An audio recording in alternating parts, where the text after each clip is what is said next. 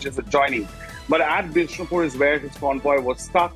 He came back to Imphal and then took a chopper to go to Churachandpur, where he did meet the victims. Churachandpur, you would remember, is a hill district. It's a Kuki-dominated district, and therefore it has its different equations. Rahul Gandhi did manage to visit Churachandpur yesterday. There were two places that he went to, at two relief camps, met the victims there. There was a program that was organized where he met CSOs and the Kuki tribal villagers. They handed over a deputation to him with their demands and seeking precedence rule. So Rahul Gandhi did manage to meet victims on both sides of the divide, and then he flew out of Manipur. All right, thank you so much. Indrajit Kundu is tracking the latest. This, remember, is at a time when the clashes are still on, violence is still on. It's a state which is ruled both by the BJP at the state level, at the centre. Situation not coming under control. Ethnic clashes and much more layers to it, remember. Whether it's about poppy cultivation that the government had struck down on, about illegal immigration, infiltration coming in from the border country because it borders Myanmar. There are a lot of layers to this apart from the hill and valley and Kuki and Meiteis. And Indrajit Kundu will be tracking the latest as Rahul Gandhi is currently in the state still now and wants to talk to as many people that he can possibly, as it will be allowed in this sensitive zone. So Congress leader Rahul Gandhi is on a two-day visit to the northeastern state of Manipur. The first day itself, his convoy was blocked. There were a lot of political drama and protests that had broken out as well. He met some people eventually who have been displaced by the ethnic strife at relief camps in Churachandpur, which is a border town area. Remember, this is where the first violence had erupted weeks ago. Tensions escalated in Imphal as well as the body of the deceased was brought in. Police still are forced to resort to tear gas shelling by an angry mob. Rahulji took the permission from the Ministry of Home Affairs, but I don't know why these ESP and the DC of Bishnupur obstructed this Rahulji's visit. In fact, the visit of Rahulji is a peace mission. He wants to visit to all these affected. He wanted to meet the affected families. This type of dictatorship, dictatorship. Where is the fate of our democracy? This is the sample. You have seen. This is a dictatorship rule. मेरा यही बोलना है कि अभी जो मणिपुर का परिवेश है वो परिस्थिति को नियंत्रण करने का काम स्टेट गवर्नमेंट और सेंट्रल गवर्नमेंट को करना है। उस समय कोई भी पॉलिटिकल लीडर्स को वहाँ जाके ज़बरदस्त करना और जो रिजल्ट भी कुछ नहीं निकालेगा, मतलब काल वो आ जाएगा, उनका विजिट से कुछ पॉजिटिव होगा तो अलग बात है। वो तो एक खाली वन डे का एक मीडिया का जो कवरेज, मीडिया एपिसोड वही होगा, उसका आगे और पीछे कोई रिजल्ट निकालने वाला नहीं है। ये बहुत ही दुखद बात है कि एक आम नागरिक अपने देश के किसी कोने में जा नहीं सकता और उनको वहाँ की सरकारें वापस भेज रही हैं। ये साफ दिखाता है कि मोदी जी की सरकार की, भाजपा की सरकार बिल्कुल विफल रही है लॉ एंड ऑर्डर को मेंटेन करने में और स्थिति इतनी खराब है कि एक आम नागरिक उस स्टेट में पैर भी नहीं रख पा रहा। And now, because he had specifically gone to Churachandpur, which is a Kuki-dominated area, the members of Kuki community have also written a letter asking Rahul Gandhi to push for a separate administration for the tribals and push this letter to Home Minister Amit Shah. But what's happening on the ground now? Let's go across to Mosmi saying she's in Manipur. She's tracking the latest on that.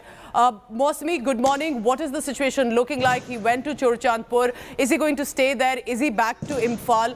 And how has the response been to Rahul Gandhi meeting those from the distressed families? Oh, very good morning to you and all our viewers. Pooja from Imphal.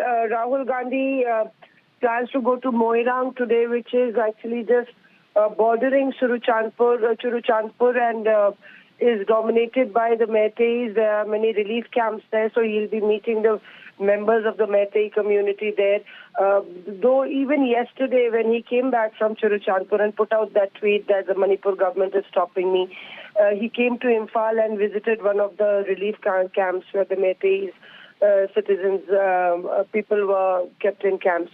So clearly, the Congress trying to do that, send a message that Rahul is not only meeting one community, he's meeting both sides, listening to them, and we do expect the Congress has told us that the media, he would give a media, do a media interaction later. So we'll have all those questions that the BJP is putting up to Rahul Gandhi, we'll ask him there. But importantly, the Congress is hammer and tongs about this fact that the situation is still grim in Manipur and the state government needs to go. The central government is trying to do a complete eyewash in Delhi, and peace is the only priority as far as the Congress's statement is concerned. So Mosby will be tracking all the latest of Rahul Gandhi's visit. Is he being deliberately blocked by the BJP government at the state, also at the centre, because he's from the Congress party? Or is his visit inciting more violence there in the state of Manipur? Mosby, thank you very much for now tracking the latest coming in from the northeastern state. I'm heading into a very short break. I get you some international news after. In France, there are massive riots that have taken place and have been happening for the past few days. This is in Paris suburbs actually, where after the execution caught on camera of a teenager driver by a French cop who's now been arrested, there has been massive mayhem and violence that's broken out. We'll get you the latest visuals after a short break.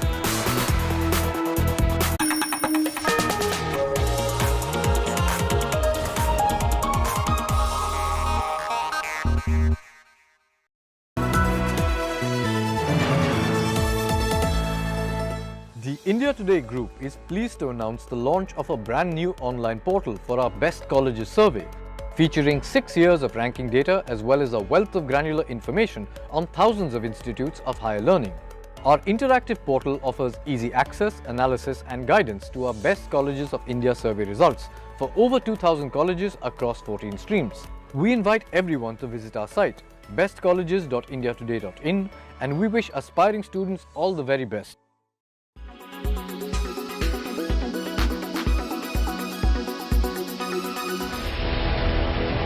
Andheri subway submerged. Colonies waterlogged. Roads submerged. India's financial capital Mumbai is on high alert as monsoon sweeps across the country. Waterlogging led to traffic jams in several areas on Wednesday. Water entered the police station in Manipur, where police personnel were seen working in water. The Met Department has predicted very heavy rain for Mumbai and central Maharashtra over the next 48 hours. आने वाले 4-5 दिनों में महाराष्ट्र के कोंकण तट और अंदरी इलाकों मतलब जो घाट परिसर है मध्य महाराष्ट्र का, वहां हमने भारी से अति भारी वर्षा बहुत बार हेवी रेन का चेतावनी दिया है. The rains have kept the BMC on its toes. कि हमें अंदेशा है कि अगले 4 से 5 दिन हैवी रेनफॉल होने वाली है, तो आज हमने सुबह मैंने जो हमारे जितने फील्ड ऑफिसर हैं, ward officers, zonal deputy commissioners, हमारे जो स्टॉर्म वाटर ड्रेन के सैकड़ों इंजीनियर्स और ये 480 जो मेंटर्स हैं, इंजीनियर्स हैं डी वाटरिंग पंप्स के, उनको मैंने एक व्हाट्सएप ग्रुप में आदेश दिया है कि कोई भी ऑफिस नहीं बैठेगा, सब मुझे लोग फील्ड में चाहिए. The rains have claimed one life in Mumbai. A 38-year-old man died in Malad after a tree fell on him. Every year, the authorities have failed the average Mumbaikar, making the monsoons a nightmare and at times even a death trap for the citizens. Bureau Report, India Today.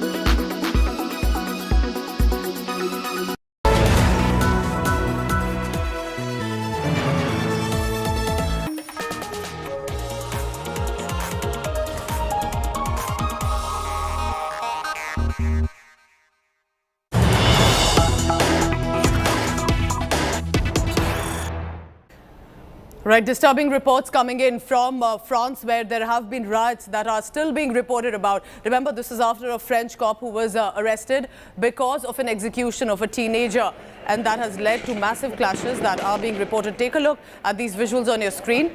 We are being told that these are nationwide protests that have taken place. Thousands of people gathering to honor the victim in his Paris neighborhood. Clashes erupted between protesters and the police, officers using tear gas. French authorities are ready for more violent protests over the coming few days. Now, France has for now stopped public transport and deployed about 40,000 officers.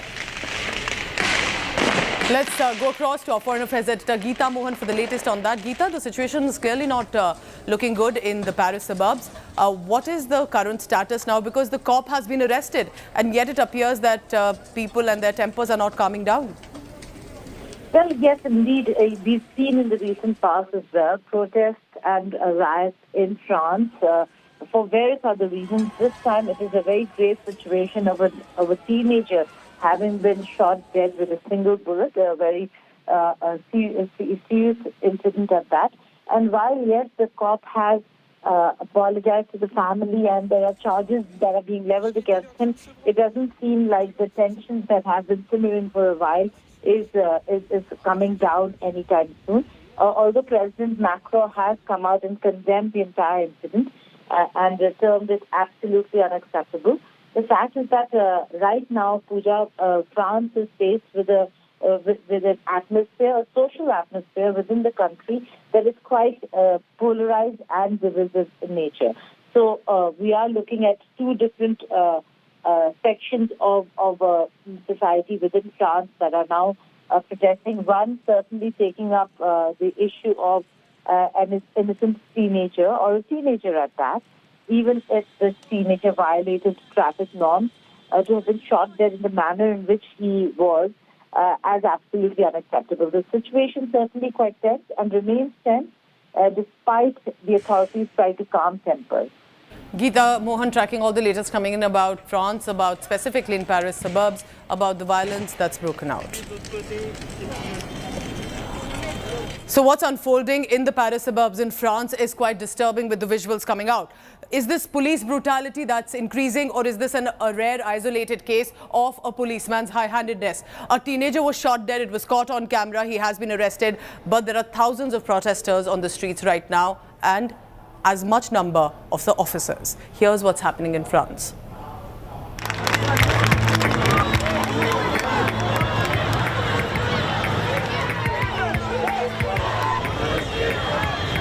Protests continue in Paris over the fatal shooting of a teenager by police.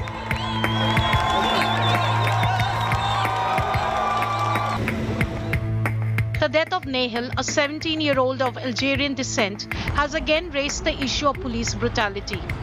The police officer involved in the shooting is under investigation. The incident has stirred up long simmering tensions between the police and youngsters of foreign origin.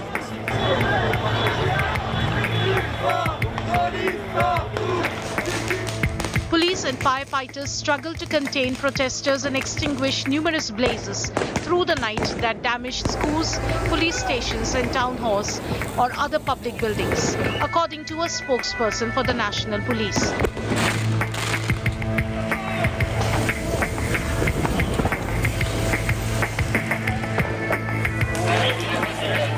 French police fired tear gas and clashed with protesters on Thursday in the Paris suburb of Nanterre. The French government announced it would deploy tens of thousands more officers and crack down on neighborhoods where buildings and vehicles were torched.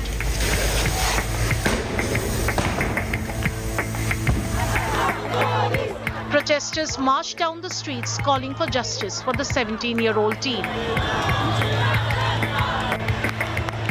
J'ai confiance en la police pour plein de choses, mais I trust the police for many things, but there's an increase in the number of deaths for no good reason, and that shouldn't happen. We deserve to be safe in our country. We pay our taxes. We have a right to be here. We are not going anywhere, and this leads nowhere. It's a war waged in vain, but we will get along. We will eventually get on with each other. We have to. We are all sitting at the same table. Many activists have called the killing a racist act. C'est des choses qui arrivent quand on est d'origine étrangère. These are the things that happen when you're French but with foreign roots. We are not considered French and they only look at the color of our skin, where we come from, even if we were born in France. And even so, you can't just kill someone for no reason. So racism within the police kills, and way too many of them embrace far-right ideas. So this has to stop. French President Emmanuel Macron held a special security meeting in Paris. There's been some acts of violence in the past few hours against the police station, schools, city halls, so against the institutions and the republic. These acts are totally unjustifiable, and I want to thank all those who worked overnight, as the night before, to protect these institutions and bring back calm. The next few hours must lead to remembrance and respect, and the silent march must take place under these symbols. Then the protection of all the places and institutions, we'll talk about it, and the typification of what happened in the past few hours, and the preparation of the coming days, so total calm can come back. The Interior Minister will now update us on the night. The death of Nahel and the violence that followed have put the focus on strained racial relations in France. Bureau Report, India Today. All right, time for a quick commercial break, but when I return, I get you the big political debate, and that's ahead of 2024 Lok Sabha elections. You guessed it right, it's about Uniform Civil Code. The Prime Minister has made an announcement, so to say, of a push on it. Criticism coming in from the opposition parties if it is targeting a community. Let's bring you that big story after a short break.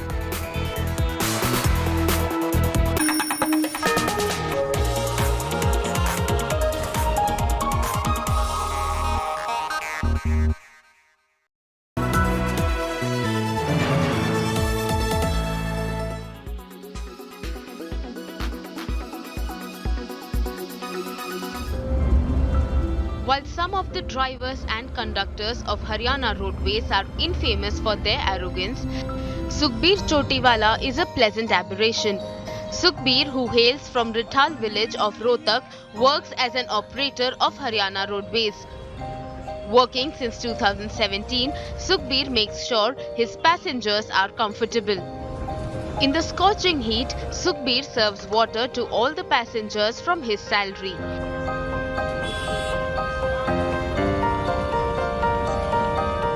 मेरी duty Jaipur root पे लगी थी, सोनीपत से जयपुर। तो उस time बहुत गर्मी थी, तो मैंने वहाँ देखा सवारी बच्चे पानी के लिए गर्मी में बहुत बुरा हाल था जी। तो मैंने सोचा ड्यूटी के साथ साथ क्यों ना थोड़ा ये धर्म पुण्य का काम भी हो जाए, और उसी दिन से आते मैंने 4 कैंपर खरीदे और अगले दिन मैं कैंपर ही लेके गया रूट पे, और ये जल की सेवा फिर वहीं से शुरू की जी मैंने। Sukhbir's selfless act has impressed Chief Minister Manohar Lal Khattar, who praised Sukhbir in a tweet and invited him to Chandigarh to felicitate him. No wonder Sukhbir's bus is a favorite among passengers amid the prevailing heat wave condition. Bureau Report, India Today.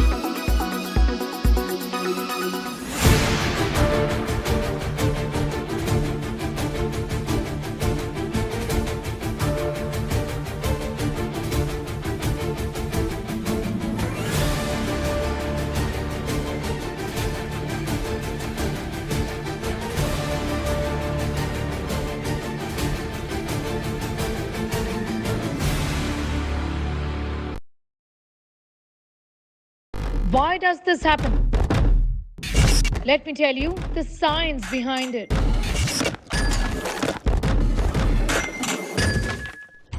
For more informative videos like this, keep watching India Today News Mo.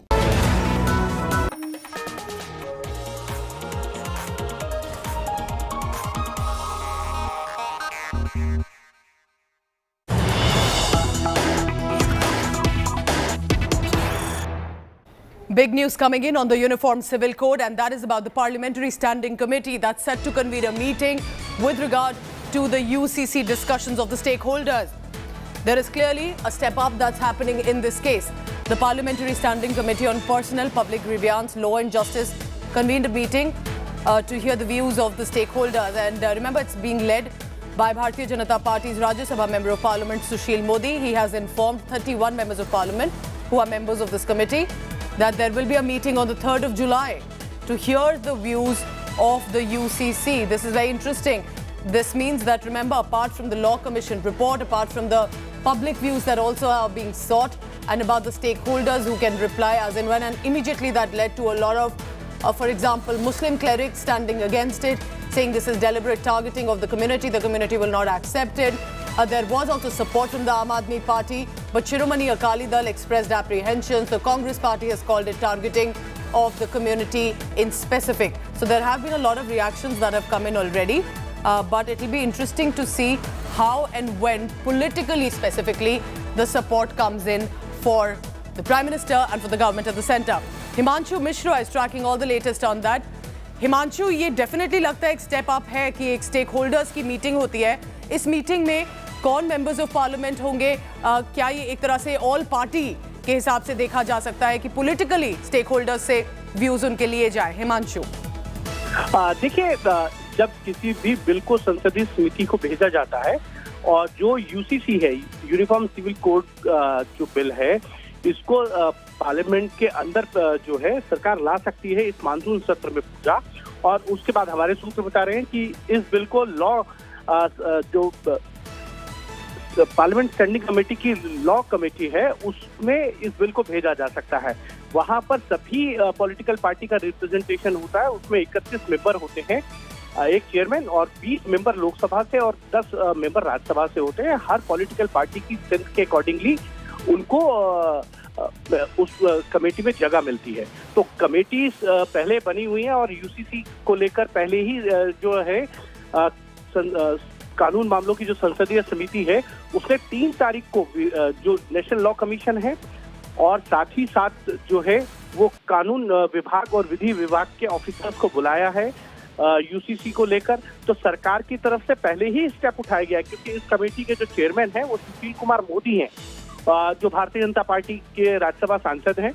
वो हिमांशु, मैं आपकी बात पे आपको दूसरा सवाल पूछना चाहती हूँ, क्योंकि आपने जो कहा, according to our sources, that Uniform Civil Code bill can be brought in this monsoon session, because that is and ahead of that there is this discussion that's also taking place at the Parliamentary Standing Committee. तो क्या ये बात हम clarity के साथ कह सकते हैं that there's a likelihood that in this monsoon session this UCC bill at least could be coming forth, could be introduced, could be tabled? What are you hearing on that, Himanshu? देखिए, बिल्कुल, जो क्योंकि सरकार की तरफ से ये कोशिश की जा रही है कि इसी जो मानसून सत्र है, इसी मानसून सत्र के अंदर जो है वो यूसीसी को जो है वो पार्लियामेंट के अंदर पेश किया जाए, और उसके बाद सरकार की कोशिश रहेगी कि दोनों सदन यानी कि दोनों हाउसेस, लोकसभा राज्यसभा से इसको पास कराया जाए। लेकिन अगर पास नहीं होता है तो सरकार इस बिल को जो है वो रेफर करती है स्टैंडिंग कमेटी को, लॉ पार्लियामेंट की स्टैंडिंग कमेटी ऑन लॉ को, और 3 महीने के अंदर जो है पार्लियामेंट की स्टैंडिंग कमेटी को इस पर अपनी रिपोर्ट देनी होती है, जिसमें सभी पॉलिटिकल पार्टी का रिप्रेजेंटेशन होता है पूरा। तो ये जरूर है कि सरकार की तरफ से कोशिश रहेगी कि इसी पार्लियामेंट के मानसून सत्र के अंदर UCC को जो है very interesting. That's a big news, Himanshu, that you're bringing us this morning, and thank you very much for now. Paulomi Saha is also joining me on this latest, because Paulomi, this clearly means that the Prime Minister, when he made a mention of the Uniform Civil Code, there was clearly in mind the upcoming monsoon session, and now we see that there are developments taking place on that front. What are you hearing about the upcoming monsoon session with regard to the Uniform Civil Code? Well, clearly, when the Prime Minister spoke about UCC and mentioned it at the speech that he made in Bhopal when he was speaking to BJP Karyakartas, it was very clear that the intent of the central government is to go ahead with it and, of course, work in a way so that they could implement it, and they're moving in that direction. And it was very clear because also right ahead of that, just a few weeks ago, the 22nd Law Commission had also sought the opinions and the suggestions of various stakeholders and religious groups on the possible implementation of a uniform civil code in the country. This despite the 21st Law Commission having said that there was no need for the same.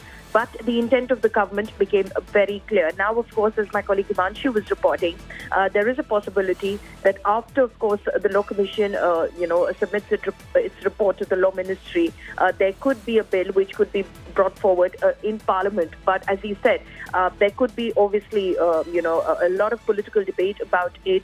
There could be resistance as well. There are political parties which have clearly stated that this is absolutely unnecessary. This is going to only, divide society on religious lines as well, etc. All of that you heard from MK Stalin as well yesterday, one of the leaders and one of the political parties that I'm mentioning over here. So it's going to be a very heated political debate. In that case, of course, then the matter gets referred to a parliamentary standing committee.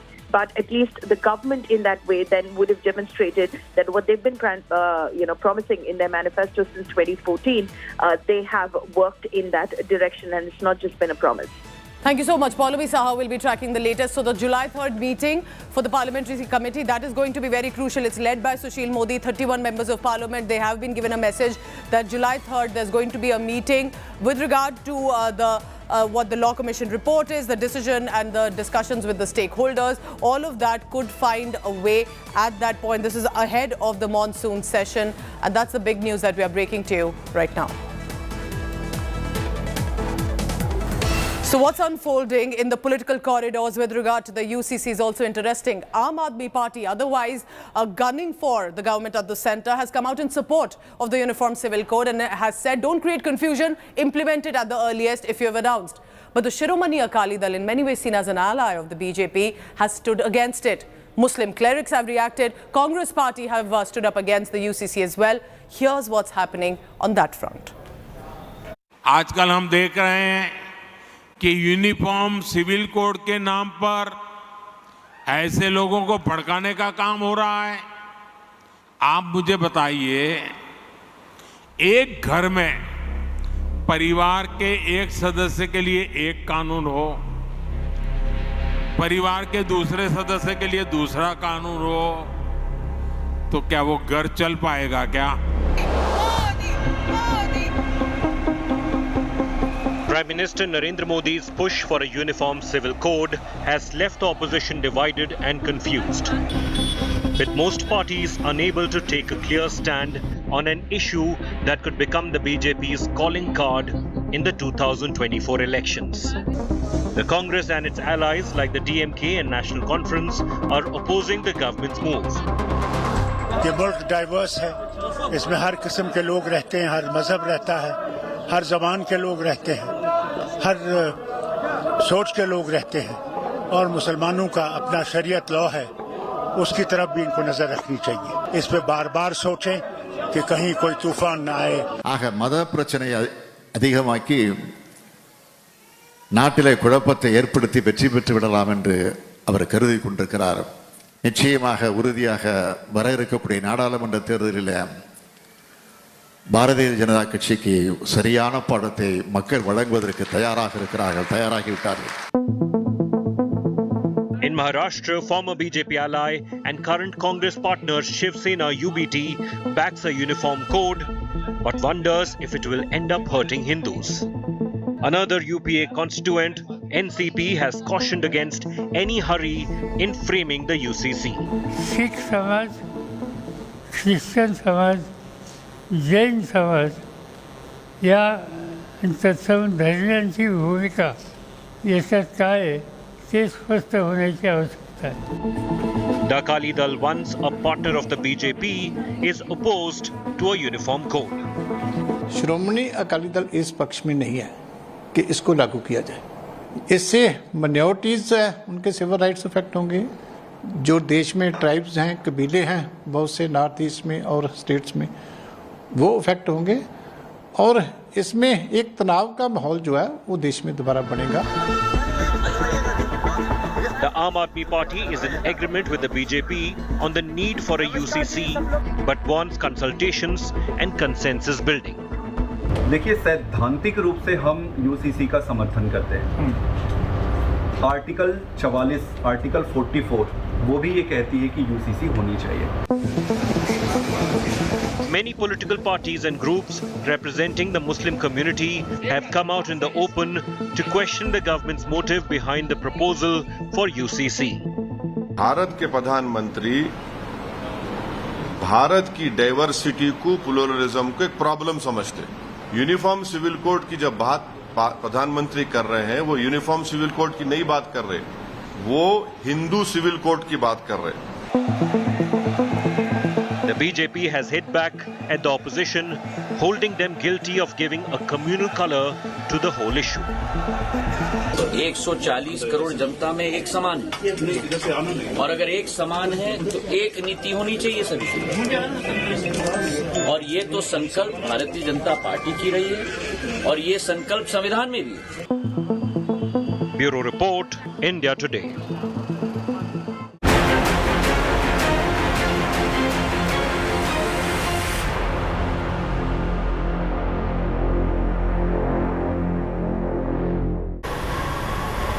Southwest monsoon is here. While many of us are, of course, loving the welcome respite from the summer temperature, but in many areas, this non-stop rainfall has created havoc as well, specifically in the states like Maharashtra and Gujarat. I want to get you the latest that's coming in specifically from Maharashtra, where remember, even lives have got lost in the past few days, specifically with regard to how buildings have collapsed, a tree has fallen, and the balconies that have collapsed as well, specifically in Maharashtra. But what's happening in other states? Remember, these heavy rainfall that have slashed Surat and Junagadh in Gujarat have taken place on Thursday. There was a tragic incident. 4 children under the age of 5 were killed, while 5 others injured when a factory wall collapsed in their makeshift tent in Gujarat's Panchmahal district. Now, heavy to very heavy rainfall is expected in Gujarat today as well. Fisher persons have been advised not to venture along the sea and off the coast till 2nd of July. Met Department has, however, given a prediction that there's going to be heavy rainfall at several locations in parts of Konkan and adjoining Western Ghat areas as well of central Maharashtra during the next 2 days. So there is an alert, and if you live in these adjoining areas, to be cautious, to take all precautions, and while enjoying the rainfall, to ensure to not go into areas where there is a heavy downpour. Let's get a live update then from my colleague Pankaj Upadhyay in Mumbai. They've been reporting incessant rainfall that's taking place in Maharashtra. Let's go across to him. Pankaj, I see that it's already raining there in the morning in Mumbai. What is it looking like? People have to head to offices and other locations. What is the traffic snarl like? Pankaj. Good morning, Pooja. So there is a warning of intense rain, not just for Mumbai, but the adjoining areas of Thane and Palghar as well. And just some time back, IMD Mumbai has issued a warning that there could be intense rainfall in several areas of Mumbai and Thane district in the next 3 to 4 hours as well. Now, there is a high tide warning at 9:42 a.m. of 3.86 meters. Of course, that means, if it rains heavily in Mumbai, then again there could be some problems for Mumbaikars. It's a working day, but for now, both the central and western lines are working smoothly. Both the Central Railway and the Western Railway have issued a statement in the morning hours saying that there is no problem in the railway tracks, there is no waterlogging as such, but it is raining.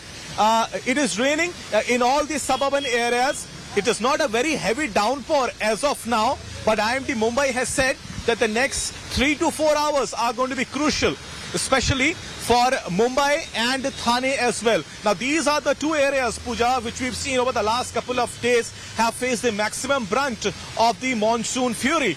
And now, even though BMC had maintained that the next 4 to 5 days are going to be very, very crucial, today IMD Mumbai has said that since this is a working day and office goers are already out, they need to be really careful for at least next 3 to 4 hours, because in several areas of Mumbai and Thane there could be intense rainfall. Pooja. All right, we can see clearly Pankaj Upadhyay showing us the streets of Mumbai where it's raining heavily. And for now, the traffic's now not as high, but we'll be tracking the latest coming in about how is it looking like. Pankaj, thank you so much for getting us the latest about what's happening in Mumbai. Remember at this point that Maharashtra, Gujarat and the Western Ghat area will receive heavy rainfall. So we advise caution to ensure because the alerts have already come in. I'm heading into a very short commercial break. Stay tuned, lots more on the other side as well. And when we return from a short break, we'll get you what's happening with the Predator drones. Remember, this was going to be a big deal between India and United States of America. We now get you the inside details of the MQ-9B drone deal accessed. There has been political controversy over its cost as well. All that and more after a short break. Stay tuned.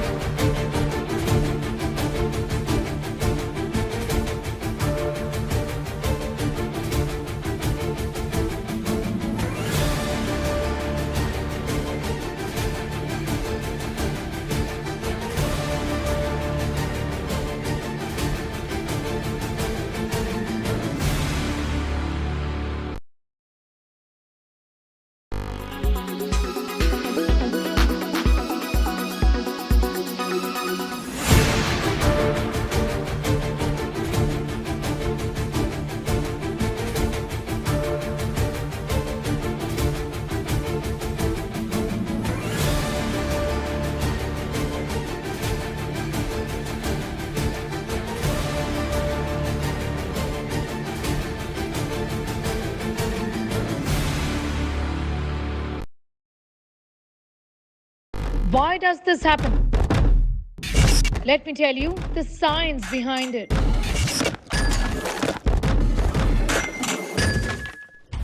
For more informative videos like this, keep watching India Today News Mo. Kerala's public health, all political parties traveling from different parts. Armed with facts, Looking at political back. she takes the news by its horns. You think the future of these students are not hampered? Fierce, bold and direct, setting the tone for the biggest stories from every corner and every angle. Expect nothing but the unfiltered truth. News first, niceties later. Watch me, Nabila Jamal, on India Today. Make your media plan smarter with India Today Live TV on your connected devices. Amplify your brand with 100 million smart internet viewers. To advertise, mail us at sales@aajtak.com.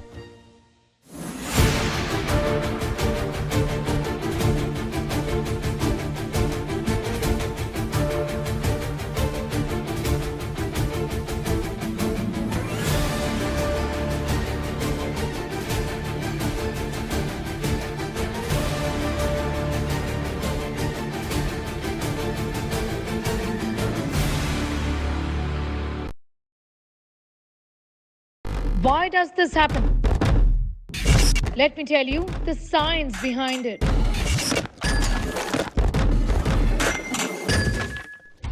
For more informative videos like this, keep watching India Today News Mo.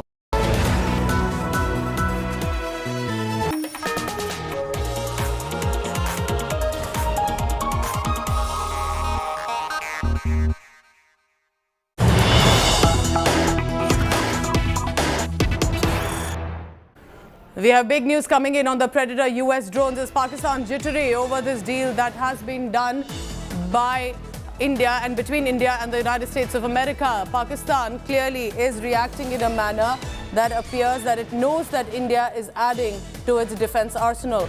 The big news that's coming in right now is with regard to this deal that Pakistan is citing direct threat due to this defense deal. And Pakistan says, and I quote the statement here, will be left with an option of countermeasure. Meanwhile, Pentagon calls India a critical player and will continue to work closely with India. Remember, this is also about strengthening ties between India and the USA. USA earlier have often attempted to support Pakistan despite India clearly sending out cautionary tale about it. But now with this defense deal, it is also about the new friendship between India and the United States of America, and Pakistan clearly jittery over that and saying this is direct threat. We will be left with an option of countermeasure, and this is a defense deal that's posing and citing a direct threat to Pakistan. So that's the latest statement that has come in with regard to the Predator drones. We very much appreciate the relationship that we have with India, and we continue to want to build on that. India is obviously a critical player in the region when it comes to ensuring stability and security in the region, and so we'll continue to work very closely with India. So after Rafale, politics has now escalated over the new Predator drone deal between India and the United States of America. Remember India Today's viral fact check on the politics over this deal?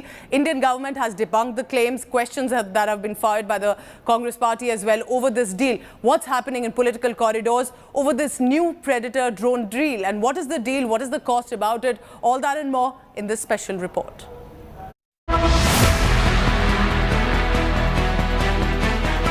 There's a drone war in Indian skies, but it isn't the kind you're thinking of. The drone warriors in this spat are India's netas. On the one side, the Congress party, alleging corruption and dirt in an upcoming Indian deal for advanced American MQ-9B Predator family drones. And on the other side, the Modi government. But now, a day after India Today's viral fact check on the politics over the deal. Now, right at the outset, let me say that questions regarding government decisions, especially on defense, are important and must be asked. As a democracy, discussions and transparency on defense deals is critical, especially given India's torrid history with defense scams and corruption. At the same time, it is important for the questions being asked and claims being made to be based on easily available facts and not merely driven by the onset of an election season. Now let's look at each claim or allegation being made and what the reality of factual position as we know it actually is. The Indian government is pushing back against the Congress's questions. In a point-by-point rebuttal being circulated internally as a background briefing, the government has debunked the 8 claims and questions fired by the Congress party over a deal that in reality is still to be even negotiated.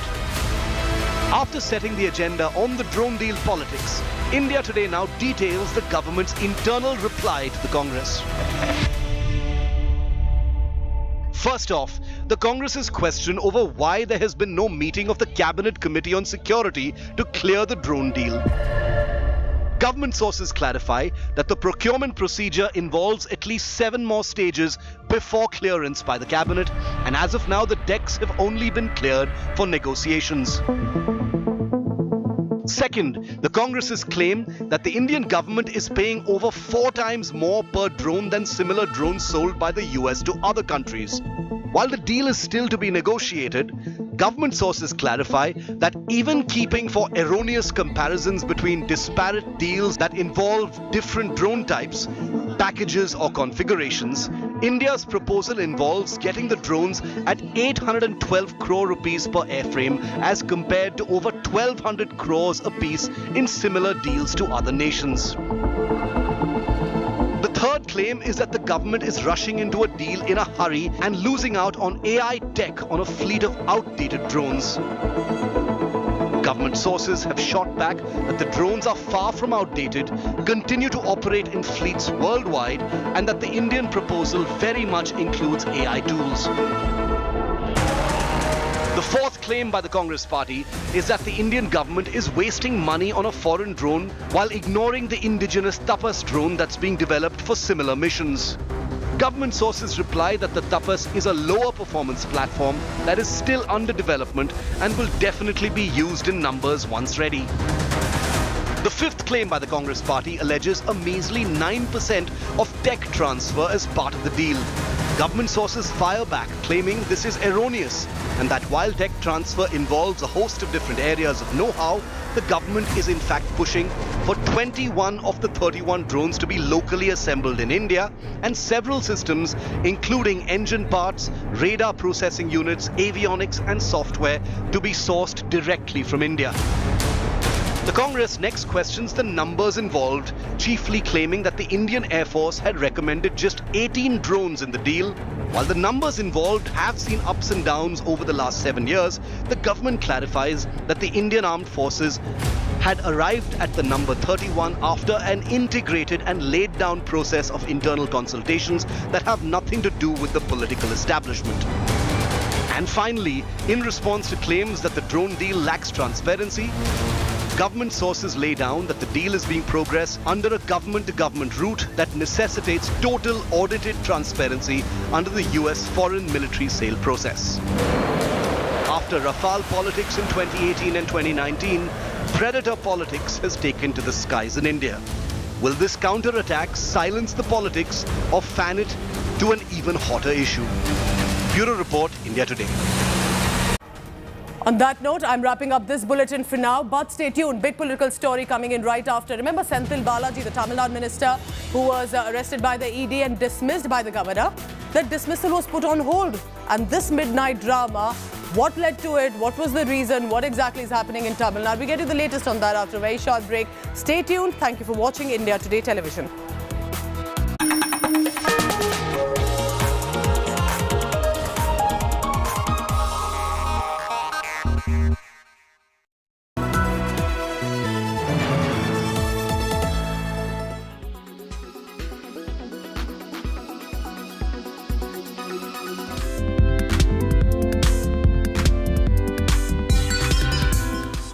Posted. Oh, we're rolling? Wait a minute. Story posted, WhatsApp sent. So much to do, but I think it's a good idea to occasionally disconnect from your smartphone or at the very least from social media. However, the majority of us still need our phones with us so we can make calls and send messages. Of course, you can leave your phone at home when you go out, and in my case, hopefully my cellular smartwatch as well. But the issue arises sometimes when you end up wasting an excessive amount of time scrolling and swiping away on mindless games and apps. Studies have actually shown that if you get addicted to your smartphone, it could possibly affect your relationships, mental health, and productivity. So sometimes it might be wise to take a step back and disconnect or detox from an increasingly connected world. Ironically, technology comes to the rescue here in the form of apps that can aid the process. So we've compiled a special Tech Today list of these apps which can really help you digitally detox and break this addiction for you in a matter of a few clicks. An excellent all-around digital detox app is App Detox. Literally, you can choose which apps you want to limit using this very app. Then you can make specific guidelines. You can decide, for instance, how many times you can open a given app and what time of the day you want access to it. You can view your app usage and completely block particular apps. Cleverest. The goal of Cleverest is to assist you in segmenting tasks. It is simple and straightforward as a user experience. Set a time limit and maintain your focus for that length of time. If you do, your avatar will prosper and expand. The Pomodoro technique, which suggests dividing things into manageable portions to help you stay motivated and focused, is the foundation of this very app. Forest. This app for digital detox won't disable your social media accounts, but rather creates a game-like situation to keep you focused. Open this app, plant a seed, and focus on the task at hand without being distracted by your phone. The timer will then start and your seed will develop into a tree. Your tree will perish and you'll have to start over if you answer your phone before the timer expires. Procrastinators will appreciate this. Additionally, the program encourages you to spend the virtual coins you earn each time you develop a tree, and Forest will actually plant a tree as a result. You'll not only maintain your concentration better, but you'll also be planting new trees in the actual world. You can view your forest, which is exactly what it sounds like, and measure your progress over time. Just like with other top digital detox apps on this list, a virtual forest will contain a representation of each tree you've grown. Continue producing and expanding your forest. Oh, sorry.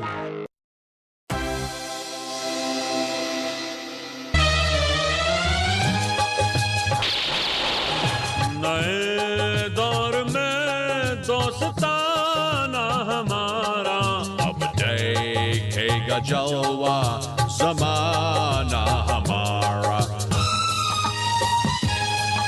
ये डीलों के दिन कुछ हिसाबों के दिन कई दिल जलों को जवाबों के दिन डिफेंस फील्ड में अच्छे ख्वाबों के दिन है वेलकम अमेरिका में जी मेहरबान मेरे जैसा फ्रेंड भी मिलेगा कहाँ मिलेगा कहाँ ऑटोग्राफ को दिल दीवाना हमारा अब देखेगा जलवा ज़माना हमारा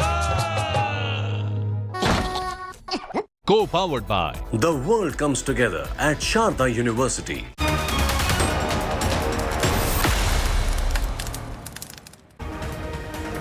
Good morning and welcome. Thank you for tuning into India Today Television. I'm Pooja Shali. Let's begin first with the headlines at the top of 9 a.m.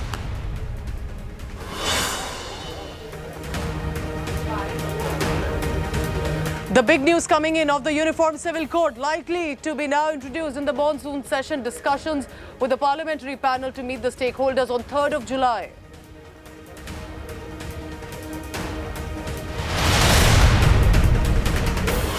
There was a midnight twist to Tamil Nadu political drama.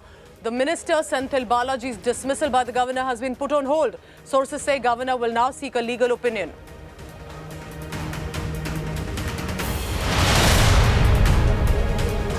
Rahul Gandhi's day 2 in Manipur. The Kuki bodies have written to Rahul Gandhi expressing concern over alleged threats by the Meitei groups and are asking for a separate administration. Where will Rahul Gandhi be heading today?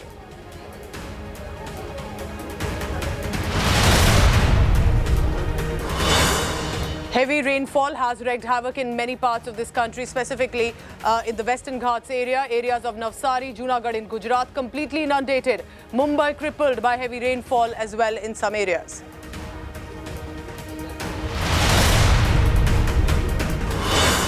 Government counters Congress's dirty deal of Predator drone claim. Sources say drone cost is less than that of other countries.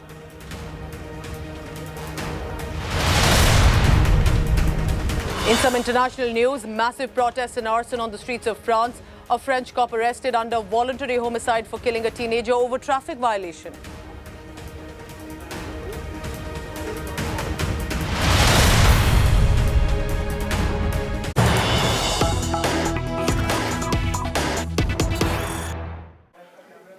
Remember, in the past few days, Karnataka has witnessed raids by the Lokayukta, specifically for properties or cash that had been amassed beyond the salaries of the officials. Senior officials have been raided, and now a Lokayukta has arrested Karnataka's one bureaucrat by the name of Ajit Rai.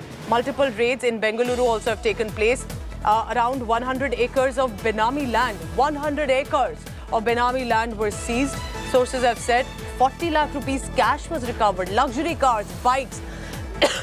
All of this, remember, is of a tehsildar that have now been seized by the Lokayukta that have been raiding several locations in Karnataka. I want to quickly go across to Nagarjun Dwarkanath for the latest on that. Nagarjun, 40 lakh rupees cash, luxury cars, bikes, vehicle, Benami properties of a tehsildar. Well, that's true. In fact, Tehsildar is below the district commissionerate or district collector, right? He is just over the taluk in charge. If a Babu of that sort has made so much money, you can imagine the rampant corruption that he was involved in. The Lokayukta has now arrested Ajit Rai, who was the Karnataka Tahsildar in K.R.Puram taluk. He's now had vehicles starting from Range Rover to Fortuner to fancy bikes and fancy watches also. And sources are telling us that over 100 acres of Benami land has been found at Ajit Rai's possession, and they are still investigating as to what other links could have come up, and hence they're producing before the court, Ajit Rai before the court, and seeking local custody today. What you're telling us is shocking, Nagarjun. Luxury vehicles like Range Rover and others with a Tehsildar who clearly at that point, with the salary that is accorded to them, cannot be affording it, specifically with regard to the properties also in his name. But he's not the first one. In the past few days, you've been consistently reporting about different raids that are taking place with the Lokayuktas directly raiding senior officials. So it's not like they are raiding random locations. They are raiding senior officers as well in the bureaucracy. What is the agenda for Lokayukta? Do tell us more about this sudden action that we see amid the Lokayukta. It's an independent body going after corruption allegations and raids. What is on agenda about bureaucracy in Karnataka? In fact, Lokayukta has become active since the High Court order saying that you will have to close the Anti-Corruption Bureau. Since then, the Lokayukta in Karnataka has become active. Even during the last tenure of the Bommai government, during the BJP tenure, also Lokayukta was quite active. They raided quite a number of officials. They raided the BDA. They raided the Madal Virupakshappa. If you remember, the sitting MLA of the BJP was also raided when his son was caught and arrested. And now this. So every quarter, I think they are raiding big bureaucrats and big babus, where at least they have found crores and crores of worth property and cash. And this time it was 15 such people. They're all mid-level bureaucrats in Karnataka government, either with Water Resource Department or Revenue Department or Road and Transport Department. They're the ones who have made crores and crores of money over the last 15 to 20 years. And now the Lokayukta has found evidences of Benami properties also. All right, Nagarjun Dwarkanath telling us about the corruption raids that are taking place, and it's quite saddening to see that, you know, Tehsildar, remember, is an important position for local affairs that are managed in a district. And for him, look at for yourself on your screens, bikes that are only increasing in number, luxury vehicles, for example, Range Rover and more with a Tehsildar. Is this all unaccounted properties, cash, vehicles? How has he possibly managed to get it with the position that he has? There are many questions that are left unanswered for now. This Tehsildar has been arrested, but there are raids on in different areas as well. And Nagarjun Dwarkanath is telling us all about it. Nagarjun, thank you very much for now.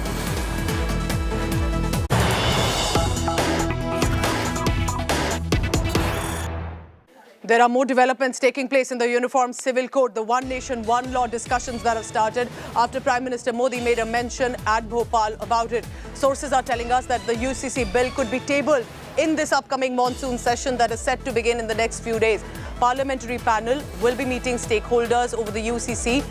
There's a meeting that is by the panel led by Member of Parliament Sushil Modi. This includes about 31 members of parliament from different parties, and they have now been invited for a discussion as a stakeholder. The meeting is on the 3rd of July. The Uniform Civil Code bill can be brought in the parliament in the monsoon session. It could be big, remember, it could actually bring fireworks. Will we see some discussion taking place on that as well? So that's the big development that's coming in. Milan Sharma tracking the latest on that. Milan, it's interesting. So it's clearly when Prime Minister made that mention, had a clear an agenda to it that it's going to be brought in the upcoming monsoon session. Do we see UCC becoming the biggest flashpoint in the next few days, Milan? Well, Pooja, I agree with you because the Uniform Civil Code has been one of the one-point agendas of the BJP-led government, and now, well, sources saying that the Uniform Civil Code will be put forward in Parliament as a bill. It will be introduced, and we can expect another stormy monsoon session this time around in the Parliament as well. Remember that recently there have been parties that have come out in support of the Uniform Civil Code. Also, notably, the Aam Aadmi Party has said that they will support the Uniform Civil Code, but we'll have to see how it plays out in front of the other parties like the Congress as well. And certainly talking talking about one nation, one law, one personal law for everyone in one household. Something, the Law Commission has already been working on. The stakeholder meeting is also going to happen initially on the 3rd of July, and that is also going to be a big deliberation meeting. There have been various factions that have been talking about the Uniform Civil Code law, and already we know that there is a draft that is being prepared by the Muslim law bodies and the Muslim personal law boards, which are going to put some points related to Sharia law. So it's not just about the Muslims here, which is actually what is being played out more, but also about how these laws will be implemented for the tribals, for the other communities within the Hindu communities as well, the Hindu undivided families. And all these deliberations will take place. And yes, Pooja, we can expect another firebrand session in the monsoon parliament this time around. So very interesting. 3rd July is going to be that big panel meeting led by Sushil Modi and 31 members of parliament. What will be mentioned by the stakeholders? What will be the next on agenda ahead of the monsoon session? Can we see it being introduced and then later tabled within the parliament? Very interesting. Milan Sharma, keep tracking all the latest on that. Remember, ever since the Prime Minister made an announcement in Bhopal speaking to BJP Karyakartas and made a push for the Uniform Civil Code as one family, one nation, one law, there have been immediate reactions. Remember, the Aam Aadmi Party, interestingly, supported the government at the centre with UCC. But Shiromani Akali Dal, the erstwhile ally of the BJP, has said they are not going to support it. This does not suit well with the community specifically that Shiromani Akali Dal represents. But importantly, the Congress party has also been gunning for it. Muslim clerics have reacted and said this is targeting a one community deliberately ahead of 2024. What's happening among our netas with regard to UCC? A special report for you. आजकल हम देख रहे हैं कि uniform civil code के नाम पर ऐसे लोगों को भड़काने का काम हो रहा है। आप मुझे बताइए, एक घर में परिवार के एक सदस्य के लिए एक कानून हो, परिवार के दूसरे सदस्य के लिए दूसरा कानून हो, तो क्या वो घर चल पाएगा क्या? Prime Minister Narendra Modi's push for a uniform civil code has left the opposition divided and confused, with most parties unable to take a clear stand on an issue that could become the BJP's calling card in the 2024 elections. The Congress and its allies like the DMK and National Conference are opposing the government's move. ये मुल्क diverse है, इसमें हर किस्म के लोग रहते हैं, हर मजहब रहता है, हर जबान के लोग रहते हैं, हर सोच के लोग रहते हैं, और मुसलमानों का अपना शरीयत लॉ है, उसकी तरफ भी इनको नजर रखनी चाहिए। इस पे बार-बार सोचें कि कहीं कोई तूफान ना आए। ஆக மத பிரச்சனை அதிகமாக்கி நாட்டிலே குழப்பத்தை ஏற்படுத்தி வெற்றி பெற்று விடலாம் என்று அவர் கருதி கொண்டிருக்கிறார். நிச்சயமாக உறுதியாக வர இருக்கக்கூடிய நாடாளுமன்ற தேர்தலில் பாரதிய ஜனதா கட்சிக்கு சரியான பாடத்தை மக்கள் வழங்குவதற்கு தயாராகிவிட்டார்கள். In Maharashtra, former BJP ally and current Congress partner Shiv Sena UBT backs a uniform code, but wonders if it will end up hurting Hindus. Another UPA constituent, NCP, has cautioned against any hurry in framing the UCC. Sikh Samaj, Christian Samaj, Jain समाज या तत्सम धर्मियांची भूमिका याच्यात काय आहे ते स्पष्ट होण्याची आवश्यकता आहे. The Akali Dal, once a partner of the BJP, is opposed to a uniform code. श्रोमणी अकाली दल इस पक्ष में नहीं है कि इसको लागू किया जाए. इससे माइनॉरिटीज उनके सिविल राइट्स इफेक्ट होंगे. जो देश में ट्राइब्स हैं, कबीले हैं बहुत से नॉर्थ ईस्ट में और स्टेट्स में, वो इफेक्ट होंगे और इसमें एक तनाव का माहौल जो है वो देश में दोबारा बनेगा. The Aam Aadmi Party is in agreement with the BJP on the need for a UCC, but wants consultations and consensus building. देखिए, सैद्धांतिक रूप से हम यूसीसी का समर्थन करते हैं. आर्टिकल 44, आर्टिकल 44 वो भी ये कहती है कि यूसीसी होनी चाहिए. Many political parties and groups representing the Muslim community have come out in the open to question the government's motive behind the proposal for UCC. Bharat के प्रधानमंत्री भारत की डाइवर्सिटी को, प्लुरलिज्म को एक प्रॉब्लम समझते हैं। यूनिफॉर्म सिविल कोड की जब बात प्रधानमंत्री कर रहे हैं, वो यूनिफॉर्म सिविल कोड की नहीं बात कर रहे, वो हिंदू सिविल कोड की बात कर रहे हैं। The BJP has hit back at the opposition, holding them guilty of giving a communal color to the whole issue. 140 crore जनता में एक समान है, और अगर एक समान है तो एक नीति होनी चाहिए सभी। और ये तो संकल्प भारतीय जनता पार्टी की रही है, और ये संकल्प संविधान में भी है। Bureau report, India today.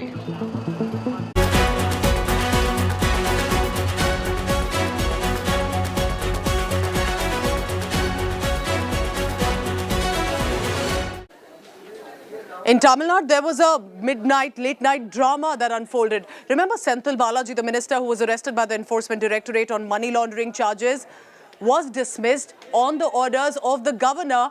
But late night, that dismissal was suddenly put on hold. According to our sources, Tamil Nadu governor now will be seeking legal opinion of the Attorney General. Dravida Munnetra Kazhagam, meanwhile, the ruling party in Tamil Nadu, has put up posters across the state depicting various cases of union ministers of states facing several cases against them. Now asking if Governor Ravi will want to write to Delhi seeking their removal as well. Remember, 14th June was when cash for job scam emerged and money laundering charges were filed against the now sacked minister, who was eventually arrested by the ED, citing reasons for his dismissal now. And I say dismissal now because he was still retained as a minister without any portfolio in Stalin's cabinet. Tamil Nadu governor had said Senthil is facing serious criminal proceedings in a number of corruption cases. How can he continue in the cabinet?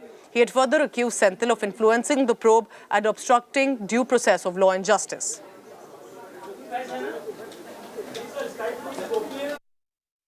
The actions of the governor are untenable. The governor has no business to pass the order what he has passed. He is undermining the constitution. He is acting like a clown.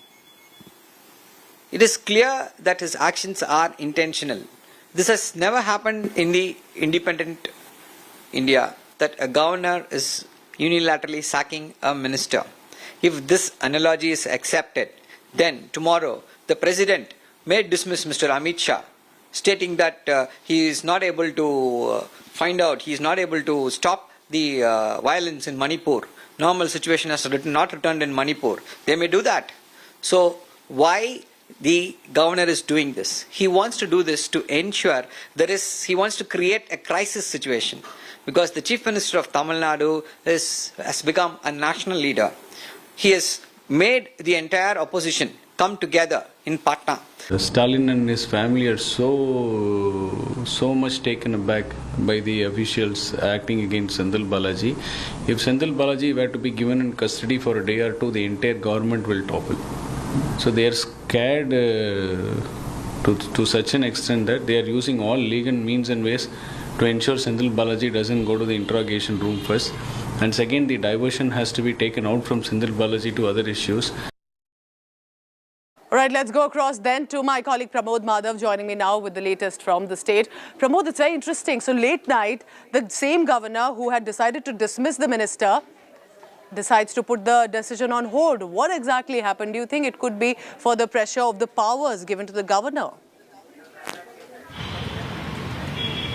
It definitely could be, Pooja, because the Chief Minister very clearly mentioned that the Chief Minister did not seem worried about this particular case. He only said that the governor has no authority and they would face it legally. In fact, on one end, BJP is claiming that the governor is a person who appoints the ministers, which means he has authority to dismiss them as well. But so far, there has been no such case. Without the recommendation of the Chief Minister or the Council of Ministers, governors have not taken any decisions. But here, the first time, the governor did so, and now he wants to go ahead, rethink his decision and decide what should be done in the future. In fact, this is how DMK has hit back at the governor.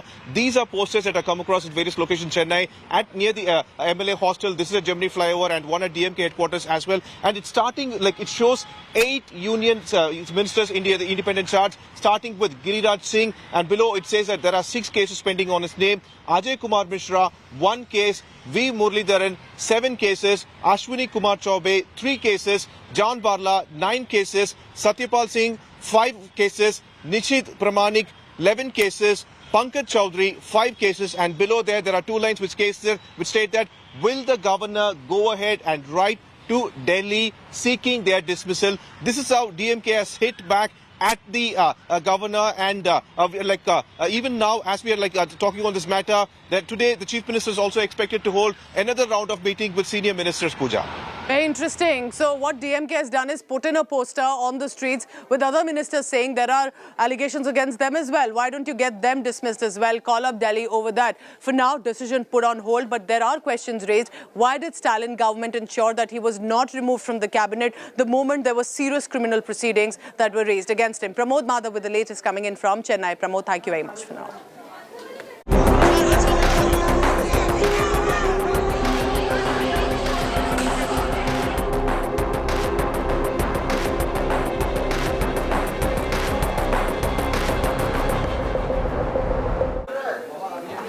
All right, big news now coming in from Manipur. We are getting latest visuals from Moirang. That is where Rahul Gandhi, Congress leader, is heading right now. Remember, he had taken a chopper yesterday to go to Churchandpur because it was in Imphal when he was leaving the airport that his convoy was stopped because the situation was turning sensitive.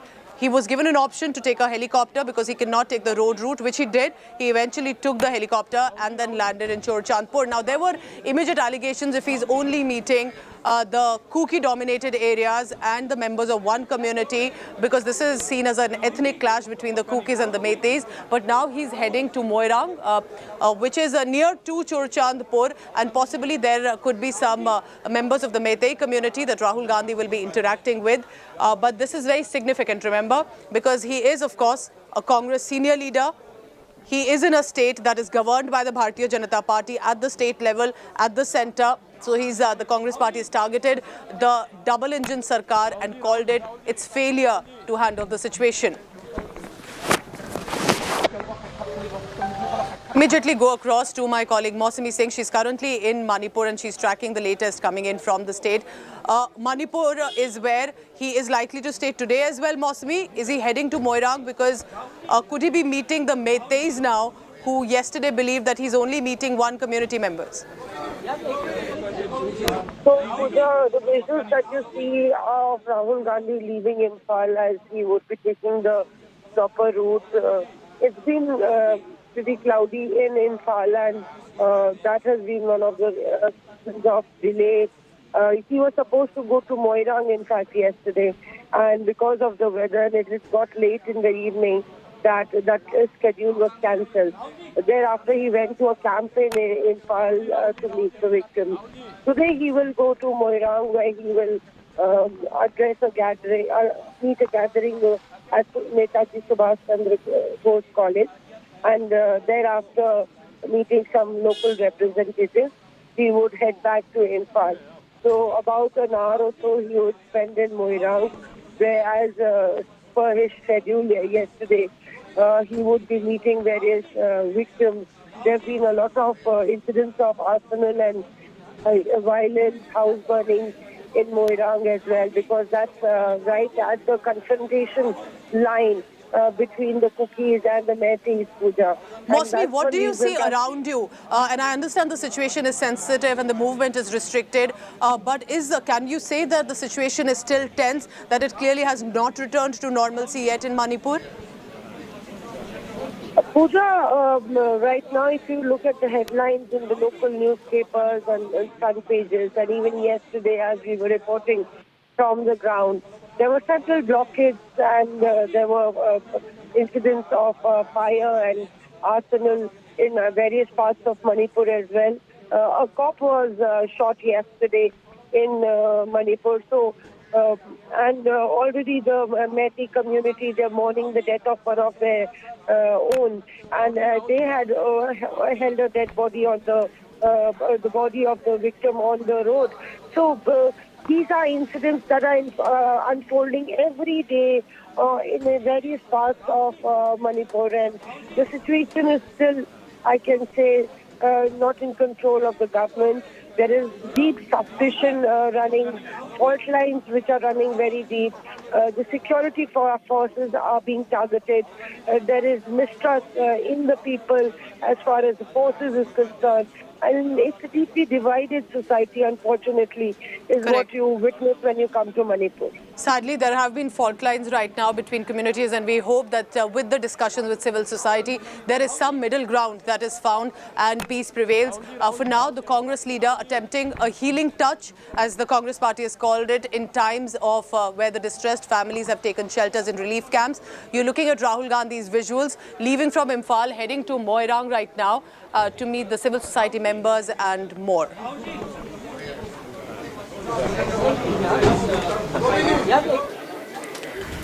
All right, so we'll be tracking that story, and what will Rahul Gandhi be up to today on his second day to Manipur, and what time will he then return to Delhi, or will he stay on longer in Imphal? I'm heading into a short commercial break. We get you the southwest monsoon update. In some areas like Gujarat and Maharashtra, there's complete mayhem in some areas specifically, and along the western Ghats as well. We're getting you the latest situation, not looking good specifically in Gujarat. And for a state like Gujarat, remember that already witnessed a cyclone recently, and now it is the mayhem of the monsoon.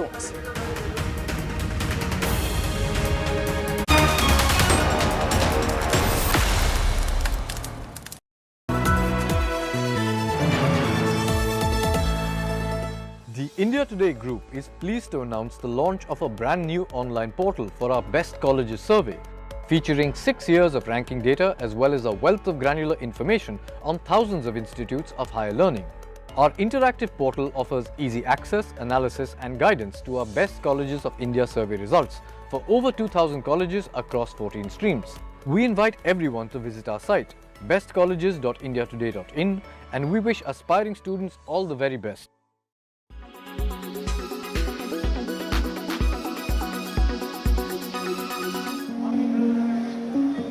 People often donate heart and eyes, but now you can also donate your skin. North India's first skin bank is ready in Delhi's Safdarjung Hospital. Eligible disease donors can donate skin and give someone a new lease of life. Burn victims can immensely benefit from these skin banks for their graft surgeries. Skin banking में ये खास बात है कि इसमें कोई matching की जरूरत नहीं है। कोई भी पेशेंट स्किन डोनेट कर सकता है। उस मरीज की उस डिजीज की दी हुई स्किन किसी भी दूसरे मरीज में इस्तेमाल हो सकती है। ना कोई ब्लड ग्रुपिंग मैचिंग चाहिए, ना कोई और HLA मैचिंग चाहिए, और जिसमें ये स्किन हमने लगाई है उसको जीवन में कोई स्टेरॉइड और इम्यूनोसप्रेसेंट्स खाने की कोई जरूरत नहीं है। Safdarjung Hospital authorities are also doing everything they can to make people aware about skin donation. With the help of specialized equipment and proven techniques, donated skin is processed and stored in bank before transplantation. इतने सारे wards हैं, जो भी नए doctors join करते हैं, junior residents हैं, वो ज्वाइन करते हैं, तो उनको सेमिनार्स लेके, उनको इन्फॉर्म करके, उनको बताया जाएगा। डेथ फॉर्म है, जब हम लोग उसको साइन करते हैं तो उसमें भी हम सोच सकते हैं कि हम उसमें भी ऐड करा दें कि हम आई डोनेशन के लिए विलिंग हैं और स्किन डोनेशन के लिए विलिंग हैं। As of now, there are 16 skin banks across the country, and here's hoping that this latest center in Delhi opens the doors for many more such skin banks in India. With Neetu Jha, Bureau Report, India Today.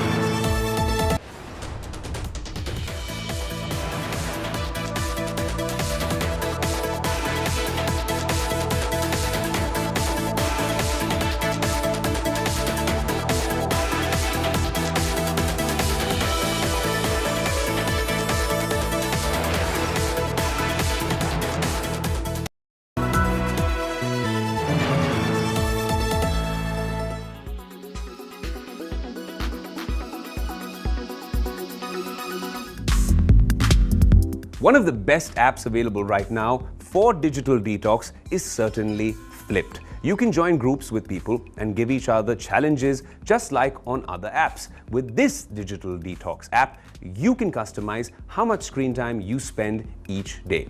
All social networking apps will disappear after the timer expires for the specified period of time, but calls and messages will still be functional. The Flipped app is designed to increase your productivity. For instance, when you're studying for an exam, to improve attention and relaxation, you can use the relaxing soundtracks that are already included with the app. The tunes on the app are lovely, with sounds that range from crackling fires and even mild rain.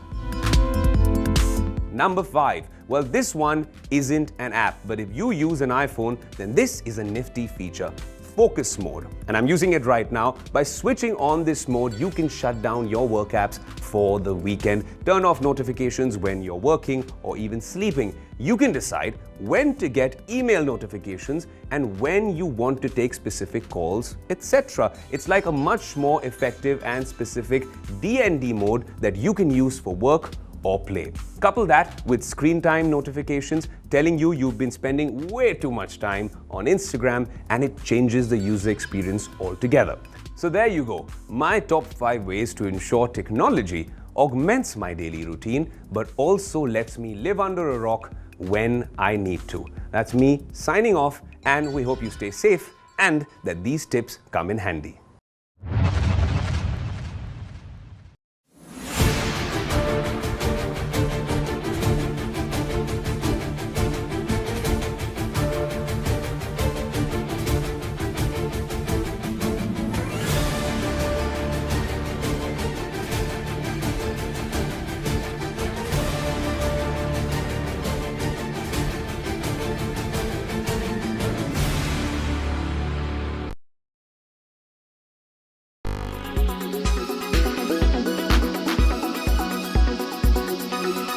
Why does this happen? Let me tell you the science behind it.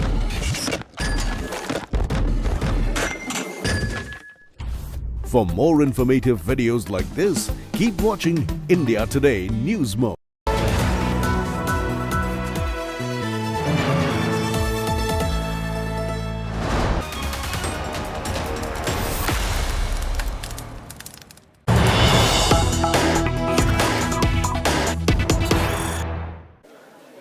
News coming in from Maharashtra. A close aide of Aditya Thackeray is set to join the Shinde camp. That's the big news coming in. This is another setback that's coming in for Aditya Thackeray. And remember, he's been leading the Yuva Sena. But now Rahul Kanal, executive member of the Yuva Sena, is likely to join the Shiv Sena, which is the Eknath Shinde camp, on the 1st of July. It could be seen as a setback to Aditya Thackeray. He was clearly expecting that there will be more people rallying behind the Uddhav Balasaheb Thackeray sections. But for now, there will be a protest march that will be led against alleged corruption in Mumbai civic body, the Brihan Mumbai Municipal Corporation. And we are expecting that in the next few days for that march to take place. Now, Uddhav Thackeray camp will put up a huge show of strength by the protest march against BMC. Now, Chief Minister Shinde's plan is to dent the protest march by instead welcoming this close aid.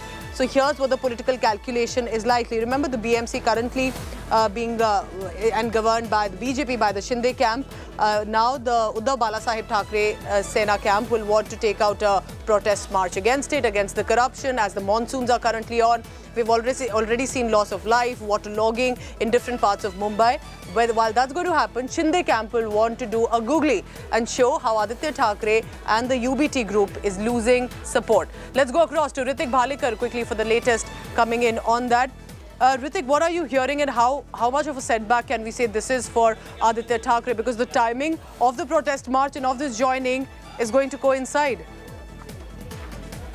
Pooja, one after the another, the setback for Aditya Thackeray doesn't seem to cease, because Rahul Kanal, who is a core committee member of Yuva Sena for last several years, who has come from Congress, has joined Aditya Thackeray, who resides in Bandra just next to Matoshri and has very good social circuit in Bollywood and in cricket.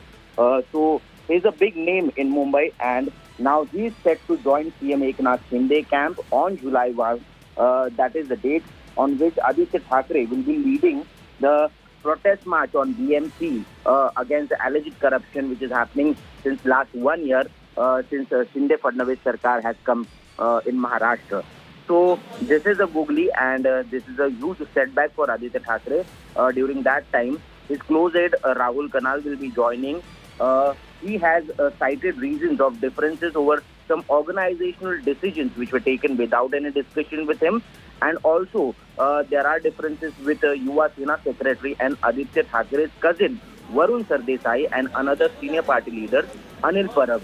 He tried to contact Aditya Thackeray, he tried to contact the family members of the Thackeray and let them know about this problem, but he was unheard. And so, he left the WhatsApp core committee group few months ago, and after that there was no response from the group admin, who is Aditya Thackeray himself, and he was not added back in the group. And after 2 to 3 months, he has reached a decision to join CM Eknath. Ritik, what is it looking like for the Uddhav Balasaheb Thackeray sections? Because they will want to rein control in different bodies, in different areas. And if that's not happening, at least will want to have their loyalists with them. And that also seems to be going away right now.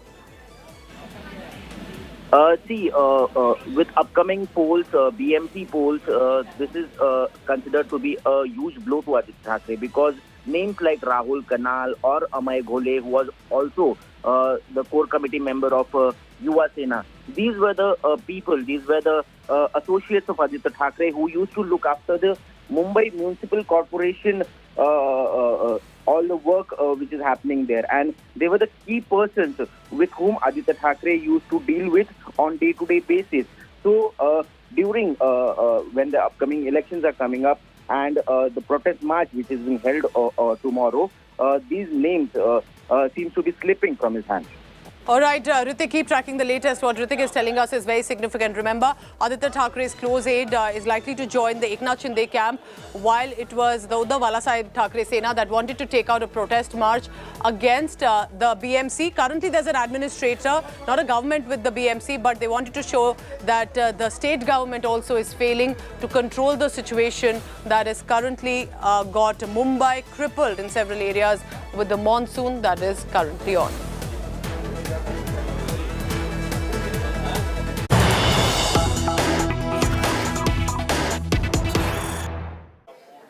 The Uddhav Balasaheb Thackeray Sena Samna has sent out an editorial targeting the Shinde Fadnavis governance on monsoon misery in Mumbai.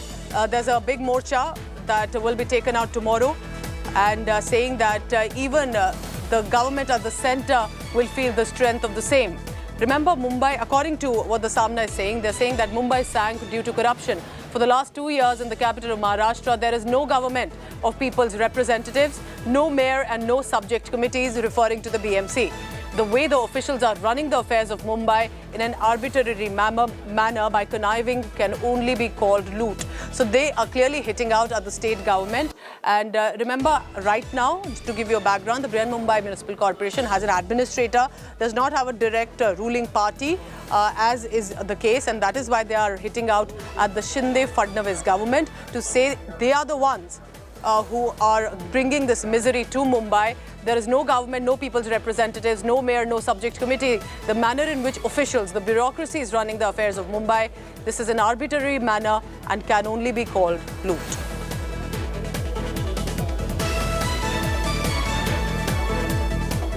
The southwest monsoon is here. Now, while we welcome it as a respite from the summer temperature, in many areas, specifically in Gujarat, Maharashtra, along the Western Ghats, there's been a heavy downpour. And specifically in Gujarat and Maharashtra, it has also led to loss of life and infrastructure that is failing. You can see on your screens as well, different cities, different visuals that are coming in. And this is reflective of the incessant, non-stop rainfall in these areas have led to misery, specifically starting with waterlogging, but much more in cases where buildings have collapsed. In Mumbai, remember, a banyan tree fell, killing one boy.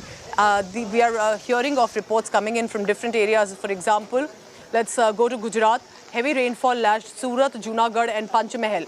In a tragic incident, 4 children under the age of 5 died, while 5 others were injured when a factory wall collapsed on their makeshift tents in Gujarat's Panchmahal district. Heavy to very heavy rainfall is expected in Gujarat today. Fishermen have been advised not to venture along on and off, and that on the coast till the 2nd of July, at least for the next 2-3 days. Met Department has predicted heavy rainfall at several parts of Konkan, adjoining Western Ghat areas of central Maharashtra during the next 2 days. Let's go across to my colleague Dev Kotak for the latest on that. Dev, is it still raining in your city? What is it looking like? Because these are distressing reports to know that there has been 2 days of rainfall and people are dying because of some building falling, some tree that has fallen on them.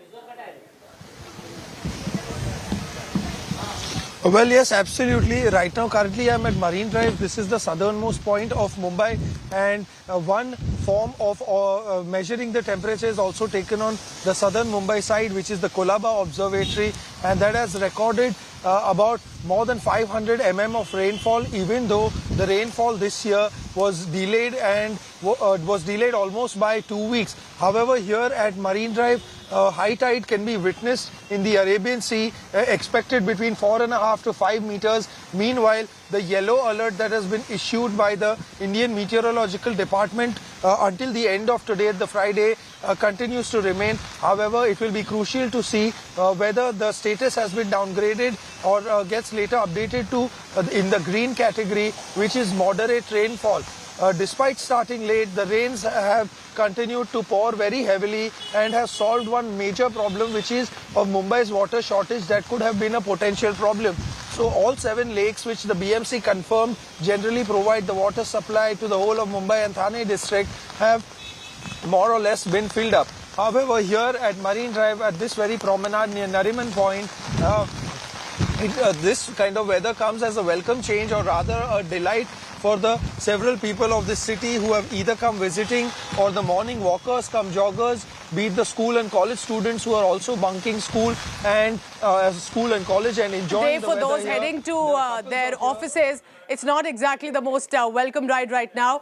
They're driving through traffic snarls and, well, that started to crop up. Do keep tracking all the latest that's coming in from Mumbai about what's happening. Thank you very much for now. Dev Kotak telling us what the financial hub of this country, where the Hindi film industry is located, and they're crippled in some areas because of incessant rainfall and poor infrastructure planning specifically. Let's not blame the rainfall only.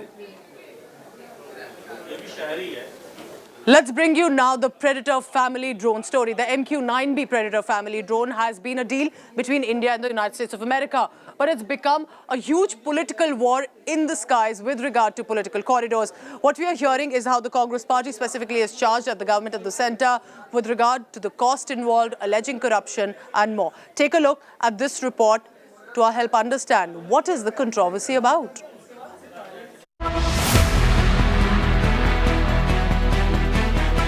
There's a drone war in Indian skies, but it isn't the kind you're thinking of. The drone warriors in this spat are India's netas. On the one side, the Congress party, alleging corruption and dirt in an upcoming Indian deal for advanced American MQ-9B Predator family drones. And on the other side, the Modi government. But now, a day after India Today's viral fact check on the politics over the deal. Now, right at the outset, let me say that questions regarding government decisions, especially on defense, are important and must be asked. As a democracy, discussions and transparency on defense deals is critical, especially given India's torrid history with defense scams and corruption. At the same time, it is important for the questions being asked and claims being made to be based on easily available facts and not merely driven by the onset of an election season. Now let's look at each claim or allegation being made and what the reality of factual position as we know it actually is. The Indian government is pushing back against the Congress's questions. In a point-by-point rebuttal being circulated internally as a background briefing, the government has debunked the 8 claims and questions fired by the Congress party over a deal that in reality is still to be even negotiated. After setting the agenda on the drone deal politics, India Today now details the government's internal reply to the Congress. First off, the Congress's question over why there has been no meeting of the Cabinet Committee on Security to clear the drone deal. Government sources clarify that the procurement procedure involves at least 7 more stages before clearance by the cabinet, and as of now the decks have only been cleared for negotiations. Second, the Congress's claim that the Indian government is paying over 4 times more per drone than similar drones sold by the US to other countries. While the deal is still to be negotiated, government sources clarify that even keeping for erroneous comparisons between disparate deals that involve different drone types, packages or configurations, India's proposal involves getting the drones at 812 crore rupees per airframe as compared to over 1200 crores a piece in similar deals to other nations. The third claim is that the government is rushing into a deal in a hurry and losing out on AI tech on a fleet of outdated drones. Government sources have shot back that the drones are far from outdated, continue to operate in fleets worldwide, and that the Indian proposal very much includes AI tools. The fourth claim by the Congress party is that the Indian government is wasting money on a foreign drone while ignoring the indigenous Tapas drone that's being developed for similar missions. Government sources reply that the Tapas is a lower performance platform that is still under development and will definitely be used in numbers once ready. The fifth claim by the Congress party alleges a measly 9% of tech transfer as part of the deal. Government sources fire back, claiming this is erroneous and that while tech transfer involves a host of different areas of know-how, the government is in fact pushing for 21 of the 31 drones to be locally assembled in India and several systems, including engine parts, radar processing units, avionics and software, to be sourced directly from India. The Congress next questions the numbers involved, chiefly claiming that the Indian Air Force had recommended just 18 drones in the deal. While the numbers involved have seen ups and downs over the last 7 years, the government clarifies that the Indian Armed Forces had arrived at the number 31 after an integrated and laid down process of internal consultations that have nothing to do with the political establishment. And finally, in response to claims that the drone deal lacks transparency, government sources lay down that the deal is being progressed under a government-to-government route that necessitates total audited transparency under the US foreign military sale process. After Rafale politics in 2018 and 2019, predator politics has taken to the skies in India. Will this counterattack silence the politics or fan it to an even hotter issue? Bureau Report, India Today.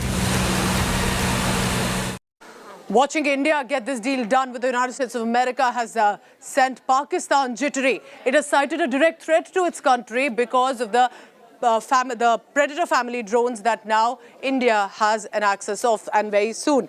As per official sources, US was informed through diplomatic channels that the transfer of advanced military hardware to India without taking into account Pakistan's legitimate concerns would undermine strategic stability, conventional balance in the South Asian region. Pakistan has told America that India will feel emboldened with the acquisitions of technology, thus putting the country's national security interest in jeopardy. While Pakistan continues to show these jitters over the new deal framed between India and USA, Pentagon has come forth in support of India's deepening ties with America, saying India is a critical player in the region when it comes to ensuring stability and security in the region. Listen in to what Pentagon official has said. We very much appreciate the relationship that we have with India, and we continue to want to build on that. India is obviously a critical player in the region when it comes to ensuring stability and security in the region, and so we'll continue to work very closely with India. All right, I'm heading into a very short commercial break. When I return, I take you to France. Disturbing visuals of riots that are still on in the suburbs of Paris and is spreading. 40,000 officers have been deployed. And look at the visuals and decide for yourself. This is Paris suburbs right now. Over the execution of a teenager by a cop has led to a full-blown riot, arson, loot. To get you the latest, what's happening in France now.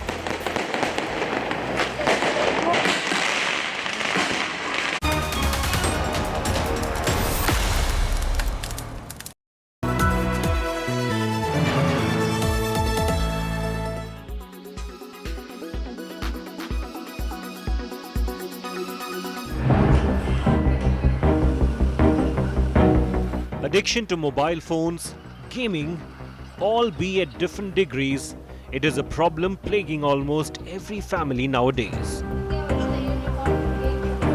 Kids who simply won't get off the phones, much to the dismay of their parents. Pankaj Gupta is one of them. His 8-year-old son and 4-year-old nephew both have battled addiction. जब से ये corona काल चला है, online classes का programme जब से चला है, उसकी वजह से बच्चों को मोबाइल एडिक्शन लगा है। उसके बाद भी स्कूल वालों ने जैसे ऑनलाइन प्रोसेस रखा है अपना चालू, तो बच्चों को मोस्टली वर्कआउट जो है मोबाइल के कारण मिलता है, उसी कारण इनको मोबाइल एडिक्शन पड़ा है। The addiction is to the level of the 4-year-old being able to unlock the phone and download games. छोटे वाला है जो वो सोने के बाद मोस्टली लगता है, तो वो भी कई बार जैसे माँ बाप की आँख खुलती है, पता चलता है कि हाँ मोबाइल में लगा हुआ है। हमें कुछ भी नहीं करना पड़ता, बच्चे अपने आप ही सब कुछ कर लेते हैं। अच्छा। मोबाइल पे गेम्स डाउनलोड कर लेना, उसको चलाना, सब सीख जाते हैं अपने आप ही करते करते। Experts say here are the signs to watch out to gauge if the child is addicted. The telltale signs are thinking about gaming all the time, losing interest in other activities, unable to quit playing or reduce screen time, using gaming to ease bad moods. It is no secret that mobile phones and gaming addiction is depriving kids of their childhood. The addiction, however, is hard to get rid of, but not impossible. Self-guard young people on the interface that they have. I think that all of us have a role to play. Rather than just saying and telling a young person, don't use the phone, don't be online, don't play a game. I don't think that's the option here. The option should be effective usage of time and mindful about the content that you are absorbing and ensuring there is enough skill set that you have, that you don't get the negative impact of what you're observing. As of now, it looks like each and every lower middle class or middle class household in the country has one or multiple such devices. Kids growing up with such technology are getting addicted to it. Living in virtual reality is actually hampering their mental and physical growth, and this is a major cause of concern. With Sneha Mordani and Nasir Khan, this is Abhishek Anand reporting for India Today.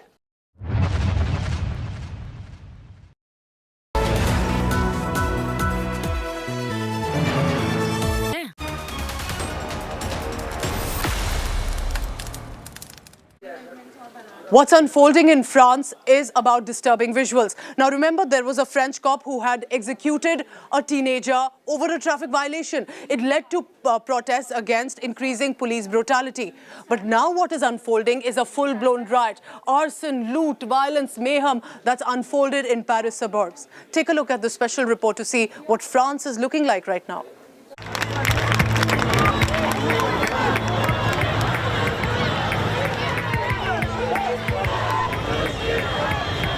Protests continue in Paris over the fatal shooting of a teenager by police.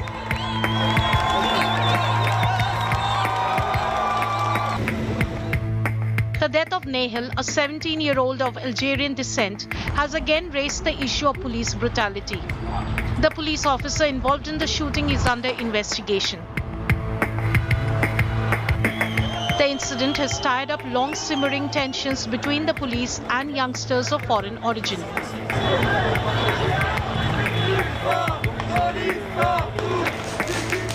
Police and firefighters struggled to contain protesters and extinguish numerous blazes through the night that damaged schools, police stations and town halls or other public buildings, according to a spokesperson for the National Police.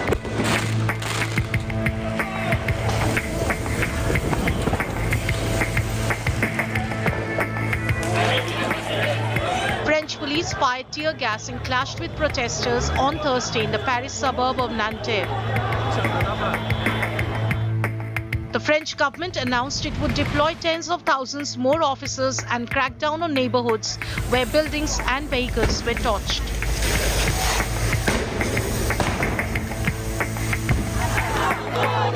Protesters protesters marched down the streets calling for justice for the 17-year-old teen.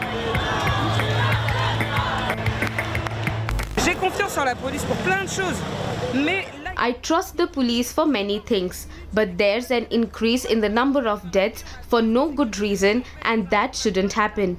We deserve to be safe in our country. We pay our taxes. We have a right to be here. We are not going anywhere, and this leads nowhere. It's a war waged in vain, but we will get along. We will eventually get on with each other. We have to. We are all sitting at the same table.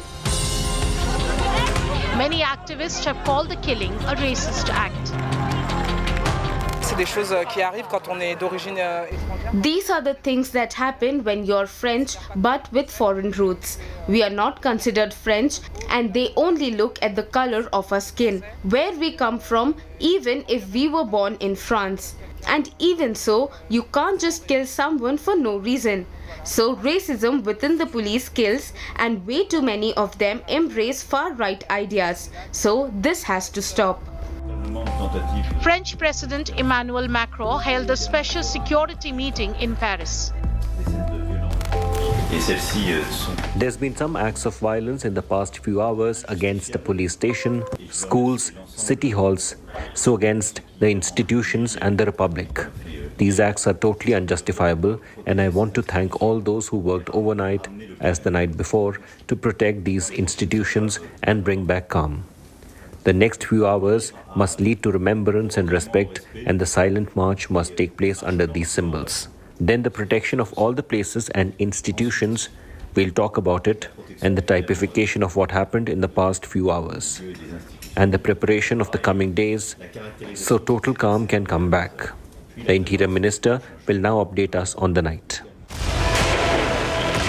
The death of Nahil and the violence that followed have put the focus on strained racial relations in France. Bureau Report, India Today. I'm wrapping up this bulletin for now and signing off. Thank you very much for watching India Today, but stay tuned because right after a very short break, we take you to Manipur. That's where Congress leader Rahul Gandhi is on the two-day visit, and now he is heading to Moirang to meet more civil society members and distressed families. The Congress leader from the party in a BJP-governed state. We get to the latest on that after a short break.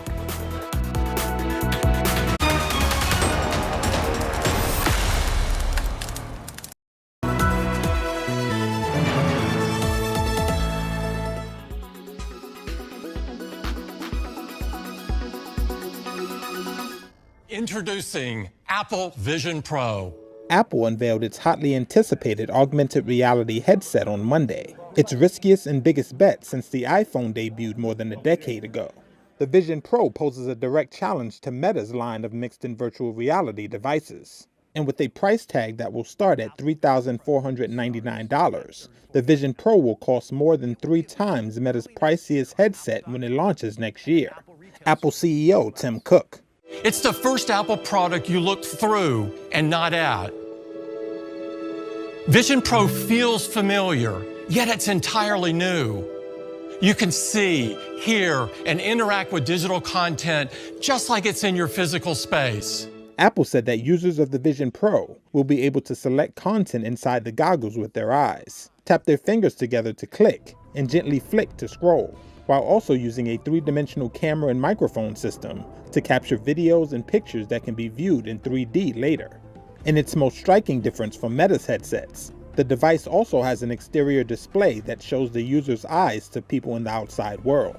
So in the same way that Mac introduced us to personal computing and iPhone introduced us to mobile computing, Apple Vision Pro will introduce us to spatial computing. The exterior screen goes dark when a user is fully immersed in a virtual world. When a person approaches a user who is in a full virtual mode, the headset will show both the user and the outside person to each other. For work uses, Apple showed how the headset can be used with a trackpad and keyboard to work like a traditional computer with multiple displays. The Vision Pro has 2 hours of use with an external battery, similar to Meta's top-of-the-line Quest Pro mixed reality device. Besides the headset, Apple also displayed a raft of new products and features, including a 15-inch MacBook Air, a powerful chip called M2 Ultra, and improvements to its iOS software and autocorrect feature. Shares of the iPhone maker rose 2% to hit a record high ahead of the launch, but shares ended slightly lower after the announcement.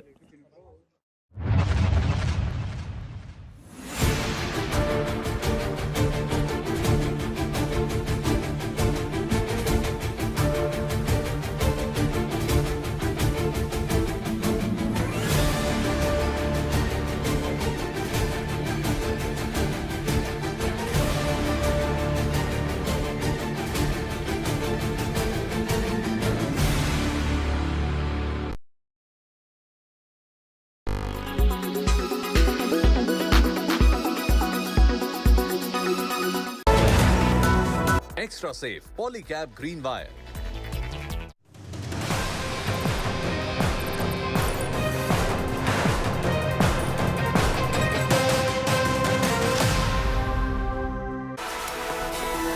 Good morning and a warm welcome to India Today. I'm Paulami Saha. These are the headlines we're tracking at the top of the hour.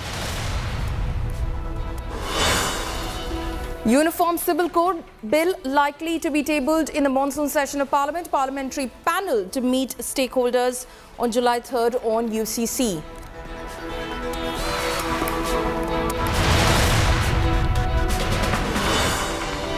Late night twist to Tamil Nadu political drama. Tamil Nadu Mantri Senthil's dismissal on hold. Sources say governor to seek legal opinion.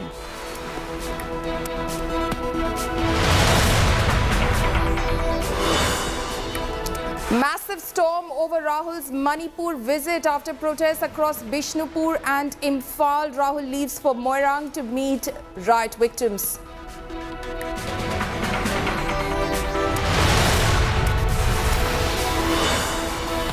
Rains wreak havoc across India. Areas of Navsari and Junagadh in Gujarat completely inundated. Mumbai crippled by heavy rains.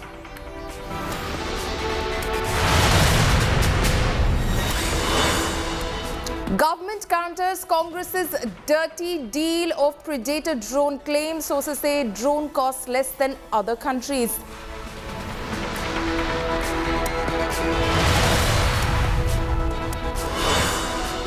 Amid massive protests and arson on the streets of France, French cop arrested under voluntary homicide for killing teen over traffic violation.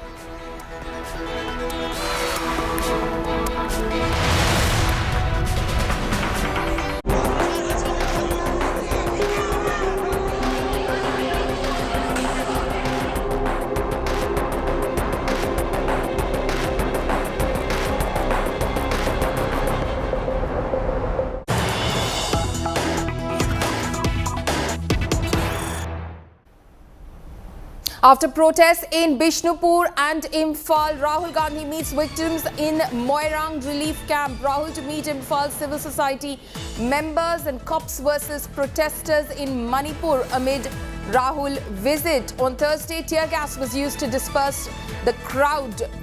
My colleague Mosmi Singh is joining me over the phone line right now from Manipur. Mosmi, what is Rahul Gandhi's schedule looking like today? Yesterday, of course, we saw protesters and cops clash over Rahul Gandhi's visit. Yes, follow me. Rahul Gandhi has a couple of visits to make before he leaves for the national capital, and he is in Moirang right now meeting families who are staying in relief camps. Remember that he had to come to Moirang yesterday by road, and then when after that the police said that he could only go via chopper, he could only visit Churachandpur. And today, so he completes his visit by coming to Moirang. He is now going to address the gathering of these families. I've seen memorandums by dozens of these local citizens who've fled from Churachandpur and other Kuki-dominated areas. Now, remember that Moirang is where the Meiteis are predominant. violent, and many of the Metis living in the hill areas have flew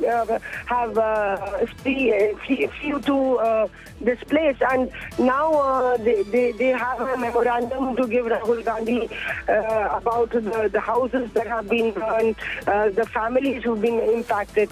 But every time I speak to them, Polemy, one thing is clear: they all want peace, and they all want to get back to their homes where they used to live. They don't want to live in relief camps for long. And Rahul Gandhi would be giving them a hearing and perhaps get another perspective to this entire violence, because yesterday he met the Kuki community. Okay. Mosmi, just stay on with us. Manipur remains on the edge. Meanwhile, Congress leader Rahul Gandhi, who is in the state for a two-day visit, has left for Moirang from Imphal. He's already, in fact, in those relief camps in Moirang, as Mosmi was just informing us. Now, he will be there at those relief camps to meet victims of the ethnic clashes in the state. He will then return to Imphal and meet 10 like-minded party leaders, United Naga Council leaders, as well as civil society organization members. On Thursday, in fact, Rahul Gandhi met people displaced by the ethnic strife at relief camps in Churachandpur. He had to take the aerial route after the police advised him to avoid the land route, citing bomb threats. Now, Rahul was met with angry protesters and supporters who in fact clashed with the cops. Rahul said that the people of all communities were being very welcoming and loving, and it's very unfortunate that the government was stopping him. Now, Kuki community also wrote a letter to Rahul seeking his intervention in the Manipur crisis and urged him to raise the matter of separate administration for tribals with Amit Shah. Rahul ji took the permission from the Ministry of Home Affairs, but I don't know why these ESP and the DC of Bishnupur obstructed this Rahul ji's visit. In fact, the visit of Rahul ji is a peace mission. He wants to visit to all these affected. He wanted to meet the affected families. महिला लोग विरोध कर रहे थे, इतने झूठ बोलते हैं। अगर महिला लोग विरोध कर रहे थे तो वो बैरिकेड को तोड़ने के चक्कर में क्यों रहते हैं? इतनी तो अक्ल भाजपा को होनी चाहिए। ये जहरीली वाली राजनीति भाजपा की, हिंदू मुस्लिम करो या कुकी मैती करोगे या ये सब करोगे, देश कहाँ बचेगा भाई साहब? This type of dictatorship, dictatorship. Where is the fate of our democracy? This is the sample. You have seen. This is a dictatorship rule. मेरा यही बोलना है कि अभी जो मणिपुर का परिवेश है, वो परिस्थिति को नियंत्रण करने का काम स्टेट गवर्नमेंट और सेंट्रल गवर्नमेंट को करना है। उस समय कोई भी पॉलिटिकल लीडर्स को वहाँ जाके ज़बरदस्त करना और जो रिजल्ट भी कुछ नहीं निकालेगा, मतलब काल वो आ जाएगा, उनका विजिट से कुछ पॉजिटिव होगा तो अलग बात है। वो तो एक खाली वन डे का एक मीडिया का जो कवरेज, मीडिया एपिसोड वही होगा, उसका आगे और पीछे कोई रिजल्ट निकालने वाला नहीं है। ये बहुत ही दुखद बात है कि एक आम नागरिक अपने देश के किसी कोने में जा नहीं सकता और उनको वहाँ की सरकारें वापस भेज रही हैं। ये साफ दिखाता है कि मोदी जी की सरकार की, भाजपा की सरकार बिल्कुल विफल रही है लॉ एंड ऑर्डर को मेंटेन करने में, और स्थिति इतनी खराब है कि एक आम नागरिक उस स्टेट में पैर भी नहीं रख पा रहा। My colleague Mosmi Singh continues to be live with us over the phone line from Imphal. She's been tracking this two-day visit of Rahul Gandhi's to the strife-torn state. The kind of response that Rahul Gandhi is receiving on the ground, what are the people, the groups that met with him, Mosmi, yesterday telling him? So it's a very sensitive situation, Polemy, where, Rahul Gandhi is meeting people whose houses have been burned, who's lost their kids and kin, their loved ones gone forever. Nothing can actually, explain this kind of violence. And Rahul Gandhi has been meeting members of both communities he met on the first day as well. he did put out a tweet, saying that peace should be the only priority. Manipur government is trying to stop me. So there, the Congress pressing in the point that the healing touch is required. There are deep divisions running in the society, and without resolving these divisions, any peace formula would not work. And thereby, Congress playing the point to the fullest that the state government has completely failed, and in fact added to these divisions by pitching the Kuki community against the Meiteis. So Rahul Gandhi right now, after meeting the family members, families who've been affected, will now address this small gathering which is there at one of the relief centers, and then he would perhaps outline what the Congress's stand would be in a media interaction later in the day. He would also meet members of the civil society in Imphal after this visit. So thereby trying to get a 360-degree perspective over what has happened in Manipur. But I can tell you that continuous almost 2 months of violence has wreaked havoc in Manipur. I can see the scars on the bodies, and the wounds that are within are even deeper. Perhaps, Rahul Gandhi would try to say that it's not about politicizing the issue, it is about bridging the gap and handling the core issue that the BJP should focus on. Okay, Mosmi, thank you so much for bringing us all of those inputs from Imphal and adjoining areas which have been affected badly by the communal strife. Now, Congress leader Rahul Gandhi visited violence-struck state of Manipur. Rahul visited relief camps in Churachandpur on Thursday. The Congress leader took a helicopter ride to the area worst hit by the ethnic clashes after his cavalcade was stopped midway in Bishnupur. While the BJP calls the visit an attempt to incite violence, Congress claims Rahul's convoy was deliberately blocked by the Manipur state administration. Here's a report. Protest and tear gas. Rahul Gandhi's visit to Manipur, which his party described as a healing exercise, exposed how divided the state stands today.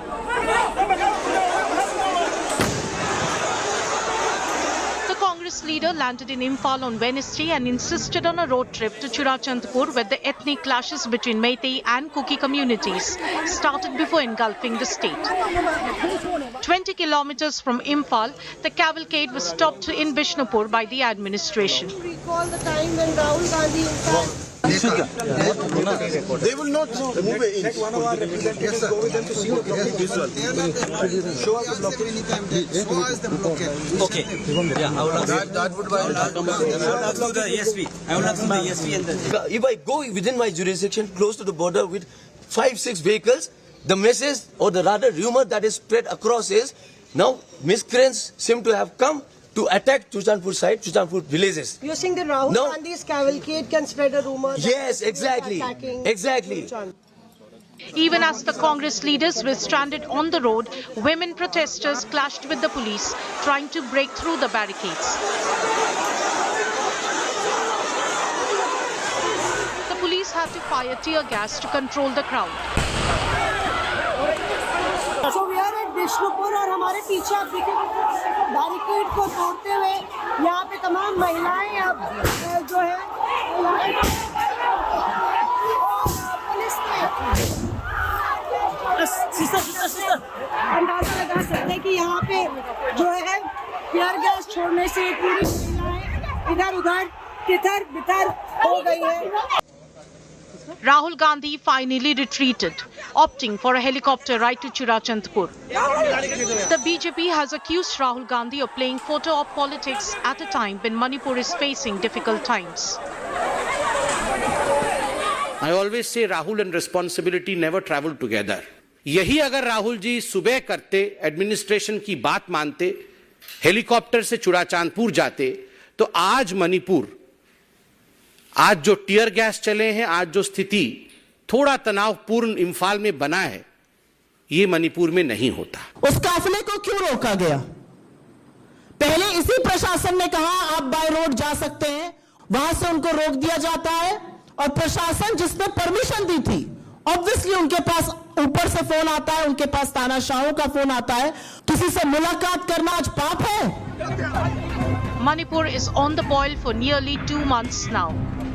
From deploying the army to appointing a peace committee, the Narendra Modi government has implemented many measures to restore peace.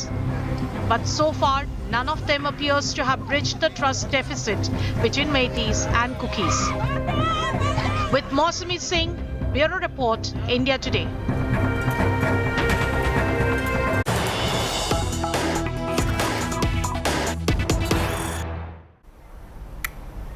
He's coming in right now. Eknath Shinde and Fadnavis are back in Mumbai after late night Delhi meet on likely state cabinet expansion. They return in the wee hours of this morning. Sources have told India Today that they left last night after a high-level meeting here in Delhi. The BJP, of course, working with the Shinde camp in order to look at possibility of a state cabinet expansion. My colleague Ritwik Bhalekar is joining me this morning on this. Ritwik, what are you learning from your sources about this very important meeting that took place late last night in Delhi? Ironically, today is the day when CM Shinde and Deputy CM Devendra Fadnavis took oath, and a year has been completed of Shinde Fadnavis government. And yesterday's hurried meeting in Delhi with the top BJP leaders, the sources are telling us that soon, within a week or so, there will be a state cabinet expansion which was awaited for like several months now, and there are only 18 cabinet ministers which were inducted in the first expansion. But after that, there are no MOS in the state, as well as there are 23 portfolios which are lying vacant. So there are also many MLAs who are in the race of getting inducted as a minister. So yesterday's meeting of CM Eknath Shinde and DCM Devendra Fadnavis with it is likely said that they have met Amit Shah in the wee hours, and they have come back by finalizing the portfolios, whom will be getting what portfolios, and the equal distribution of the ministries between both the parties. So it is to be seen now that when officially they will announce it, and it is expected that within a week cabinet expansion is on the cards. Okay, so that is the breaking piece of information that my colleague Ritwik Bhalekar is bringing us right now, that within a week there is a possible state cabinet expansion in Maharashtra that is on the cards. Ritwik, thank you for joining us with all of those details. Now, political debate over uniform civil code heats up. According to sources, the government could well table a bill on the implementation of uniform civil code in the monsoon session of Parliament set to begin next month. The bill may be sent to the Parliamentary Standing Committee, which will hear from various stakeholders on UCC. BJP Rajya Sabha MP Sushil Modi-led committee, along with 31 MPs who are members of the committee, are in fact scheduled to meet on July 3rd to hear views on the uniform civil code. While Prime Minister Modi has backed uniform civil code, citing one nation, one rule, opposition has accused the Prime Minister of using UCC as a diversionary tactic from real issues like inflation, unemployment and the situation in Manipur. It is against fundamental rights, Article 25 of the Constitution. I have been saying that first you bring in uniform civil code among Hindus. Here, why one Agama rule is coming? Remove uniform civil code should first remove Agama rules. Only then uniformity will prevail. Otherwise, what is uniformity? So let them remove Agama rules. First implement uniform civil code in Hinduism. Then let them think of other religions. Now, as the Prime Minister pitches for uniform civil code, it has presented a new dilemma for the opposition. While the Aam Aadmi Party has pledged its support in principle, Shiromani Akali Dal is opposing it. The Congress, meanwhile, is playing the wait-and-watch game. आजकल हम देख रहे हैं कि uniform civil code के नाम पर ऐसे लोगों को भड़काने का काम हो रहा है आप मुझे बताइए, एक घर में परिवार के एक सदस्य के लिए एक कानून हो, परिवार के दूसरे सदस्य के लिए दूसरा कानून हो, तो क्या वो घर चल पाएगा क्या? Prime Minister Narendra Modi's push for a uniform civil code has left the opposition divided and confused, with most parties unable to take a clear stand on an issue that could become the BJP's calling card in the 2024 elections. The Congress and its allies like the DMK and National Conference are opposing the government's move. ये मुल्क diverse है, इसमें हर किस्म के लोग रहते हैं, हर मजहब रहता है, हर जबान के लोग रहते हैं, हर सोच के लोग रहते हैं, और मुसलमानों का अपना शरीयत लॉ है, उसकी तरफ भी इनको नजर रखनी चाहिए। इस पे बार-बार सोचें कि कहीं कोई तूफान ना आए। ஆக மத பிரச்சனையை அதிகமாக்கி நாட்டிலே குழப்பத்தை ஏற்படுத்தி வெற்றி பெற்று விடலாம் என்று அவர் கருதி கொண்டிருக்கிறார். நிச்சயமாக உறுதியாக வர இருக்கக்கூடிய நாடாளுமன்ற தேர்தலில் பாரதிய ஜனதா கட்சிக்கு சரியான பாடத்தை மக்கள் வழங்குவதற்கு தயாராகிவிட்டார்கள். In Maharashtra, former BJP ally and current Congress partner Shiv Sena UBT backs a uniform code, but wonders if it will end up hurting Hindus. Another UPA constituent, NCP, has cautioned against any hurry in framing the UCC. Sikh Samaj, Christian Samaj, Jain समाज या तत्सम धर्मियांची भूमिका याच्यात काय आहे ते स्पष्ट होण्याची आवश्यकता आहे. The Akali Dal, once a partner of the BJP, is opposed to a uniform code. श्रोमणी अकाली दल इस पक्ष में नहीं है कि इसको लागू किया जाए. इससे माइनॉरिटीज उनके सिविल राइट्स इफेक्ट होंगे. जो देश में ट्राइब्स हैं, कबीले हैं बहुत से नॉर्थ ईस्ट में और स्टेट्स में, वो इफेक्ट होंगे, और इसमें एक तनाव का माहौल जो है वो देश में दोबारा बनेगा. The Aam Aadmi Party is in agreement with the BJP on the need for a UCC, but wants consultations and consensus building. देखिए, सैद्धांतिक रूप से हम यूसीसी का समर्थन करते हैं. आर्टिकल 44, आर्टिकल 44 वो भी ये कहती है कि यूसीसी होनी चाहिए. Many political parties and groups representing the Muslim community have come out in the open to question the government's motive behind the proposal for UCC. Bharat के प्रधानमंत्री भारत की डाइवर्सिटी को, प्लुरलिज्म को एक प्रॉब्लम समझते हैं. यूनिफॉर्म सिविल कोड की जब बात प्रधानमंत्री कर रहे हैं, वो यूनिफॉर्म सिविल कोड की नहीं बात कर रहे, वो हिंदू सिविल कोड की बात कर रहे हैं. The BJP has hit back at the opposition, holding them guilty of giving a communal color to the whole issue. 140 crore जनता में एक समान है, और अगर एक समान है तो एक नीति होनी चाहिए सभी, और ये तो संकल्प भारतीय जनता पार्टी की रही है, और ये संकल्प संविधान में भी है. Bureau Report, India Today. Slipping into a short break, coming up next, late night twist to Tamil Nadu political drama. Tamil Nadu Mantri centers dismissal on hold. Sources say governor to seek legal opinion. Details on the other side of this break.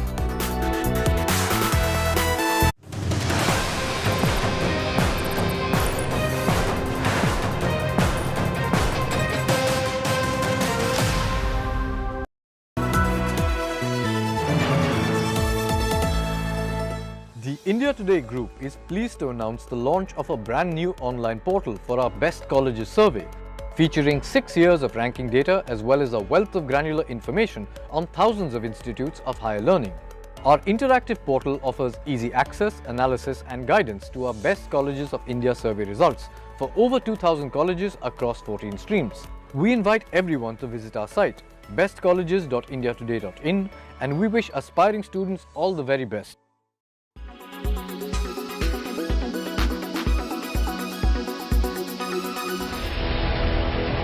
Andheri Subway submerged, colonies waterlogged, roads submerged. India's financial capital, Mumbai, is on high alert as monsoon sweeps across the country. Waterlogging led to traffic jams in several areas on Wednesday. Water entered the police station in Manipur, where police personnel were seen working in water. The Met Department has predicted very heavy rain for Mumbai and central Maharashtra over the next 48 hours. आने वाले 4-5 दिनों में महाराष्ट्र के कोंकण तट और अंदरी इलाकों मतलब जो घाट परिसर है मध्य महाराष्ट्र का, वहां हमने भारी से अति भारी वर्षा, बहुत बार हेवी रेन का चेतावनी दिया है. The rains have kept the BMC on its toes. हमें अंदेशा है कि अगले 4 से 5 दिन हैवी रेनफॉल होने वाली है. तो आज हमने सुबह मैंने जो हमारे जितने फील्ड ऑफिसर हैं, ward officers, zonal deputy commissioners, हमारे जो स्टॉर्म वाटर ड्रेन के सैकड़ों इंजीनियर्स और ये 480 जो मेंटर्स हैं, इंजीनियर्स हैं डी वाटरिंग पंप्स के, उनको मैंने एक व्हाट्सएप ग्रुप में आदेश दिया है कि कोई भी ऑफिस नहीं बैठेगा, सब मुझे लोग फील्ड में चाहिए. The rains have claimed one life in Mumbai. A 38-year-old man died in Malad after a tree fell on him.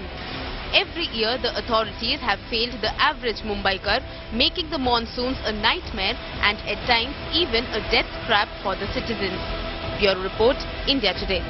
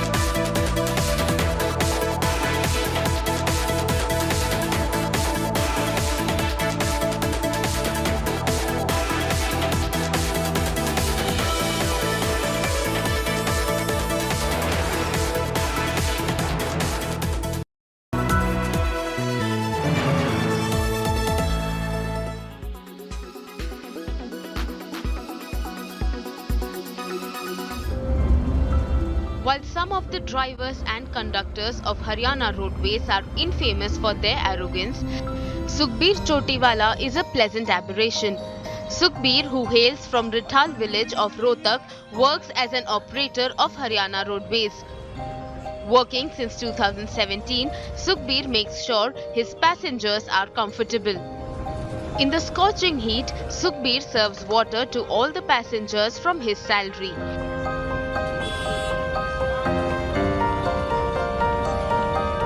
मेरी ड्यूटी जयपुर रूट पे लगी थी, सोनीपत से जयपुर. तो उस टाइम बहुत गर्मी थी, तो मैंने वहाँ देखा सवारी बच्चे पानी के लिए गर्मी में बहुत बुरा हाल था जी. तो मैंने सोचा ड्यूटी के साथ साथ क्यों ना थोड़ा ये धर्मपुर का काम भी हो जाए.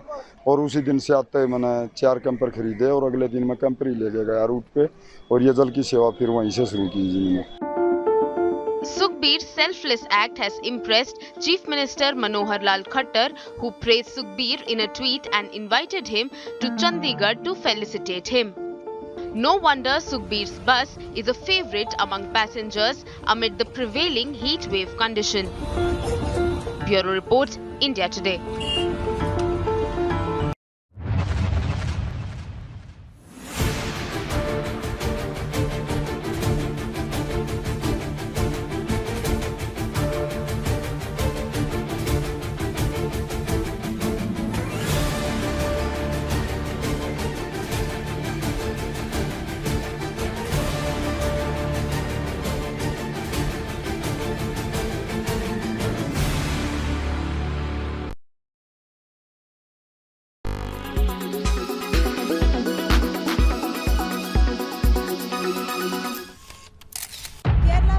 All political parties traveling from different parts. Armed with facts, looking at politicians She takes the news by its horns. Do you think the future of these students are not hampered? Fierce, bold and direct, setting the tone for the biggest stories. From every corner and every angle. Expect nothing but the unfiltered truth. News first, niceties later. Watch me, Nabila Jamal, on India Today. Make your media plan smarter with India Today Live TV on your connected devices. Amplify your brand with 100 million smart internet viewers. To advertise, mail us at sales@aajtak.com. Why does this happen? Let me tell you the science behind it.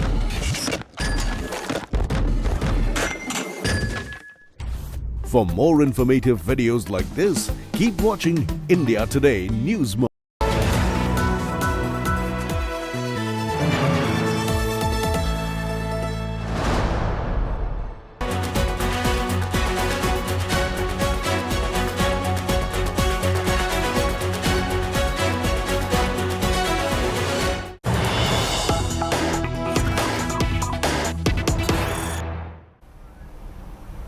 News coming in right now. Tamil Nadu Minister Central suspension put on hold. The governor says has been advised by the centre to seek the Attorney General's opinion. Governor Ravi writes to MK Stalin and says that the Minister for Home Affairs has advised him to seek legal opinion. Stalin, in fact, had said that the Tamil Nadu governor's order has been kept in abeyance. This is the letter copy that India Today has exclusively accessed, which Governor Ravi has written to the Chief Minister, saying, "You may refer to my dear letter of today," which is he is referring to yesterday when this decision was taken regarding the status of Thiru V. Senthil Balaji. In this regard, I have been advised by the Honourable Union Minister of Home Affairs that it would be prudent to seek the opinion of the Attorney General also.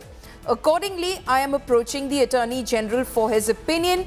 Meanwhile, the order of dismissal of the Minister Thiru V. Senthil Balaji may be kept in abeyance until further communication from me.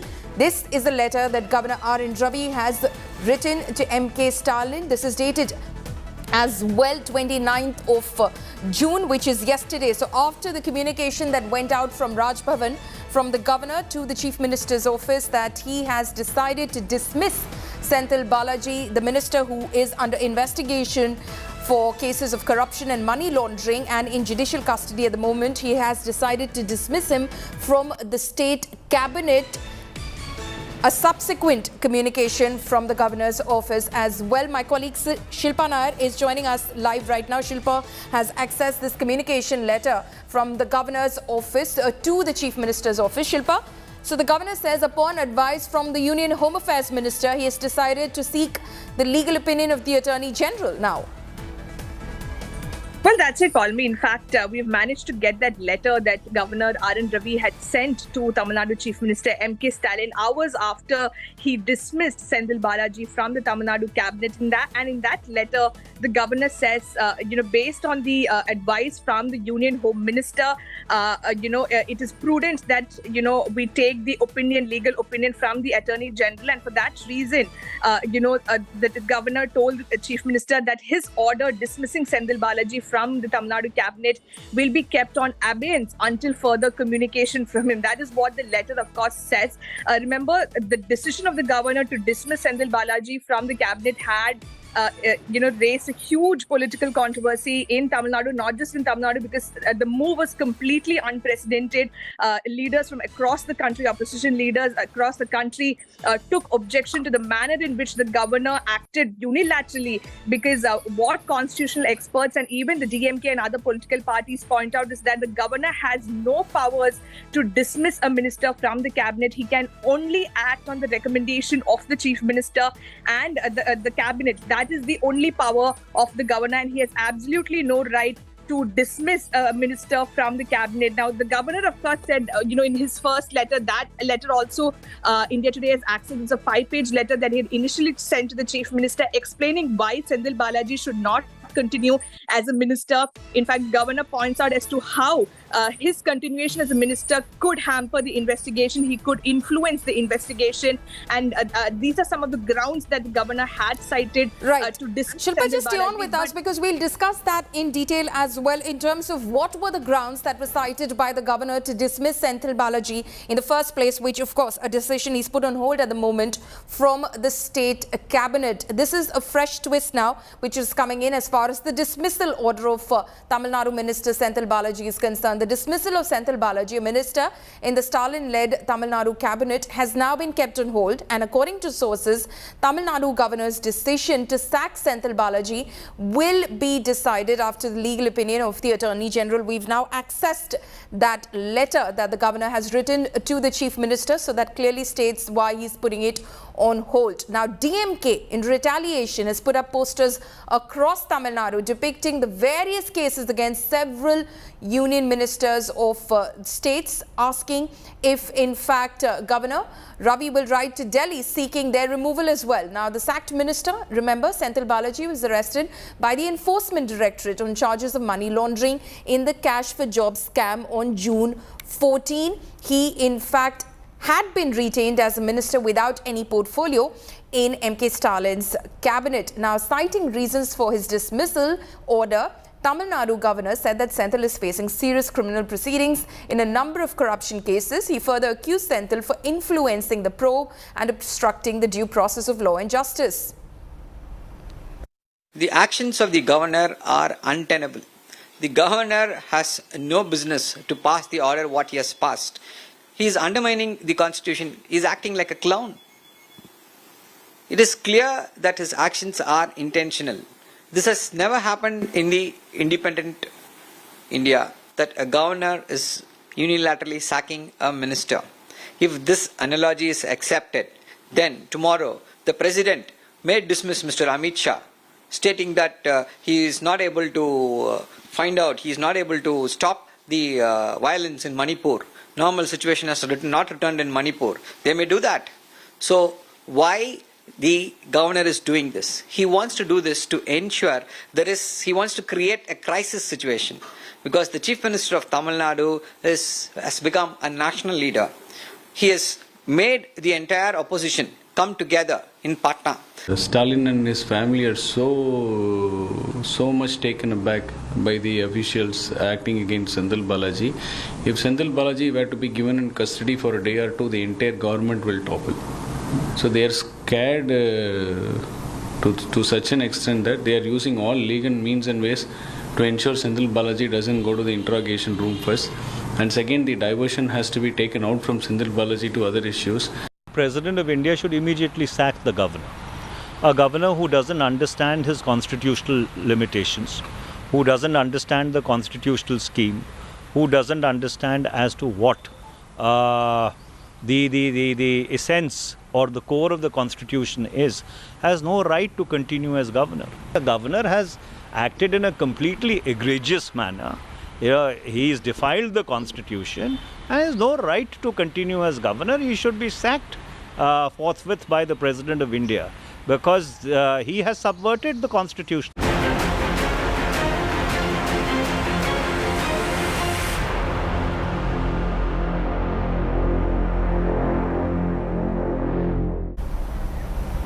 Now let's take a look at the top developments coming from monsoon-affected regions across India. Rains continue to lash parts of Uttar Pradesh. These are the visuals from the famous Dashashwamedh Ghat of Varanasi.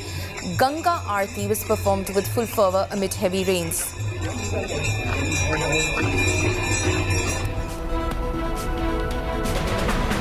Heavy rains battered Mumbai city. Several parts of the city are submerged in water. The IMD has sounded heavy rain alert for Konkan coastal areas and adjoining Western Ghat areas of Maharashtra for the next 2 days.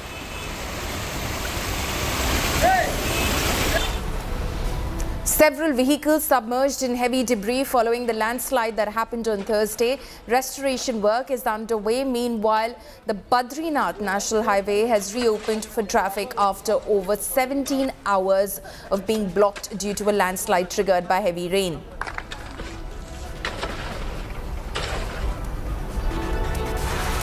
Gujarat continues to reel under monsoon mayhem. Several parts of the state have been receiving incessant rainfall for the past few days. Junagadh has been inundated following heavy rain. Water also entered the houses, hitting lives of civilians.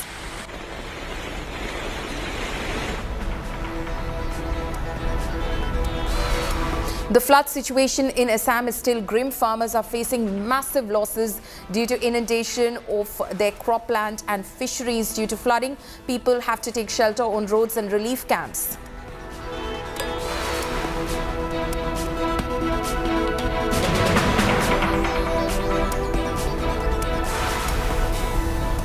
Southwest monsoons are wreaking havoc in Gujarat, Maharashtra and other states. Heavy rains lashed Surat, Junagadh and Panchmahal areas of Gujarat on Thursday. In a tragic incident, 4 children under the age of 5 were killed, while 5 others were injured when a factory wall collapsed on their makeshift tents in Gujarat's Panchmahal district.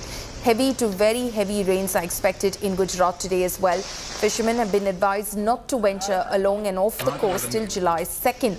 Meanwhile, parts of Mumbai and Thane are receiving heavy rainfall today, leading to major traffic snarls and heavy inundation.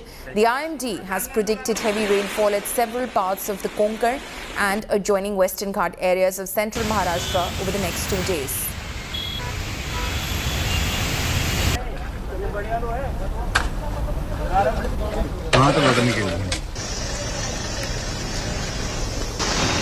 Patnaites who were earlier seething under scorching sun are now getting temporary respite as far as the temperature is concerned due to the monsoon results. But then in the visuals you can clearly see how waterlogging has involved many parts of Patna, and we are right now standing at Harding Road, which is a very posh area, posh locality with residences of ministers.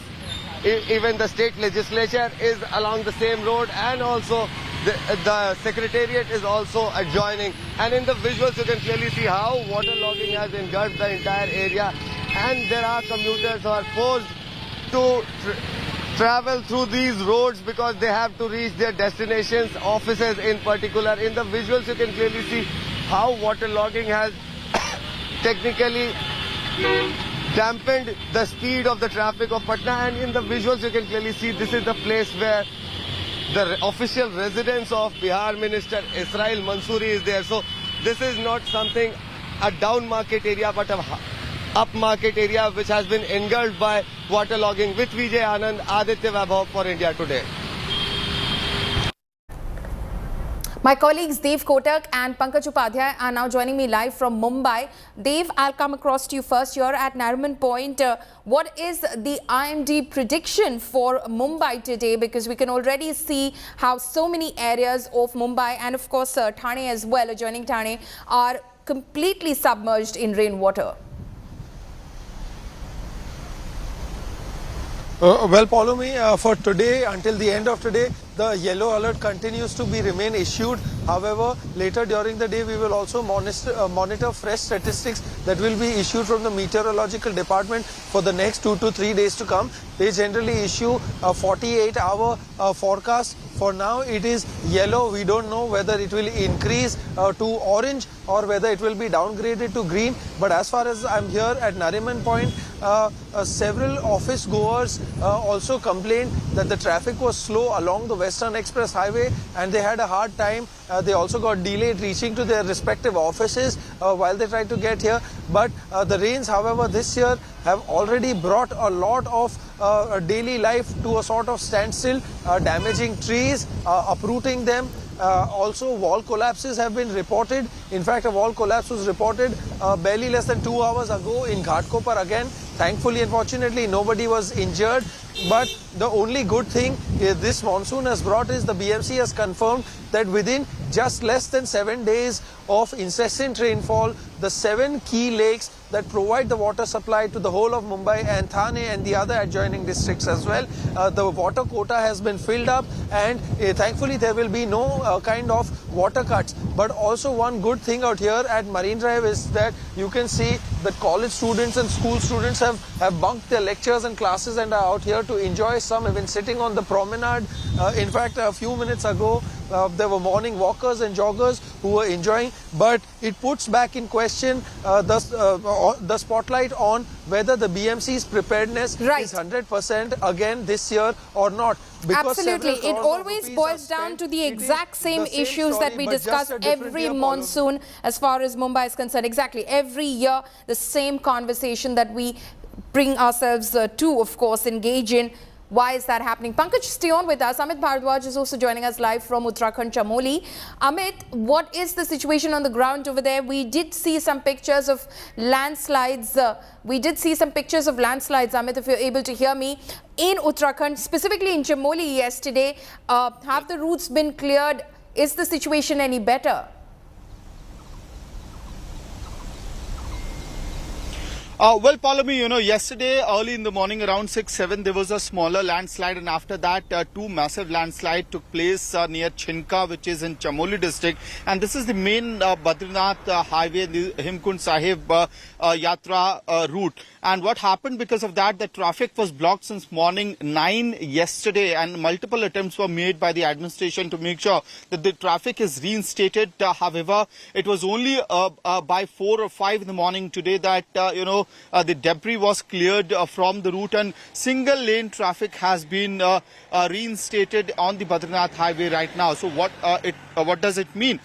All the vehicles, be it the buses, trucks, and the private vehicles which are going to Badrinath for Yatra, they are being moved for 15-20 minutes, and the vehicles which are coming back from Hemkund Sahib and Badrinath Yatra from Joshi Math are being moved after a break of 15 to 20 minutes. So because of this, there's a jam of nearly 2 kilometers, 2 to 3 kilometers in the entire area from Chinka up towards Joshi Math, and because of this, the travelers, the tourists are facing a lot of problem. But the situation is far better than what it was yesterday. The traffic movement has been reinstated, even though it is moving slow, and it is there's a single lane traffic movement near Chinka. Back to Palami. Amit, stay on with us. Pankaj, my colleague, is also joining us live from Mumbai this morning.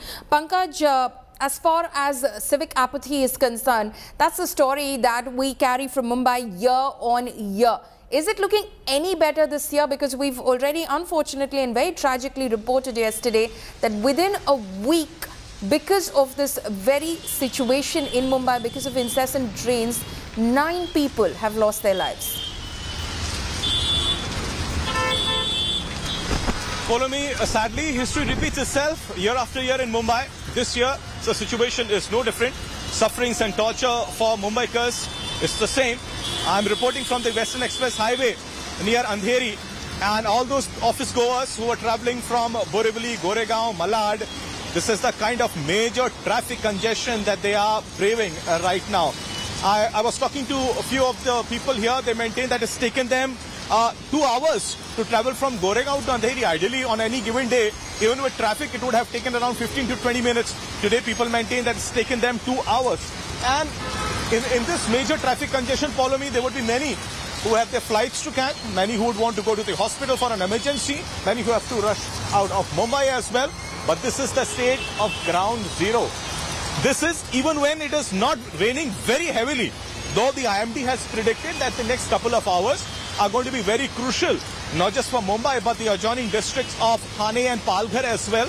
And there's going to be intense rainfall in isolated areas. But here in Andheri area, the Western Express Highway, it's not raining very heavily, but still there is major traffic congestion in this area.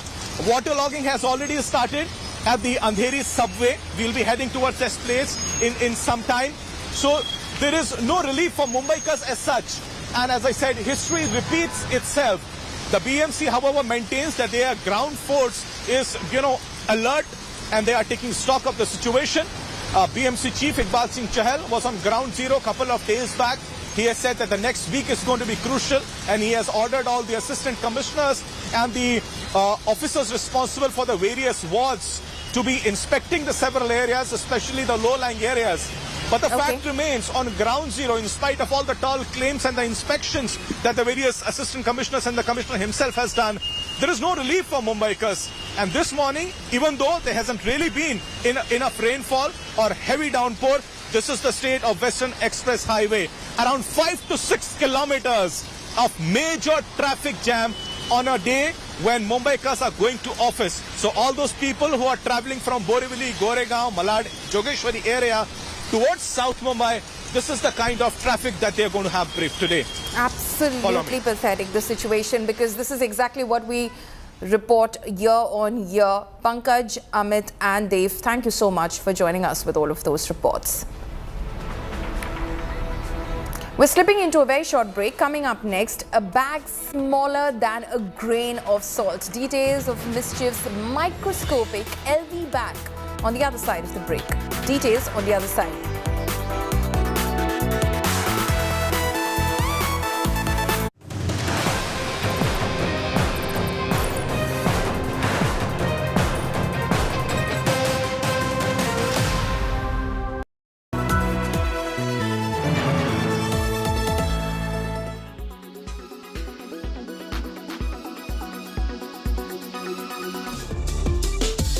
Snail mucin, mugwort, rice, Centella asiatica are all cave beauty favorites.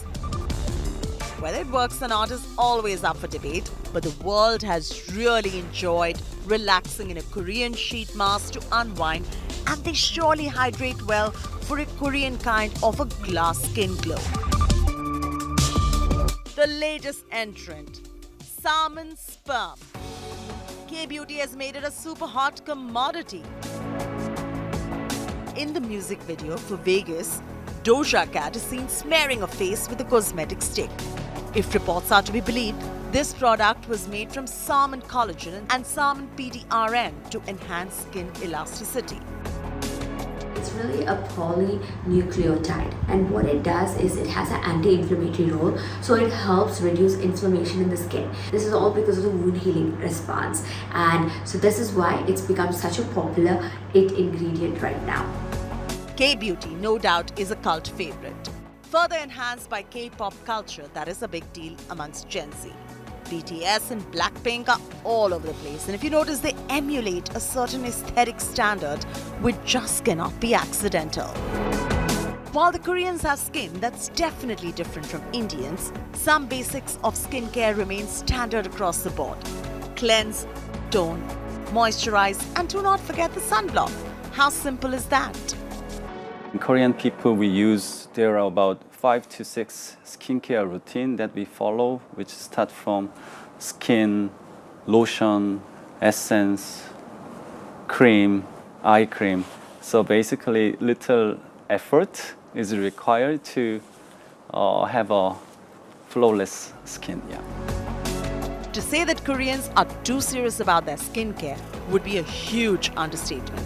But through all their 10-step routine lies a simple philosophy: moisturize and hydrate well.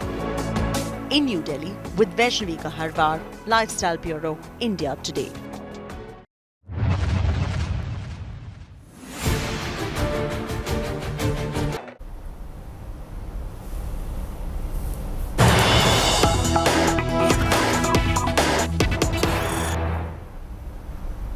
We're getting live images right now from the Delhi Metro. You can see the Prime Minister there at the metro station. He is in fact boarding that metro train, and he's en route to the North Campus of Delhi University. So very interesting pictures there. The Prime Minister there going through the security at the metro station after securing himself a ticket for this ride, coming down the escalator over there at the metro station, and then proceeding to board his metro train towards Delhi University's North Campus. The Prime Minister will be attending the valedictory ceremony of the University of Delhi's centenary celebrations. He is slated to speak over there in a short while from now, and the event is to be held at the multipurpose hall of the sports complex of the University of Delhi North Campus. But very interesting images. The Prime Minister has chosen to shun his convoy for the day, not using his vehicle, not on the road. He's taking the train, in fact, to Delhi University. Very interesting pictures over there. The Prime Minister there first securing himself a token, going through the security with it, and then proceeding to board his metro. He, in fact, standing there waiting. He waited for that train to arrive. Obviously, the passengers on that train clearly did not expect the Prime Minister to be boarding the train at the next station. Very, very amused by the pictures. That would be the morning crowd, which was probably headed to office, to their workplaces. Completely unexpected to see Narendra Modi as passenger boarding the train. The Prime Minister, they're boarding the train at the Lok Kalyan Marg metro station. That's where the Prime Minister's residence is, at 7 Lok Kalyan Marg. He boarded the metro train over there. You can just see the passengers over there completely shocked and surprised by who they see, in fact, waiting for the train as the train arrives at the Lok Kalyan Marg station. Milan Sharma, my colleague, is joining me over the phone line. Milan, very, very interesting images of the Prime Minister there boarding the train to, in fact, head towards Delhi University, clearly cutting through the traffic much faster than he would have otherwise. Absolutely, Polemy, and this is a step that the Prime Minister takes willingly every time that he has to travel distances from, at least from the central part of Delhi to the other parts, the northern parts of Delhi. Now, between the Prime Minister's residence at Lok Kalyan Marg, he took the metro right from here, and as commoners would travel in the Delhi metro, he is going to deboard shortly at the Delhi University metro station. There are at least 10 to 15 stations from Lok Kalyan Marg till Delhi University. And of course, he is scheduled to attend the closing ceremony of the Varsity's centenary celebrations as a chief guest. And on spot, he left from Lok Kalyan Marg right in front of us at around 10:25 a.m. in the morning. And as I'm speaking to you, Polemy, he's shortly going to arrive at the Delhi metro station, which is about a distance of 30 minutes. The metro, we are being told, will stop at every station, although, of course, special security arrangements have been made for the Prime Minister in one of the coaches of the Delhi metro. And certainly traveling just as to avoid the entire traffic and the fact that he's the Prime Minister of the country, there would have been an entire, a cordon of officials and security that would have led all the way to the Delhi University. Also won't be an inconvenience to a lot of passengers, travelers on the road. So that's a smart move by the PM to have taken a metro to Delhi University. Also how students all across Delhi travel to the Delhi University. In fact, Milan, as you say that, we're getting some pictures of the Prime Minister as well. We're looking at those pictures where the Prime Minister is interacting with the passengers on that metro train, and most of them seem to be college students. So clearly their morning was made. Absolutely. And, as I said, the train will not be going directly to Delhi Metro, the Delhi University. It will stop at every metro station just as the metro stops, and which is why, the PM likes to interact with a lot of people that he meets while he travels in the metro, at least. One of the classic examples of how students across Delhi travel in the Delhi metro. And today, for a fact that he's going at the Delhi University as a chief guest on the centenary celebrations of this varsity, it was fitting and apt to actually have taken the metro instead of going all the way with his cordon and his cavalcade to the Delhi University, which would have taken him more than an hour and a half. And of course, he would reach very quickly now, also promoting public transport there and sending out a message that yes, indeed, everyone should definitely travel in metros for a long distance, whether it's an event, whether it's a daily commute. Metro is faster than traveling by road, Polemy. Absolutely. This is definitely a good message that he's sending out, Milan, because he, of course, has saved himself a fair bit of time, though, of course, he wouldn't have faced any of the traffic that you and I would have faced on our way to the North Campus, Delhi University. But clearly, he's sending out a good message over there. Take the metro, stop the vehicular pollution, and save yourself some time as well. Yeah, but Paulami, you and I would have faced the traffic, and that is perhaps why, the Prime Minister's message is doesn't want to inconvenience the entire city just because he's traveling in the Delhi traveling to Delhi University. And certainly with the security being put in place for him, it's an obvious fact that, a lot of roads would have needed to be checked, and a lot of security arrangements would have needed to be made. But this is something that has been avoided by this very smart move to have actually taken the metro, which is hardly a stone throw away from his official residence, and of course the Delhi University as well, just a stone throw away from the main varsity sports complex, where he's scheduled to address as a chief guest in the gathering of the centenary celebrations. So, of course, this particular route was mapped out, and at 10:25, the Prime Minister took the metro, and like the normal commoner citizen, he took the metro with the metro card, sat in the metro. He's traveling to Delhi University, and shortly he will arrive on time for addressing the centenary celebrations of the varsity in Delhi University as well, where a lot of students, a lot of professors are waiting for the Prime Minister Narendra Modi, who has decided to interact with people also in this journey that he's taken. Absolutely. And we're looking at those pictures right now, Milan, of the Prime Minister interacting with mostly who seem to be young passengers and students, probably headed themselves to Delhi University. And he seems to be enjoying the conversation, a very animated conversation that he's having. The students there, of course, the young girls and boys asking him a lot of questions. He seems to be, having a very animated conversation with with them as well. Very at ease with this generation of who could possibly be young voters in the 2024 elections as well, Milan.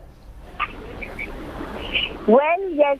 I mean, that could be also one of the, key things in his mind at the moment. But yes, as, the way he interacts with the people, especially with the students at this point of time, also the fact that I have been reiterating how students from across Delhi who live here, who study in the prominent colleges of Delhi University, not just in the North campus, but also in the South campus, use the metro to travel every day through and through. And that is a big example of affordable, faster transport that the people take regularly. But the Prime Minister going in the metro is definitely a positive message that goes out to promotion of public transport, and how even the Prime Minister of the country can take the metro just to attend important events and leave behind his entire cavalcade, of course sending out a very strong message saying that this is how life is, this is how people travel in metro. And of course, he has also taken that step today. And which is why, of course, gracing that centenary celebrations in the Delhi University, a moment to reckon, because a lot of, valedictory ceremony celebrations are to be held there. And of course, the other dignitaries are also awaiting the Prime Minister's arrival at the Delhi University. And because it's an important event of the Delhi University, it's a completion of 100 years of its establishment. Many other dignitaries are also awaiting the Prime Minister's arrival at the Delhi University, and I'm sure he'll arrive in just a few moments because we know that the Delhi Metro station, the Delhi University station, is very, very close to the Delhi University Sports Complex as well, where this entire ceremony will take place in just a short while from now. Okay, Milan, stay on with us again to take our viewers through those pictures that you're seeing on your screens. That is Prime Minister Modi, who's in fact headed to Delhi University. Shortly, he will be arriving at the metro station, which is closest to the Delhi University's sports complex, where he is in fact slated to address students and teachers on the centenary celebrations of Delhi University. So a big occasion there for Delhi University, and the Prime Minister there earlier this morning taking the metro. He boarded the metro from the Lok Kalyan Marg metro station, and you see those pictures of him walking into the metro station, waiting for his train as it arrives, and then of course boarding the train to meet with all of those young passengers on board that train, probably headed themselves to university, to college, and interacting with the Prime Minister, clearly surprised by his presence in the metro that they probably take on a daily basis. Not quite expecting who they're going to see this morning on the train. The Prime Minister there having a very animated and a chatty interaction with those young boys and girls who had the opportunity, probably something that they did not anticipate and probably something that they're going to cherish for a very, very long time. My colleague Milan Sharma is tracking that. She's also at Delhi University, where the Prime Minister is slated to arrive very, very shortly. It's a big occasion, of course, for Delhi University today. Milan. Yes, definitely, Paulamy, because as we saw, and we are looking at visuals on our screens as well, the Prime Minister animatedly speaking with many enthusiastic youth there in the Delhi metro. Of course, initially he was seen seated alone, but I'm sure as the Delhi metro is a entire the entire locomotive is one coach, is all attached together. People have seen how Prime Minister interacts with them, and of course there must have been requests placed by these youth and young people sitting close to him, and the way he's travelled is just not as per the PM protocol per se, but taking a metro card, swiping it and going on that metro station and, trying to speak to people and understanding what they feel as youth. A lot, less more than about, lakhs of students actually study in the Delhi University, one of the most prominent universities, not just in the national capital, but the entire country. And of course, with the the number of people who are interacting with him today about education, about future, about life, the Prime Minister does like discussing these very millennial topics with the younger generation, and that sends out a very clear message that yes, today is the 100th year celebration of the establishment of the Delhi University, where he's invited as a chief guest by, and being flanked by many other dignitaries as well. But taking that metro, donning the humble gamcha once again and talking to students is exactly how, the Prime Minister, does things lately, talking a lot with people and understanding what their core issues are. And certainly this being the day that he could have taken a vehicle, he refused to do that. Of course, keeping into consideration the security protocol, he did, in fact, take the metro from his residence, officially known as Lok Kalyan Marg residence, at 7 Race Course, and then earlier known as 7 Race Course, and then, of course, taking the metro all the way to the Delhi University, which I must say is a long route. Had he gone by the train there, had he gone by the road there, and would have led to a lot of traffic inconvenience just for the common man. Certainly, but avoiding all that, taking the metro, certainly a good step for the Prime Minister of the country, sending out that positive message that yes, students travel in Delhi metro to go to the university, so can I. And this being one of the very important days for the Delhi University, the Prime Minister humbly taking that metro, just like commoners and students who do that regularly and daily. Right, so Milan there tracking all those developments, those very interesting images that are coming in this morning from the Delhi metro. That is the Prime Minister, as you can see, engaged in a very animated conversation. You can see the passengers over there who were on board that train speaking to the Prime Minister, telling him about various things. He, of course, interacting and, of course, having a very chatty time with all of the passengers on board. It's very interesting that the Prime Minister, of course, chose to board the metro and head towards Delhi University, where he's scheduled to, in fact, participate in the valedictory ceremony of the centenary celebrations of Delhi University. He will be shortly arriving at the Delhi University Sports Complex, where that program is scheduled to happen, where he will be addressing the gathering of students and teachers. The Prime Minister earlier this morning boarded that metro train from Lok Kalyan Marg. Remember that the Prime Minister's residence is at 7 Lok Kalyan Marg, previously known as Racecourse Road. He has boarded the metro, which is not very far again from his residence. He's boarded the metro train from there, and to the surprise of the passengers already on board that train, they of course were met with none other than the Prime Minister of India, traveling as a co-passenger with them. So he, of course, took that time, the journey time, to sit with them, interact with them, speak to them, listen to them. As you can see, those students, there are many young people on board that train, clearly, because that is one of the metros that these young students board, which is in fact headed towards Delhi University. So the Prime Minister will be shortly arriving at Delhi University. He will lay the foundation stone of the Delhi University Computer Centre and the building of the Faculty of Technology and of the academic block, which will be built in the North Campus of the university. The University of Delhi, remember, was established on the 1st of May 1922. So in the last 100 years, in fact, the university has grown and expanded immensely and now has 86 departments, 90 colleges and more than 6 lakh students, and has contributed immensely, of course, towards nation building. So a huge university, one of the premier universities of the country, that the Prime Minister is slated to address today on the occasion of centenary celebrations. The Prime Minister there to shortly deboard at the Delhi University Metro Station, the Vishwavidyalaya Metro Station, and head towards the sports complex, where he will be in fact addressing that gathering which is waiting patiently for the Prime Minister to arrive. But the Prime Minister already in fact surprised some of those students, possibly headed for their classes this morning, a regular morning for them, headed for their classes, headed to university, did not expect to find the Prime Minister of India traveling with them on the same metro that they probably take every day from home to university.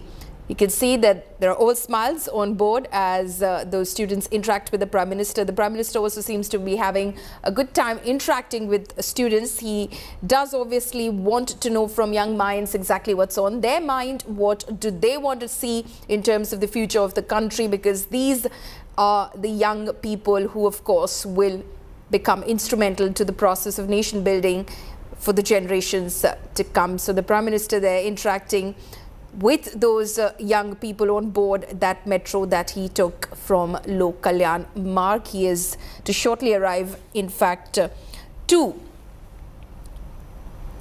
Delhi University. In fact, the Prime Minister has just tweeted about the same as well. On the way to the DU program by the Delhi Metro, happy to have youngsters as my co-passengers. So that is what the Prime Minister has said. Happy to have youngsters as my co-passengers. So clearly, he's had a very interesting morning. You can see the Prime Minister all smiles, laughing. The students also having a very good time interacting with the Prime Minister over there. Quite unexpected for them, but probably had the opportunity to speak with him, tell him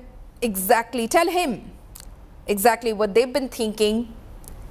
These are students who seem to be extremely bold in expressing their views, not taken aback by the Prime Minister's presence, in fact, on the metro train, taking this opportunity to make the most of it. How often do you find the Prime Minister of India on board a metro train with you as co-traveler? So clearly making the most of this morning, probably taking pictures as well, because this is a moment that they're going to cherish and they're going to go back home and boast about as well, that today as they were headed to university, they met the Prime Minister of India on board the metro train.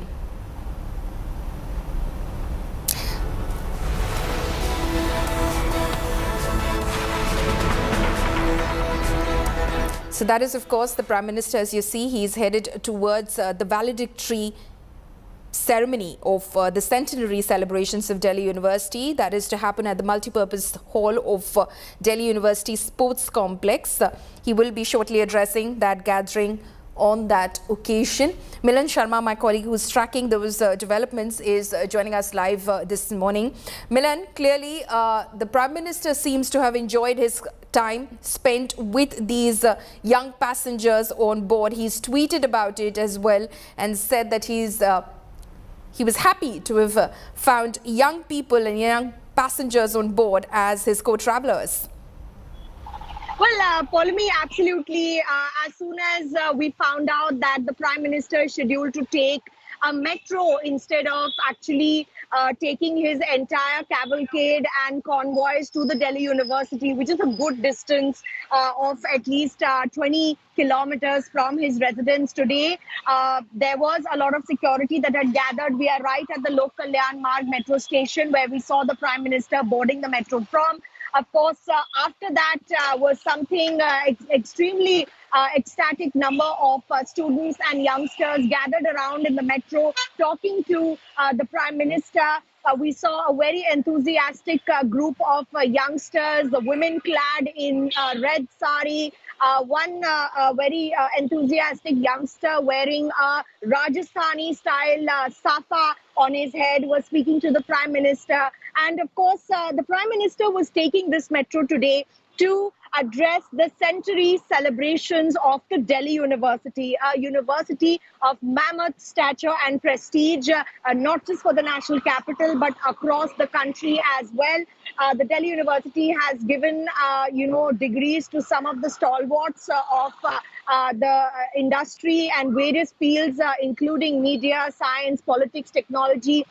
A lot of members of parliament are also from prestigious colleges such as the Hindu as well as the Stephens College that is housed right inside the Delhi University North Campus. And the Prime Minister, being a chief guest for the centenary celebrations, chooses to take the metro today like a common student would living in Delhi. And we all know how students take the Delhi metro for their daily commute from across the lengths and breadths of the national capital. And that is exactly what the Prime Minister also did this morning at sharp at 10:25 a.m. He takes that metro card and boards the metro from Lok Kalyan Marg, where we are at the moment. And of course, we see enough security deployment, of course, him being the Prime Minister, taking that metro, sitting in the metro wagon coaches and going stop by stop through all the stations that lead up to the Delhi University station, which is called the Vishwavidyalaya metro station, right at the North Campus, to attend that centenary celebration. And of course, the students there looking extremely animated when speaking with the Prime Minister, having gotten a chance to meet him. This is a happenstance which doesn't really happen much around because of the security concerns of the Prime Minister. But yes, he has shown that instead of taking a cavalcade full of vehicles for his security, would have been better to take the metro, which is exactly what he has done today. And we're shortly expecting him to arrive at the Delhi University there on time to address a mammoth gathering of people on the centenary celebrations of the Delhi University. Okay, so you're expecting that the Prime Minister will be arriving at Delhi University shortly. Milan, what is the travel time between the two stations? Well, Polumi, if you board the metro from Lok Kalyan Marg, where I am right now, this is the heart of Central and Latian zone in Delhi. It roughly takes about 35 minutes for the metro to reach from here all the way to the Delhi University or the Vishwavidyalaya station. So, of course, because this being a special ride for the Prime Minister, the metro has not been told to go straight from Lok Kalyan Marg to Delhi University. That is also a big thing because the metro stops at various prominent stations in between, whether it's the Central Secretariat metro station or the Rajiv metro station, and then going forward all the way to Kashmiri Gate metro station, passing from the areas of Old Delhi, and then reaching the Vishwavidyalaya metro station, which is where the heart of Delhi University North Campus is. So it takes roughly around 35 minutes for the Prime Minister to reach there. And of course, we are also checking by the clock because the metros are usually very, very crowded at this point of time when the Prime Minister has taken the metro in the morning hours. This is a peak traffic hour right up till 11 a.m. of course, and within that time, if the Prime Minister has taken a metro, he's also made sure that the metro halts at each and every station. It is not an inconvenience to the passengers who are traveling in the metro either, and it is neither an inconvenience to passengers or travelers or commuters by vehicle like you and I, Polumi, who commute all the day daily from our vehicles to come to central Delhi and to other areas, because had he taken the vehicle as opposed to the metro travel, which takes around 35 minutes, it would have taken him at least more than an hour 15 minutes to reach the Delhi University campus. And within that time also, He would have had to create a lot of security cordon routes, corridors, etc. Because how the security personnel and the SPG works in terms of the Prime Minister's security. So no inconvenience to traffic on the roads, no inconvenience to the metro movement. The Prime Minister takes the metro to the Delhi University at the Vishwavidyalaya metro station, where he'll deboard to enter the Delhi University, which is just about a walking distance from the metro station right there, and just entering the sports complex there about in some time, in a very short while from now. As we speak, we'll see those visuals coming in of the Prime Minister there as a chief guest, where he's been invited for the 100-year celebrations of the Delhi University, and how it has been established and how it has been making a mark in the realm of education for so many years, bringing in stalwarts from many industries and other sectors as well.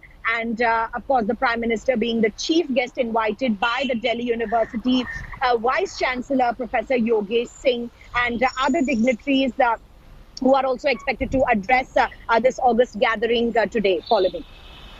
Okay, so you can see images now of the Prime Minister there at the Delhi University. He is, of course, accompanied by Union Education Minister Dharmendra Pradhan as well, interacting with various batches of students who have, in fact, been standing there waiting to greet the Prime Minister. The Prime Minister there is also scheduled to address that gathering in a short while from now. He, of course, boarded the metro from Lok Kalyan Marg to arrive at Delhi University's sports complex, in fact, to address the gathering over there. The Prime Minister will lay the foundation stone of the Delhi University Computer Centre and the building of the Faculty of Technology and of the academic block, which will be built in the North Campus of the university. This is the centenary celebration of Delhi University that the Prime Minister is scheduled to, in fact, address in a short while from now. This was, in fact, a university, the University of Delhi, which was established on the 1st of May, 1922.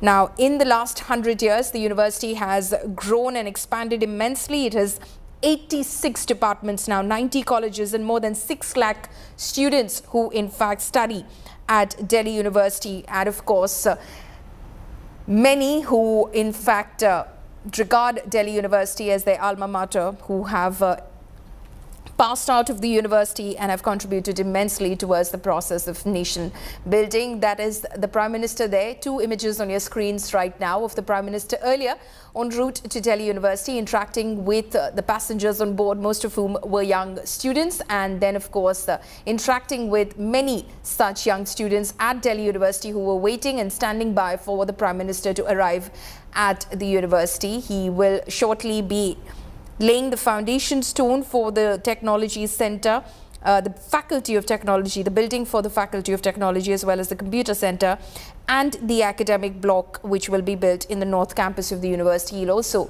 be addressing that gathering in a short while from now. So, in a departure from protocol, the Prime Minister there shunning his VVIP convoy this morning and taking the Delhi Metro to reach Delhi University. Of course, that meant that a lot of people who were commuting on the roads on that same route were saved the inconvenience that would have been caused if the Prime Minister's cavalcade were to have passed through because of protocol and security reasons. Of course, so the Prime Minister decided that he will, of course, save them that inconvenience and, of course, send out a message that you can possibly take the metro if traveling long distances and save yourself some time.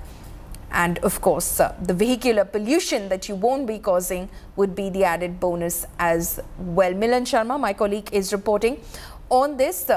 Milan, we see those images of the Prime Minister now having arrived at Delhi University. He is, of course, accompanied by Union Education Minister Dharmendra Pradhan. Education, of course, having been one of the most important sort of ministries as far as this government is concerned. It has courted its fair share of controversy as well over the last 9 years, but a ministry definitely that is at the center of attention as far as this government is concerned.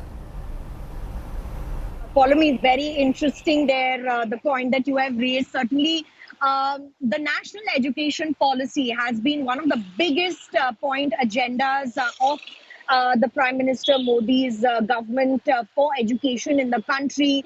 And that is something that has been implemented during his tenure as Prime Minister as well.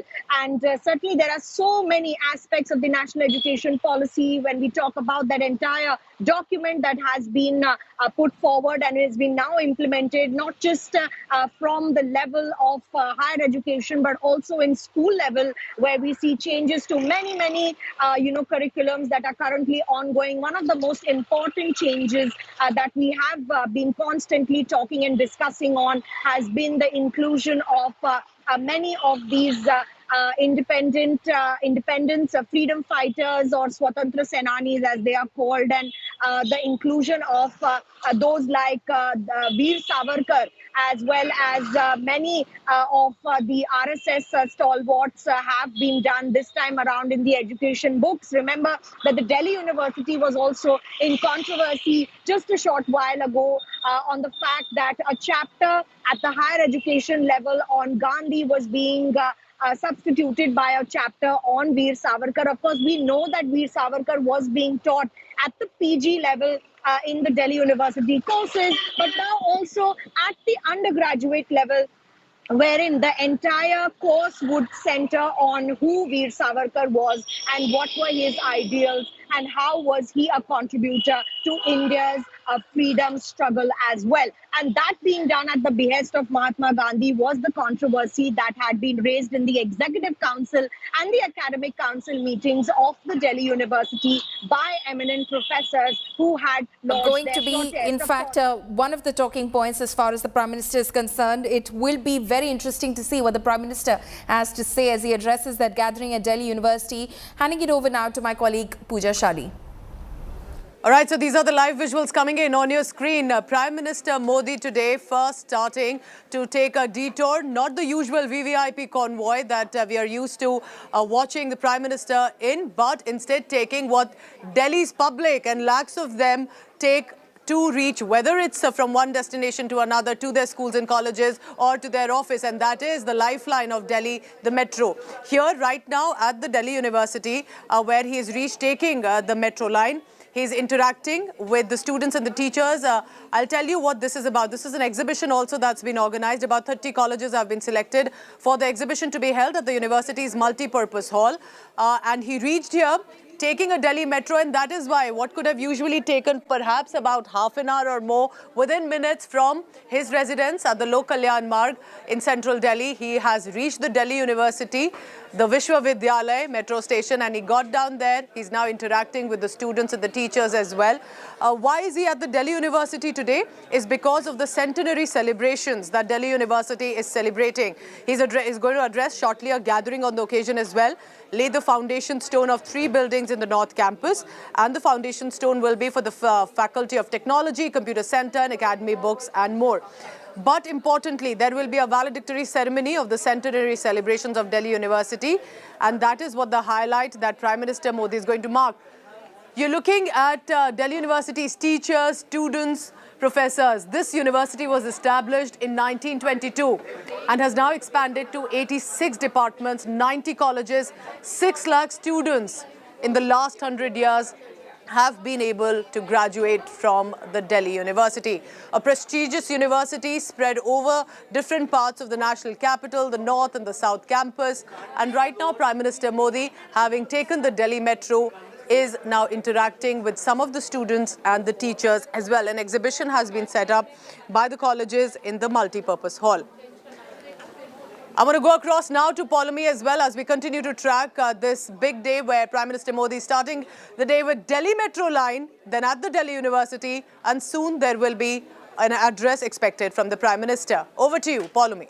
Right, so those images, of course, of the Prime Minister at the exhibition at Delhi University right now, where students, of course, are showcasing their projects from various departments and colleges. The Education Minister, Mr. Dharmendra Pradhan, is also with the Prime Minister. So the Prime Minister getting a tour of that exhibition that is happening at Delhi University shortly. He will be addressing the gathering at Delhi University as well. But of course, the big spotlight today on that ride that the Prime Minister took to Delhi University earlier this morning, where he boarded a Delhi metro train in order to reach Delhi University. So saved himself a lot of time as well. And of course, a message that he sent out to all passengers and everyone who travels the distance, that the metro possibly could be the safest, the fastest and the more environment friendly way to reach your destination. So the Prime Minister now there at Delhi University. He will be shortly addressing that gathering at Delhi University. He's looking at the projects right now in the exhibition hall, the multi-purpose hall of the Delhi University Sports Complex in the North Campus of Delhi University, where the Prime Minister is at the moment. So these are students, of course, there are 6 lakh students who study at Delhi University. These are students who are going to be part of India's future and have been, of course, studying while also experimenting and innovating and coming up with ideas that could, in fact, hold the key to many future innovations. So the Prime Minister there taking a little tour of that exhibition that is underway at Delhi University. Sports complex at the moment. My colleague Milan Sharma is also joining us live. Milan, we see those images of the Prime Minister accompanied by Dharmendra Pradhan looking at the exhibition at Delhi University right now. Delhi University, of course, has a long history of 100 years now of in fact producing students of such high caliber that they've gone on to, in fact, contribute immensely towards nation building. Well, follow me, absolutely. There you see the Prime Minister, as we said, would arrive earlier than expected had he taken the road. But because he took the metro, he's arrived on time, and they're flanked by the Vice Chancellor of Delhi University, Professor Yogesh Singh, walking with the Education Minister Dharmendra Pradhan. There you can see how the Vice Chancellor is explaining to the Prime Minister what these projects and exhibitions are about. Very interestingly, you can see that purple coloured gamcha or the purple color scarf that he is wearing at the moment. Let me tell you that is the color of the Delhi University, also, and it's a color imbibed in the Delhi University logo as well. And that is the color that the Prime Minister has right now donned on his shoulders. Of course, as a mark of respect being given by the Vice Chancellor there of Delhi University. Walking right behind him is the Education Minister, Dharmendra Pradhan there, and other guests and dignitaries and professors waiting for the Prime Minister to reach that sports complex hall, as a chief guest to address the Delhi University 100-year celebration. And with that, of course, there are a lot of new projects and a lot of new discussions also that are on the anvil. Remember that there has been a lot of talk of technological advancement in colleges as well. Delhi University being one of the front movers to look at adding new courses related to robotics, related to technology, related to AI, artificial intelligence, which has been the talk of the town lately in terms of education as well, and in terms of the national education policy. Delhi University has that kind of expertise and the capabilities required for not just having the right kind of professors, but also the right kind of technological advancement. And of course, there's been a lot of talk and controversy regarding the teacher recruitments in Delhi University as well.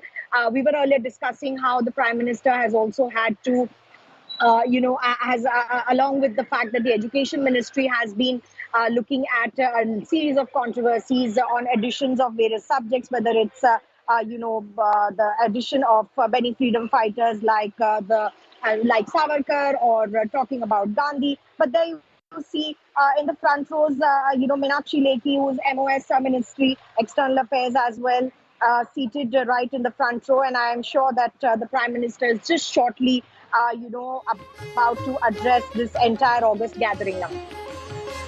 For the program which is happening right now at Delhi University, shortly the Prime Minister will be addressing those students who are gathered at the university's sports complex. We are slipping into a very short break. We'll be back as soon as the Prime Minister addresses the gathering.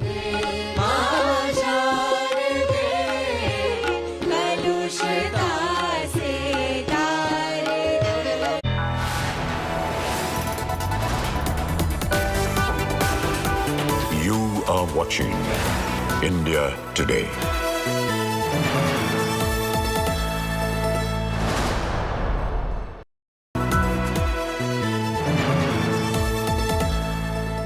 The India Today group is pleased to announce the launch of a brand new online portal for our Best Colleges survey, featuring 6 years of ranking data as well as a wealth of granular information on thousands of institutes of higher learning. Our interactive portal offers easy access, analysis and guidance to our Best Colleges of India survey results for over 2,000 colleges across 14 streams. We invite everyone to visit our site, bestcolleges.indiatoday.in, and we wish aspiring students all the very best.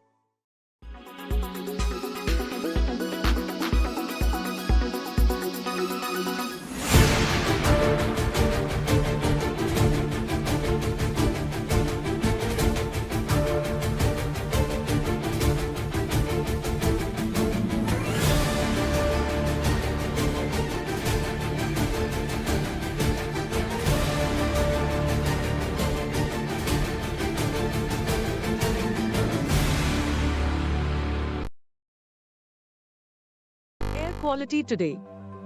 In Delhi, 11. In Mumbai, 31. In Kolkata, 45. In Bangalore, 56. In Chennai, 23.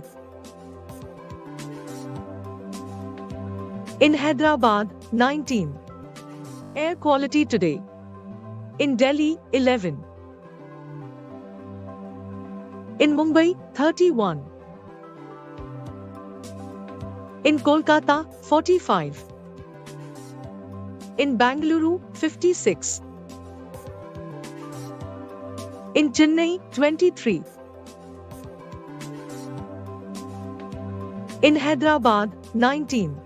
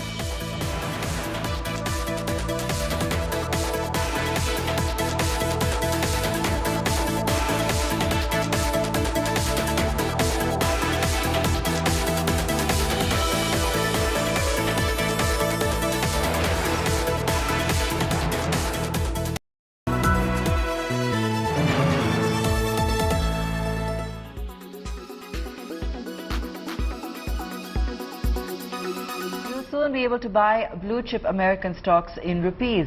GIFT City NSE IFSC has received approval to trade receipts of 50 US stocks. Initially, the exchange will start trading in 8 counters: Alphabet, Amazon, Tesla, Meta, Microsoft, Netflix, Apple and Walmart. Eventually, other big companies like Berkshire Hathaway, MasterCard, JP Morgan Chase, Morgan Stanley, Nike, PayPal, PepsiCo and Pfizer, as well as Intel, will be joining the GIFT City platform for trading.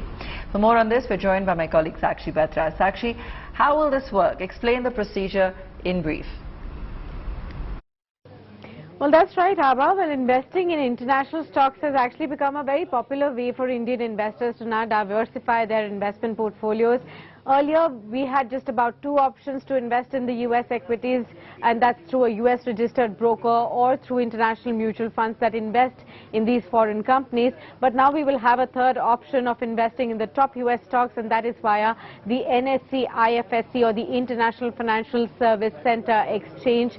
At present, one can really buy 8 US stocks on the NSE IFSC exchange, and these are Alphabet, that's Google, Amazon, Meta Platforms, that's Facebook, Netflix, Apple, Walmart, Tesla and Microsoft. And this number is expected to increase to about 50 US stocks very soon that will be introduced on the exchange in a phased manner. Now, to trade or to buy these stocks, one will have to create a new demat account. The existing demat account for trading domestic shares will not be enough, and one will really have to open this special demat account with an IFSC registered broker, that is. And then one will have to link the bank accounts with this demat account, then transfer the funds from the Indian bank account to this account of the IFSC registered broker, who will then convert your funds into dollars to make the investments into these US stocks. Now, investors won't get direct US stocks of the company, but instead they will be issued depository receipts, which are financial instruments that actually represent an equity stock listed on the foreign exchange. That's how it will be processed.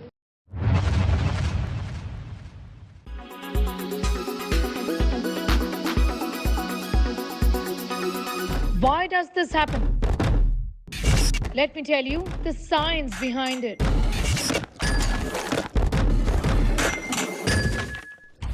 For more informative videos like this, keep watching India Today News Mode.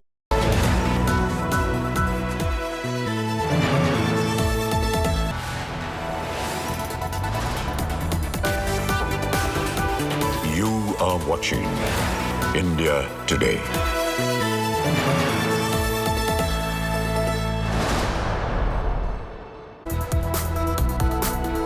Right, we're cutting across live to Delhi University, where Professor Yogesh Singh, Vice Chancellor of Delhi University, is speaking at the moment.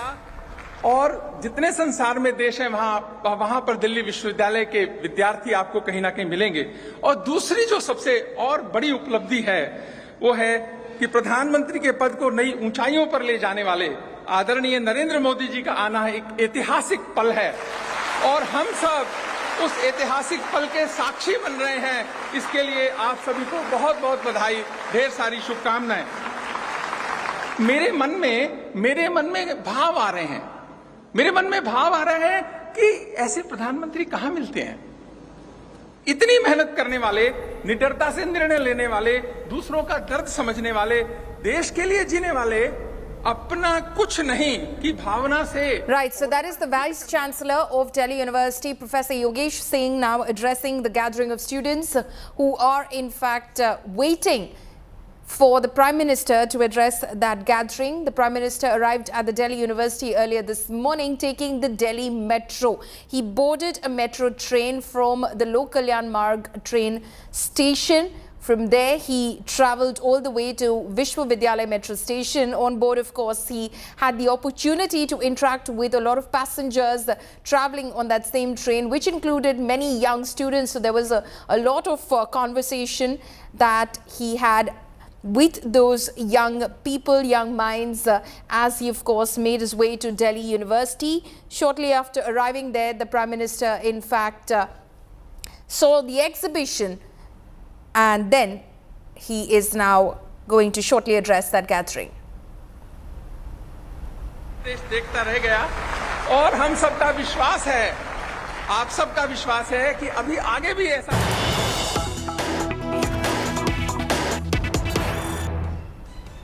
News coming in right now. Xi Jinping is to participate in the SCO's virtual summit hosted by India. Chinese President Xi Jinping will attend next week's virtual summit of the Shanghai Cooperation Organization being hosted by India. An official announcement has been made from the Chinese administration about this. The Foreign Ministry has confirmed this at the invitation of Prime Minister Narendra Modi. President Xi will attend via video conference in Beijing the 23rd meeting of the Council of Heads meeting of the SCO on July 4th and deliver important remarks. That's what the Chinese Foreign Ministry spokesperson Hua Chunying has in fact said in a brief press release. This is the first official announcement about Xi's participation in the SCO summit, which is being hosted by India. It will be a virtual meeting of the heads of states of SCO nations. The Prime Minister, of course, will be attending that virtual meeting because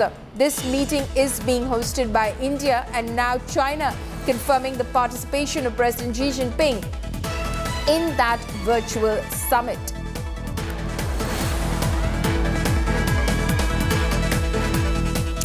Pakistan has conveyed its strong reservations to the United States for its deepening defense cooperation with India. As per official sources, US was informed through diplomatic channels that the transfer of advanced military hardware to India without taking into account Pakistan's legitimate concerns would undermine the strategic stability and conventional balance in the South Asian region.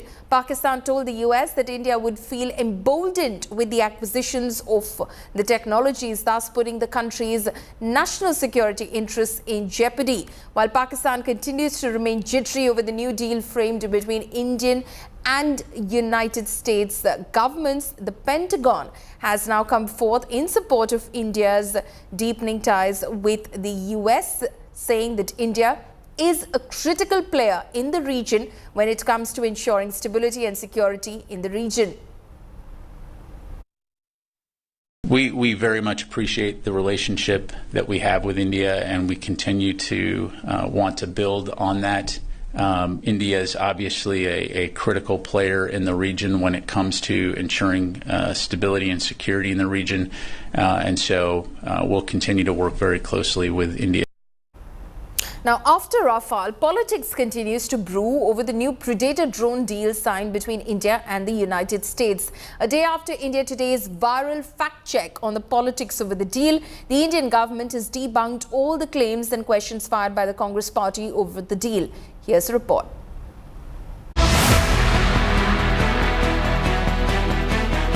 There's a drone war in Indian skies, but it isn't the kind you're thinking of.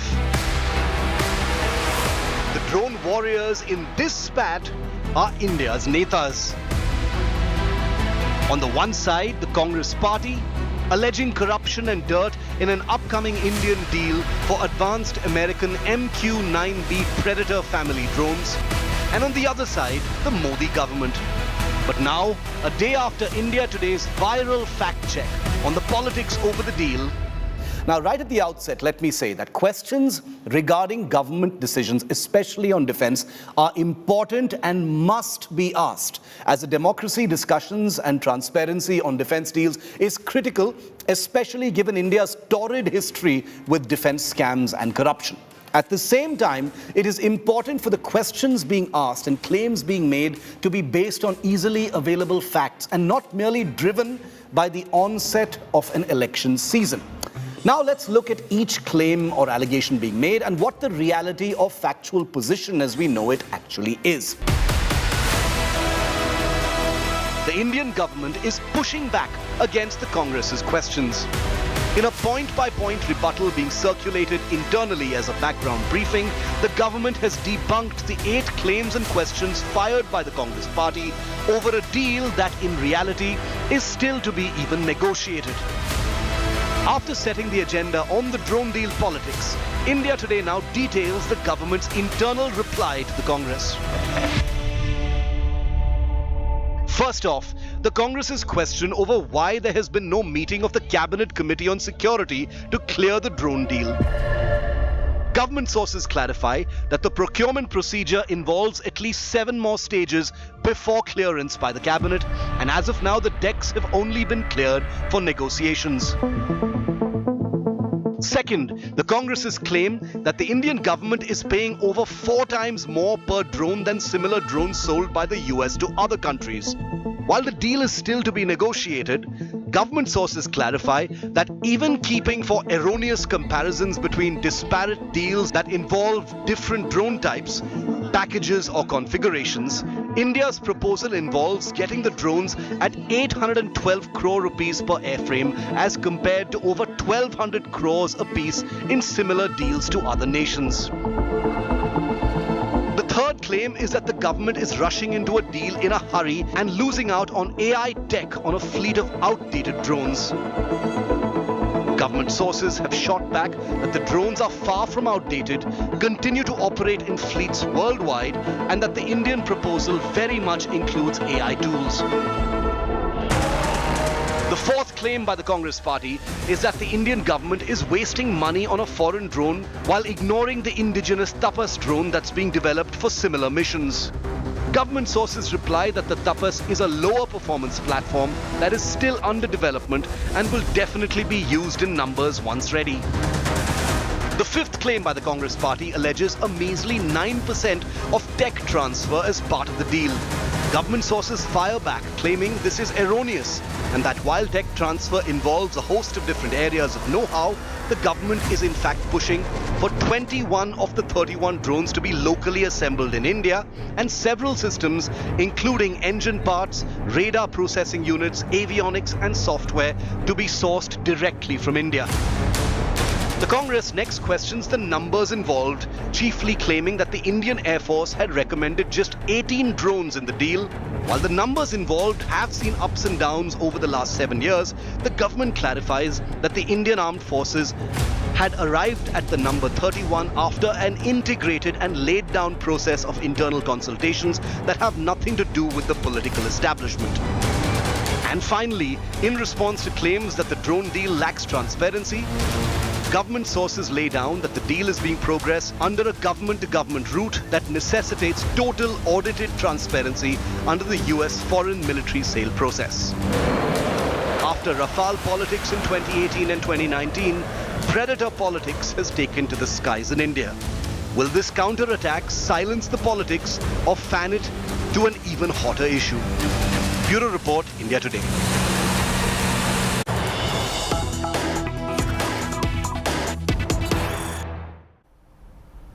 News coming in right now. Karnataka High Court shoots down Twitter plea. High Court scraps Twitter plea against Modi government. Twitter to pay 50 lakh penalty. High Court traps Twitter for non-compliance. So that's the latest that's coming in at the moment from the Karnataka High Court, where the Karnataka High Court has shot off, in fact, a reprimand for Twitter and shot down its plea. Nagarjun Dwarkanath is joining me live on this. Nagarjun, give us more details about what the Karnataka High Court has said.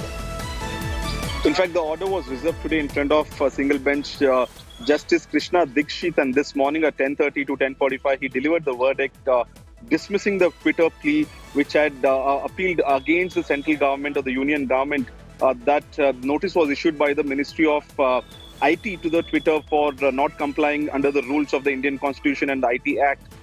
Based on that, Twitter had appealed to Karnataka High Court for quashing off the notice, and now the Karnataka High Court has dismissed the petition of Twitter and also has charged a whopping 50 lakh for the Twitter microblogging site to be paid to the Karnataka state legal authorities.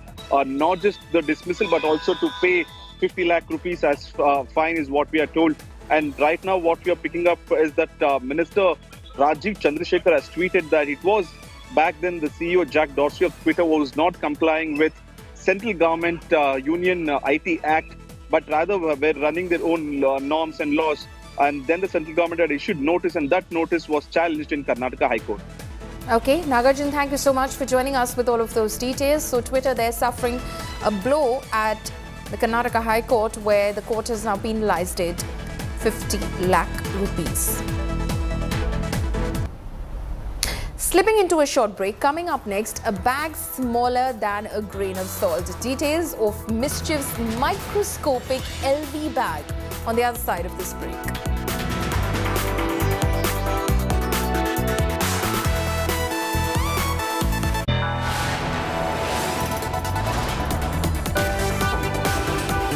You are watching India Today.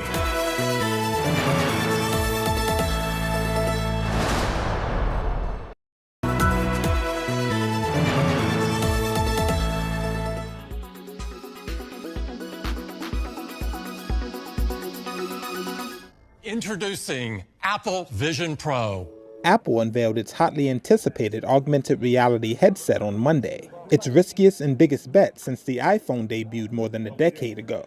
The Vision Pro poses a direct challenge to Meta's line of mixed and virtual reality devices. And with a price tag that will start at $3,499, the Vision Pro will cost more than 3 times Meta's priciest headset when it launches next year. Apple CEO Tim Cook.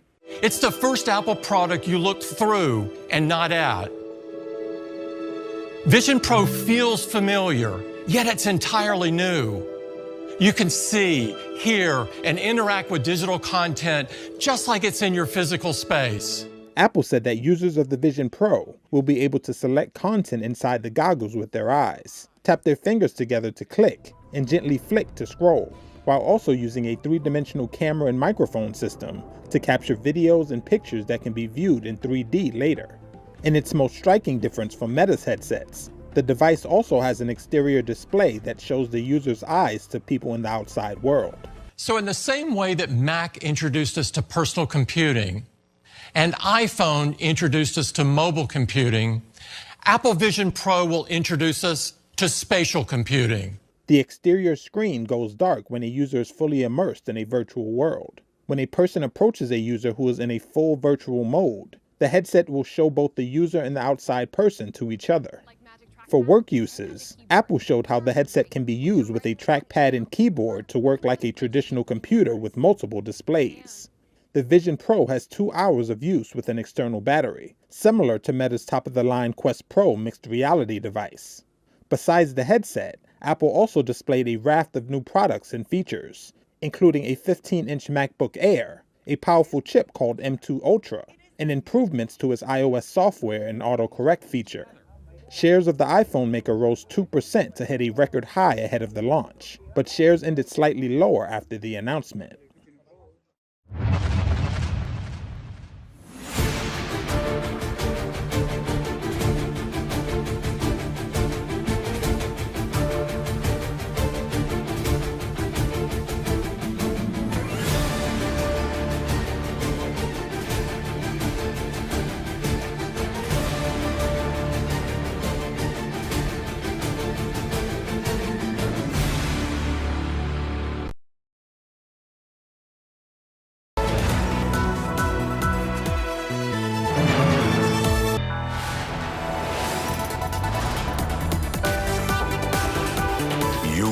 Watching India Today.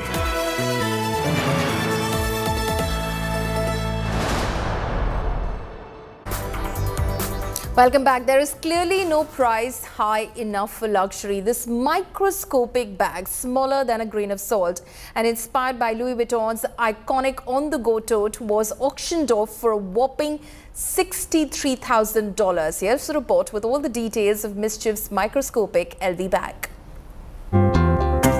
What can you see in this image? Look closer. Yes, that green speck, that's a bag. A bag almost invisible to the naked eye. A bag small enough to pass through a needle. This speck-sized tote, measuring less than 0.03 inches, just sold for a whopping $63,000. This microscopic bag is heavily influenced by the iconic Louis Vuitton monogram on the go tote, which costs anywhere between $3,100 to $4,300. Made by New York-based art collective Mischief.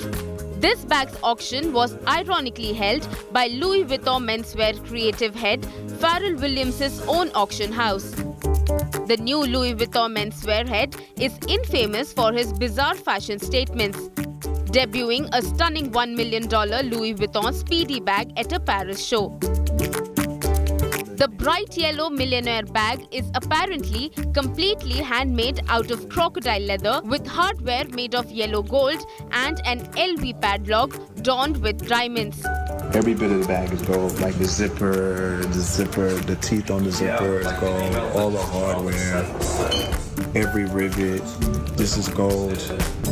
While one wonders what can fit in this bag, the message is clear. No price is high enough for a luxury bag.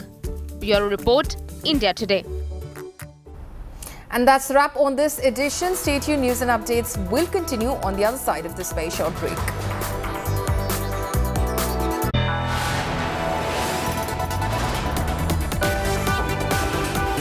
You watching India Today.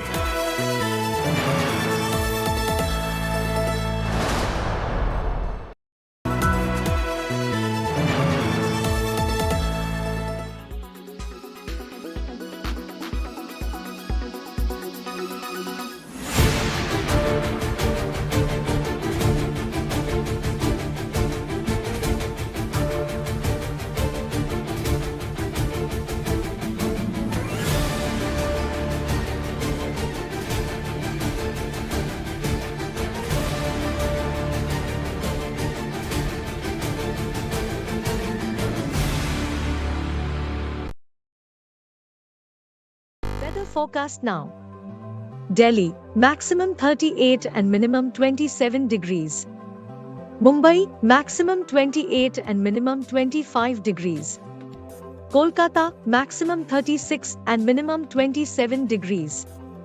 Bangalore, maximum 29 and minimum 21 degrees. Chennai, maximum 34 and minimum 28 degrees. Hyderabad, maximum 32 and minimum 24 degrees.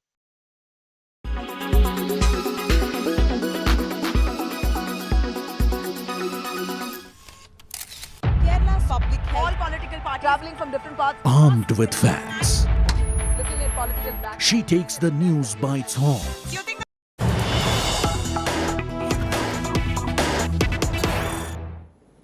श्रीमान योगेश सिंह जी, सभी professor, शिक्षकगण और सभी मेरा युवा साथी, आप लोगों ने मुझे जब ये निमंत्रण दिया था तभी मैंने तय कर लिया था कि मुझे आपके यहाँ तो आना ही है।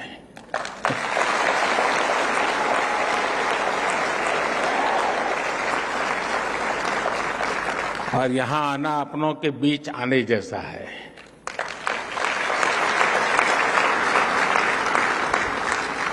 अब 100 साल की ये फिल्म हम देख रहे थे दिल्ली यूनिवर्सिटी की दुनिया को समझने के लिए। सिर्फ ये दिग्गजों को देख लेते तो भी पता चल जाता है कि दिल्ली यूनिवर्सिटी ने क्या दिया है।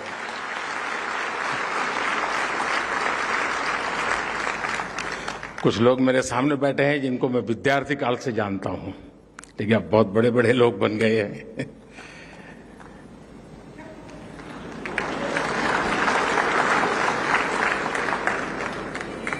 और मुझे अनुमान था कि मैं यहां जाऊंगा तो मुझे इन सब पुराने साथियों से मिलने का जरूर अवसर मिलेगा और मुझे मिल रहा है।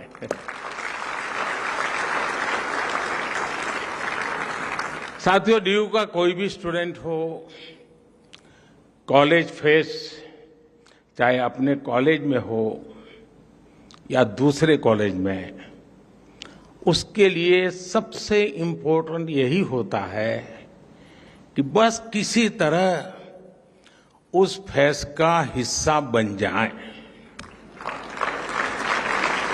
मेरे लिए भी ये ऐसा ही मौका है।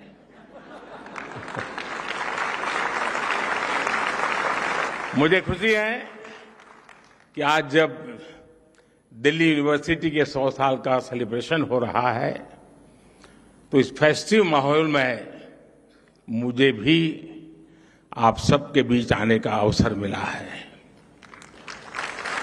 और साथियों, कैंपस में आने का आनंद भी तभी होता है जब आप कलीग के साथ आए।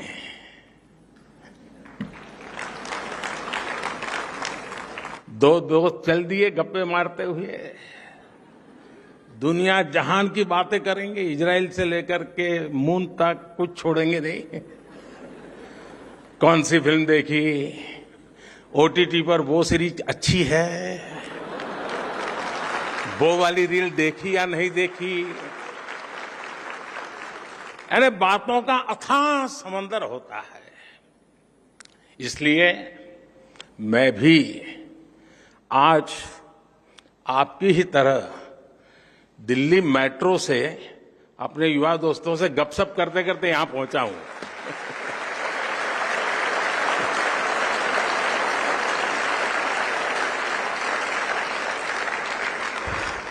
उस बातचीत में कुछ किस्से भी पता चले और कई दिलचस्प जानकारियां भी मुझे मिली। साथियों, आज का अवसर एक और वजह से बहुत खास है।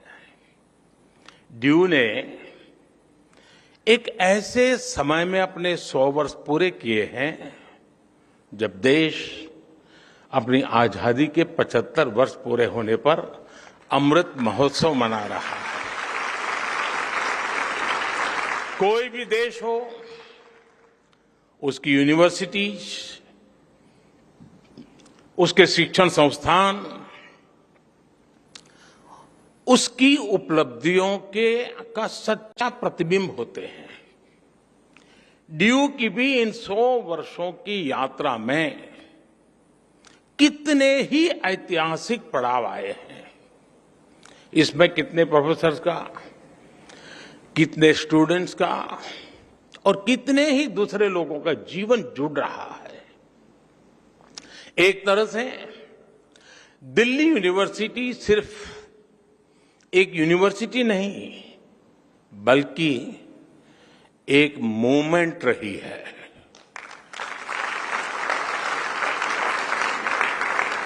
इस यूनिवर्सिटी ने हर मोमेंट को जिया है। इस यूनिवर्सिटी ने हर मोमेंट में जान भर दी है। मैं इस ऐतिहासिक अवसर पर यूनिवर्सिटी के सभी प्रोफेसर्स और स्टाफ को, सभी स्टूडेंट्स और एल्यूमनाई को हृदय से बहुत बहुत बधाई देता हूं। साथियों, आज इस आयोजन के जरिए यहां नए और पुराने स्टूडेंट्स भी साथ मिल रहे हैं। स्वाभाविक है, कुछ सदाबहार चर्चाएं भी होगी। नॉर्थ कैंपस के लोगों के लिए कमला नगर, हडसन लाइन और मुखर्जी नगर से जुड़ी यादें,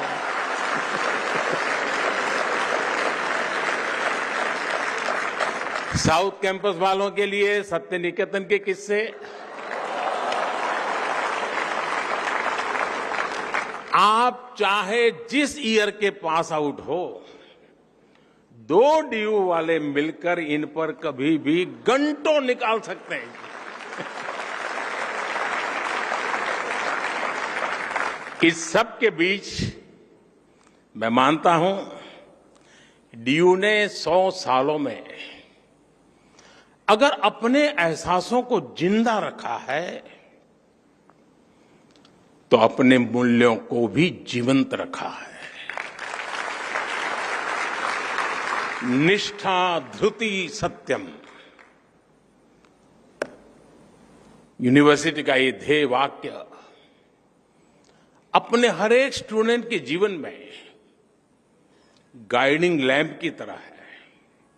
साथियों, हमारे यहां कहा जाता है, ज्ञान वानेन सुखवान, ज्ञान वानेव जीवति, ज्ञान वानेव बलवान, तस्मात् ज्ञान मयो भव।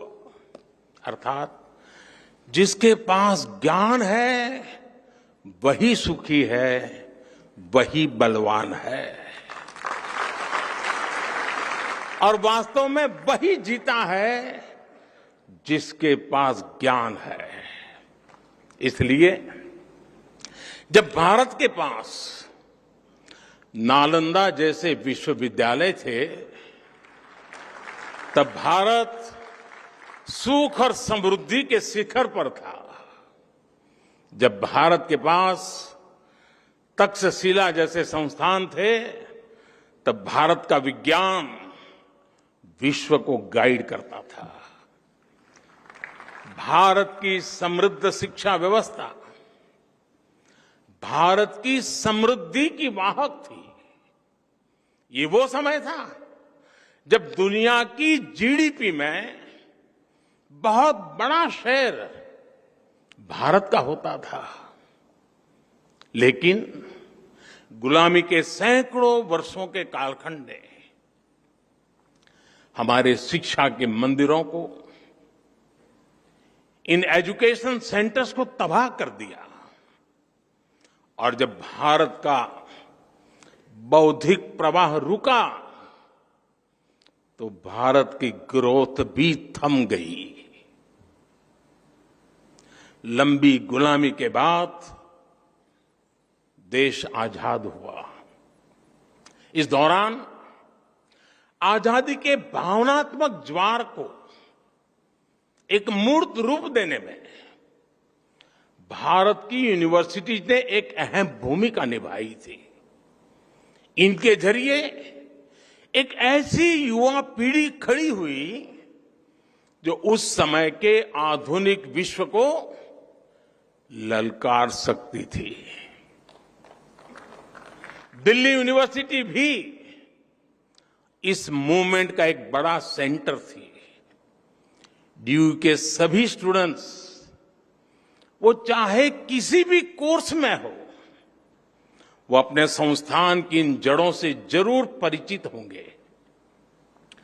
अतीत की ये समझ हमारे अस्तित्व को आकार देती है, आदर्शों को आधार देती है और भविष्य के विजन को विस्तार देती है।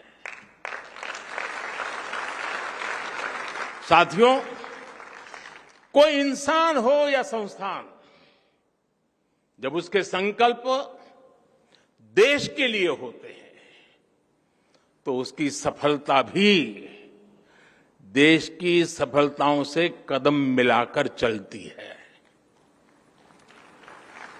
कभी डीयू में केवल 3 कॉलेज थे, आज 90 से ज्यादा कॉलेज है। कभी भारत की इकोनॉमी फ्रेजाइल के लिस्ट में थी, खस्ता हाल थी। आज भारत दुनिया की टॉप 5 इकोनॉमीज में शामिल हो चुका है।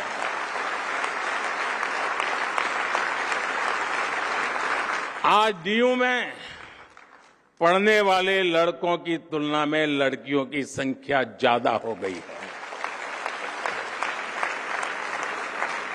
इसी तरह देश में भी जेंडर रेशियो में काफी सुधार आया है।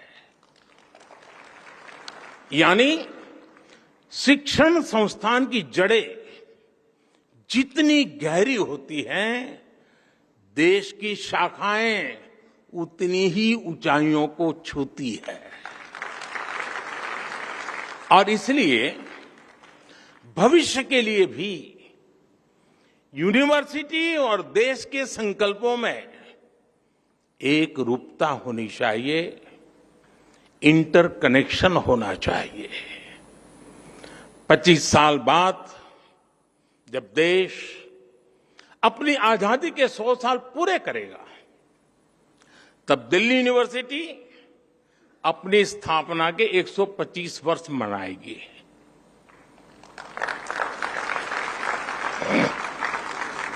तब लक्ष्य था भारत की स्वतंत्रता।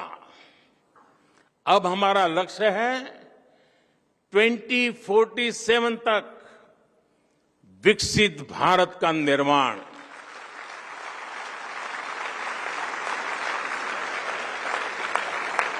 पिछली शताब्दी के तीसरे दशक ने, अगर पिछली शताब्दी के इतिहास की तरफ नजर करें तो पिछली शताब्दी के तीसरे दशक ने स्वतंत्रता संग्राम को नई गति दी थी। अब इस शताब्दी का ये तीसरा दशक भारत की विकास यात्रा को नई रफ्तार देगा।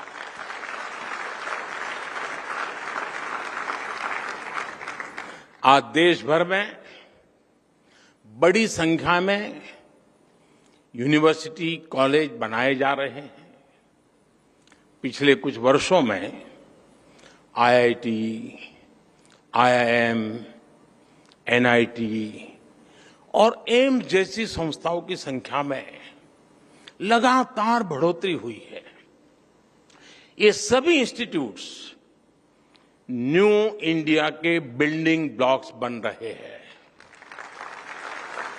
साथियों, शिक्षा सिर्फ सिखाने की प्रक्रिया नहीं है, बल्कि ये सीखने की भी प्रक्रिया है।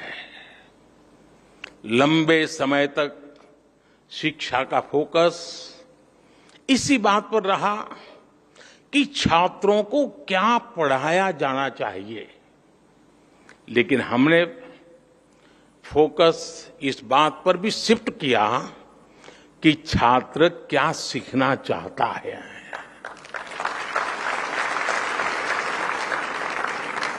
आप सभी के कलेक्टिव एफर्ट से नई राष्ट्रीय शिक्षा नीति तैयार हुई है।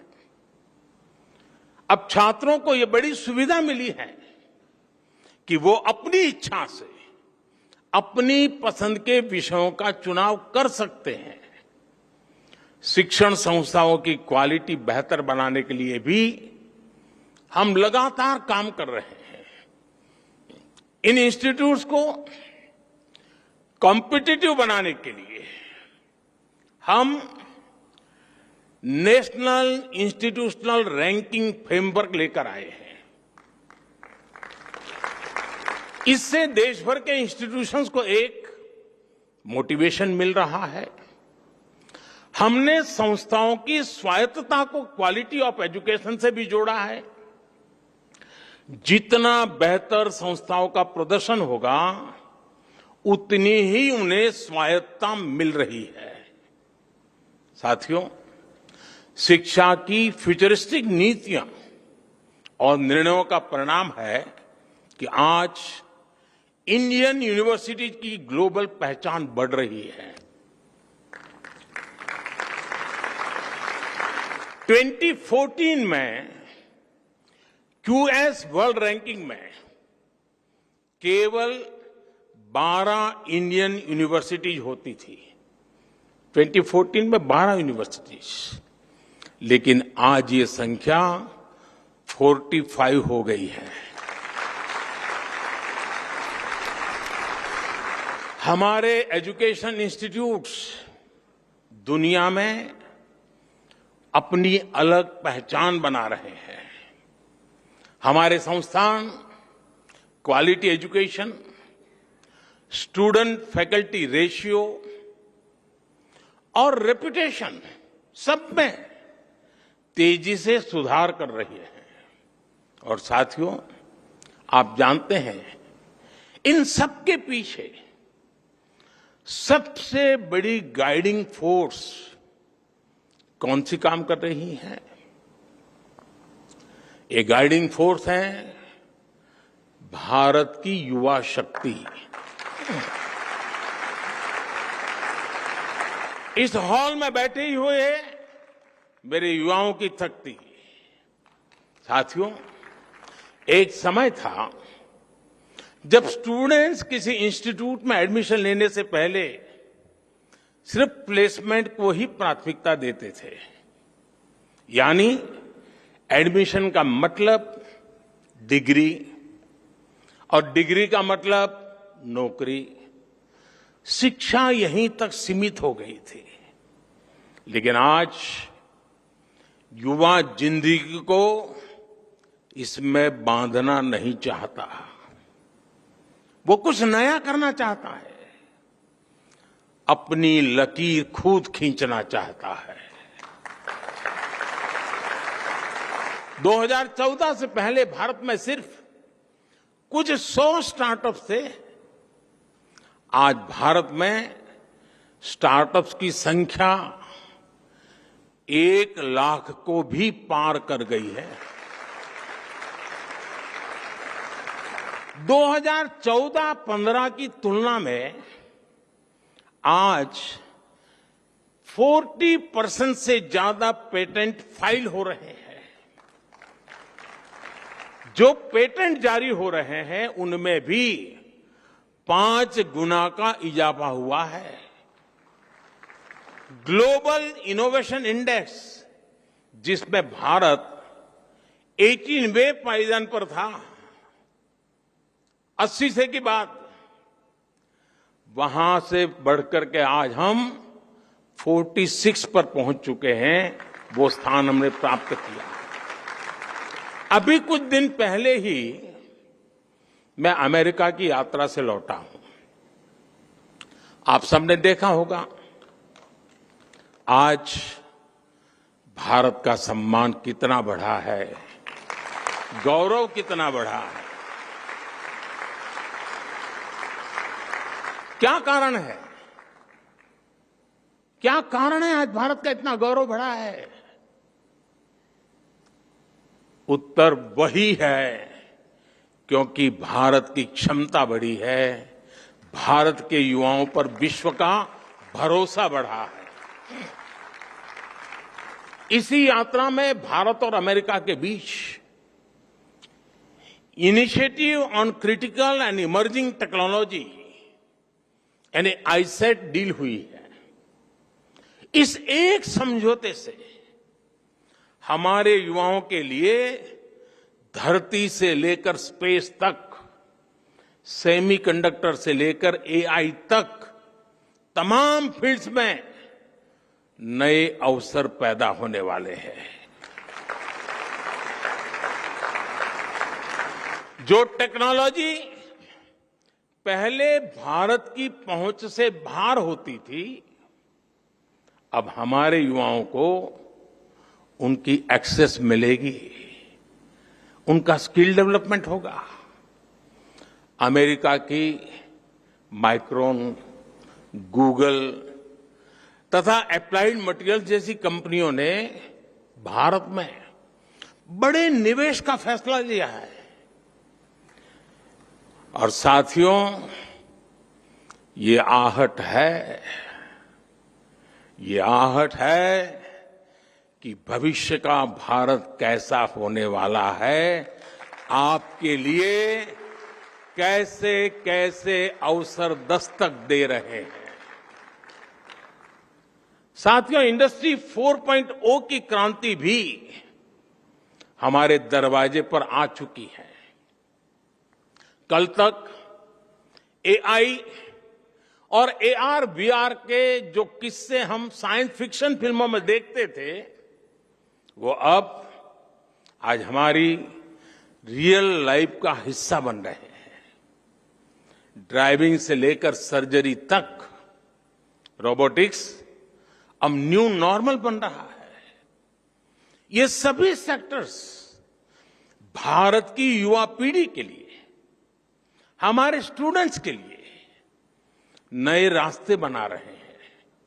बीते वर्षों में भारत ने अपने स्पेस सेक्टर को खोला है, भारत ने अपने डिफेंस सेक्टर को खोला है, भारत ने ड्रोन से जुड़ी नीतियों में बहुत बड़ा बदलाव किया है। इन सभी निर्णयों से देश के ज्यादा से ज्यादा युवाओं को आगे बढ़ने का मौका मिला है। साथियों, भारत की विकास यात्रा से हजारों युवाओं को, हमारे स्टूडेंट्स का कैसे लाभ हो रहा है, इसका एक और पक्ष है। आज दुनिया के लोग भारत को, भारत की पहचान को, भारत की संस्कृति को जानना चाह रहे हैं। कोरोना के समय दुनिया का हर देश अपनी जरूरतों के लिए परेशान था, लेकिन भारत अपनी जरूरतों को पूरा करने के साथ साथ दूसरे देशों की भी मदद कर रहा था।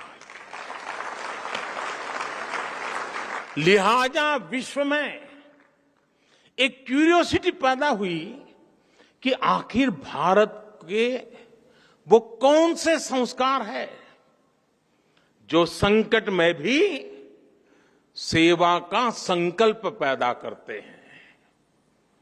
भारत का बढ़ता सामर्थ्य हो, भारत की G20 प्रेसिडेंसी हो, ये सभी भारत के प्रति कौतूहल बढ़ा रहे हैं।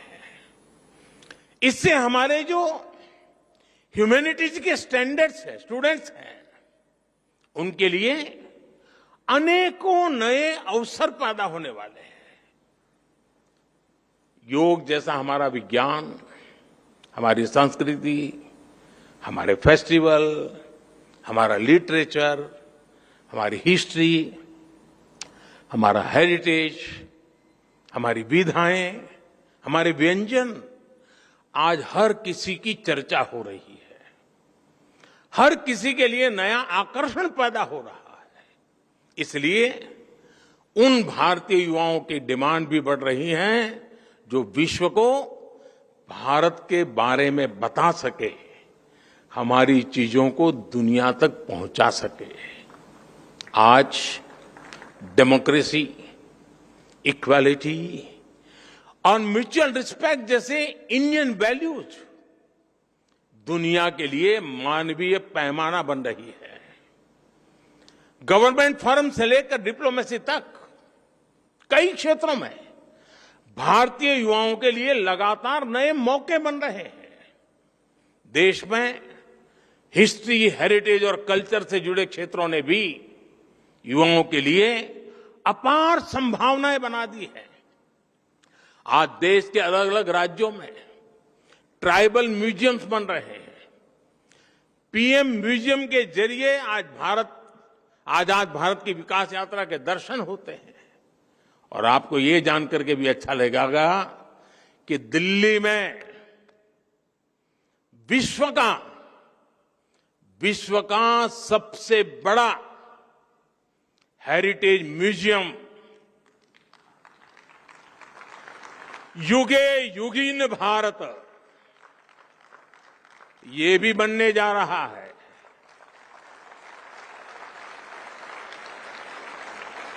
कला, संस्कृति और इतिहास से जुड़े युवाओं के लिए पहली बार पैशन को प्रोफेशन बनाने के इतने अवसर पैदा हो रहे हैं।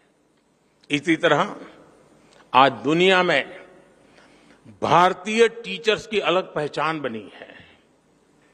मैं ग्लोबल लीडर से मिलता हूं, उनमें से कई अपने किसी न किसी इंडियन टीचर से जुड़े किस्से बताते हैं और बड़े गौरव से बताते हैं।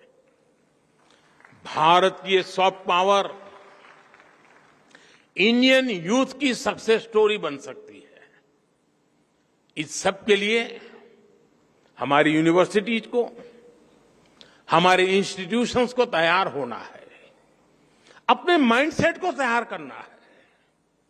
हर यूनिवर्सिटी को अपने लिए एक रोड मैप बनाना होगा, अपने लक्ष्यों को तय करना होगा।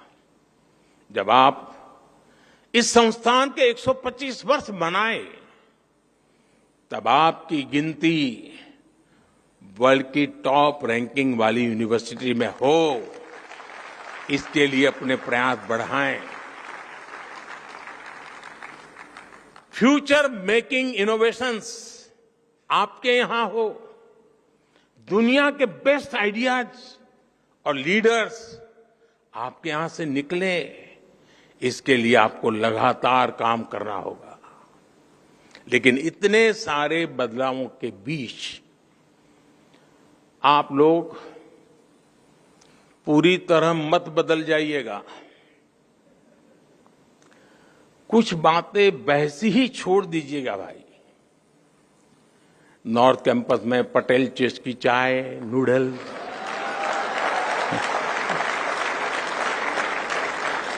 साउथ कैंपस में चाणक्य आज के मोमोज, इनका टेस्ट न बदल जाए, ये भी आपको इंश्योर करना होगा। साथियों, जब हम अपने जीवन में कोई लक्ष्य तय करते हैं तो उसके लिए पहले हमें अपने मन मस्तिष्क को तैयार करना होता है। एक राष्ट्र के मन मस्तिष्क को तैयार करने की ये जिम्मेदारी उसके एजुकेशन इंस्टीट्यूट को निभानी होती है। हमारी नई जनरेशन फ्यूचर रेडी हो, वो चैलेंजेस को एक्सेप्ट करने और फेस करने का टेम्परामेंट रखती हो, ये शिक्षा संस्थान के विजन और मिशन से ही संभव होता है। मुझे विश्वास है दिल्ली यूनिवर्सिटी अपनी इस यात्रा को आगे बढ़ाते हुए इन संकल्पों को जरूर पूरा करेगी। इसी के साथ आप सभी को इस शताब्दी वर्ष की यात्रा को जिस प्रकार से आपने आगे बढ़ाया है उसे और अधिक सामर्थ्य से और अधिक शानदार तरीके से और अधिक सपने और संकल्पों को लेकर के सिद्धि को प्राप्त करने का रास्ता बनाते हुए आगे बढ़े। सिद्धियां आपके कदम चूमती रहे, आपके सामर्थ्य से देश बढ़ता रहे। इसी कामना के साथ आप सबको बहुत बहुत शुभकामनाएं। धन्यवाद।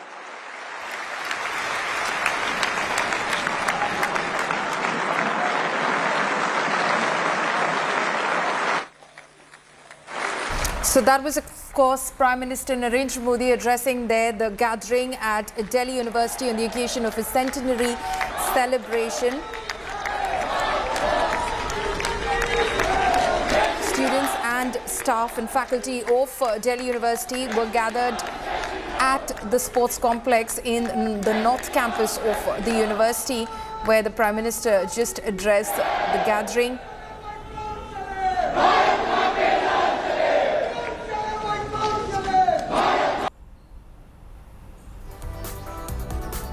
We're slipping into a very short break. Stay tuned. News and updates will continue on the other side of this break.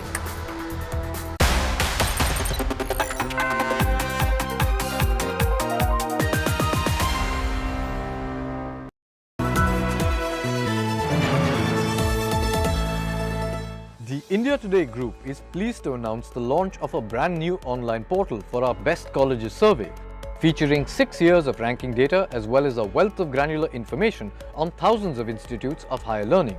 Our interactive portal offers easy access, analysis and guidance to our Best Colleges of India survey results for over 2,000 colleges across 14 streams. We invite everyone to visit our site, bestcolleges.indiatoday.in, and we wish aspiring students all the very best.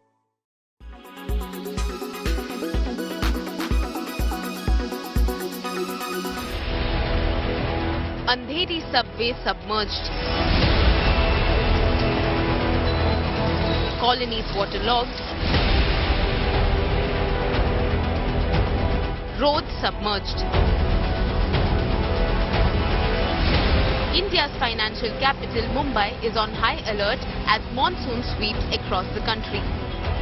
Waterlogging led to traffic jams in several areas on Wednesday. Water entered the police station in Manipur, where police personnel were seen working in water. The Met Department has predicted very heavy rain for Mumbai and central Maharashtra over the next 48 hours. आने वाले 4-5 दिनों में महाराष्ट्र के कोंकण तट और अंदरी इलाकों मतलब जो घाट परिसर है मध्य महाराष्ट्र का, वहां हमने भारी से अति भारी वर्षा बहुत बार हेवी रेन का चेतावनी दिया है. The rains have kept the BMC on its toes. कि हमें अंदेशा है कि अगले 4 से 5 दिन हैवी रेनफॉल होने वाली है, तो आज हमने सुबह मैंने जो हमारे जितने फील्ड ऑफिसर हैं, ward officers, zonal deputy commissioners, हमारे जो स्टॉर्म वाटर ड्रेन के सैकड़ों इंजीनियर्स और ये 480 जो मेंटर्स हैं, इंजीनियर्स हैं डी वाटरिंग पंप्स के, उनको मैंने एक व्हाट्सएप ग्रुप में आदेश दिया है कि कोई भी ऑफिस नहीं बैठेगा, सब मुझे लोग फील्ड में चाहिए. The rains have claimed one life in Mumbai. A 38-year-old man died in Malad after a tree fell on him. Every year, the authorities have failed the average Mumbaikar, making the monsoons a nightmare and at times even a death trap for the citizens. Bureau Report, India Today.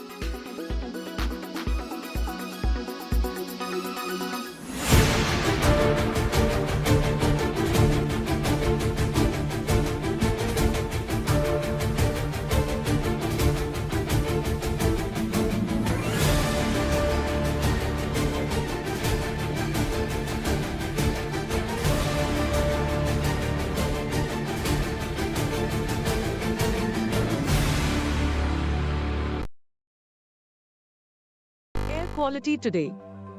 In Delhi, 11. In Mumbai, 31. In Kolkata, 45. In Bangalore, 56. In Chennai, 23. In Hyderabad, 19. Air quality today. In Delhi, 11. In Mumbai, 31. In Kolkata, 45. In Bangalore, 56. In Chennai, 23. In Hyderabad, 19.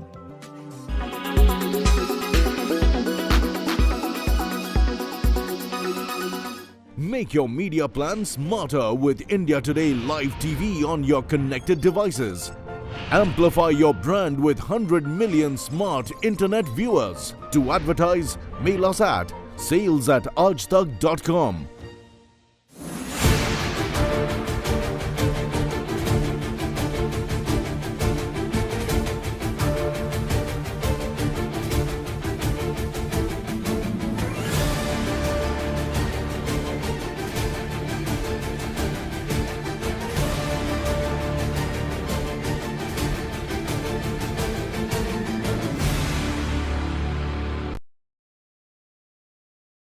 Why does this happen? Let me tell you the science behind it.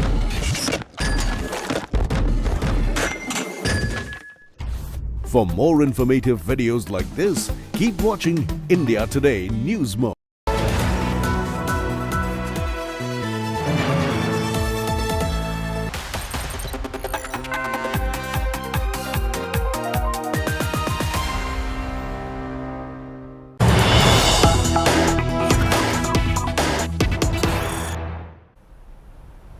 News coming in right now. Manipur Chief Minister N. Biren Singh to meet a governor at 1 p.m. today in Imphal, likely to resign. This is the latest development that's coming in as far as this ongoing crisis in the hill state of Manipur is concerned. Chief Minister N. Biren Singh will meet the governor at 1 p.m. today. As per sources, Biren Singh will hand over his resignation to Manipur Governor Anusuya Uike as the former failed to in fact restore peace in the state after almost 60 days of unrest. Now, according to reports, Biren Singh was given the option of either putting down his paper or else the centre would step in and take over.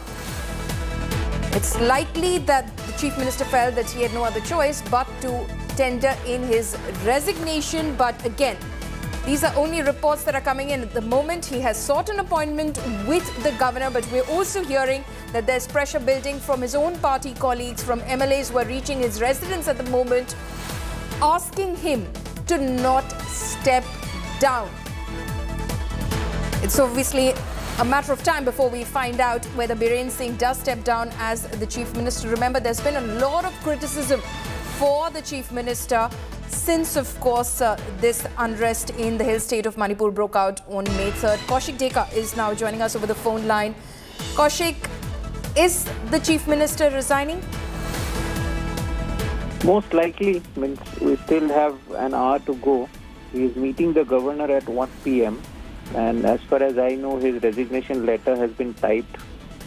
So when I spoke to the CM office last, I got to know that it has been typed and they are most likely to offer the resignation. But before that, they would discuss some constitutional obligations. I really didn't understand what it meant, but I believe they are also thinking about what to do next, whether to keep the assembly in animated suspension or whether to install the new CM. I don't think Manipur would immediately see a new chief minister. So the most important part post-resignation would be what the centre does, because at the centre also there is a BJP government, and as far as I came to know, Biren Singh was asked to take an honourable exit so that it's not seen that he has been sacked. Okay, but is this also because, you know, we're also hearing, Kaushik, that there are a lot of BJP MLAs, including the Speaker, including the party President Sharda Devi, who have in fact reached the Chief Minister's residence or en route because they don't want him to step down. So this is a decision, you're saying, that has come from the central leadership, conveyed to the Chief Minister, but the MLAs possibly are not supportive of it? Yes, exactly. See, most Meitei MLAs, and if you go by the public opinion also, at the moment, they would not want the CM to go. And this is probably not probably deliberately, but one of the positives that happened for Chief Minister Biren Singh is that he has emerged as a Meitei hero. And you know, Meiteis have around 40 seats in Manipur Assembly of the total 60. So they have considerable political influence. Now, because of this ethnic conflict, and most have alleged that Biren Singh sided with the Meitei community that he comes from, he has also kind of become a hero for Meitei. So, under these circumstances, most Meitei MLAs have supported him.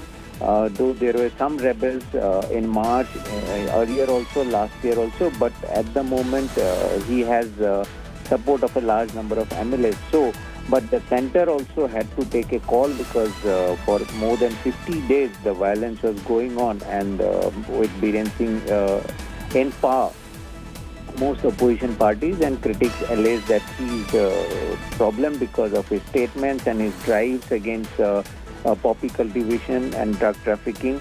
The cookies felt alienated, and many blame that was the root of the whole conflict. Now there has come a situation where the central government had to take a decision, and Biren Singh, if he is seen as sacked by the central government, and then there could be rebel inside the BJP camp in Manipur. So even now it's not clear.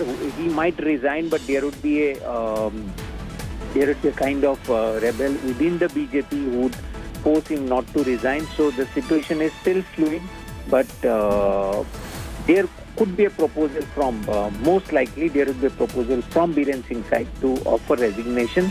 How that is interpreted and how that is acted upon would be the next step.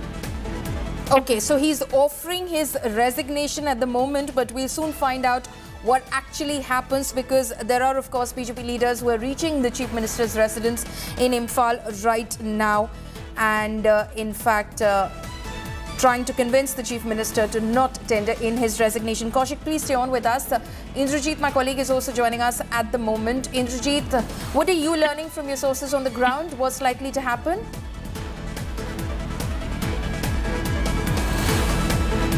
The situation continues to remain fluid.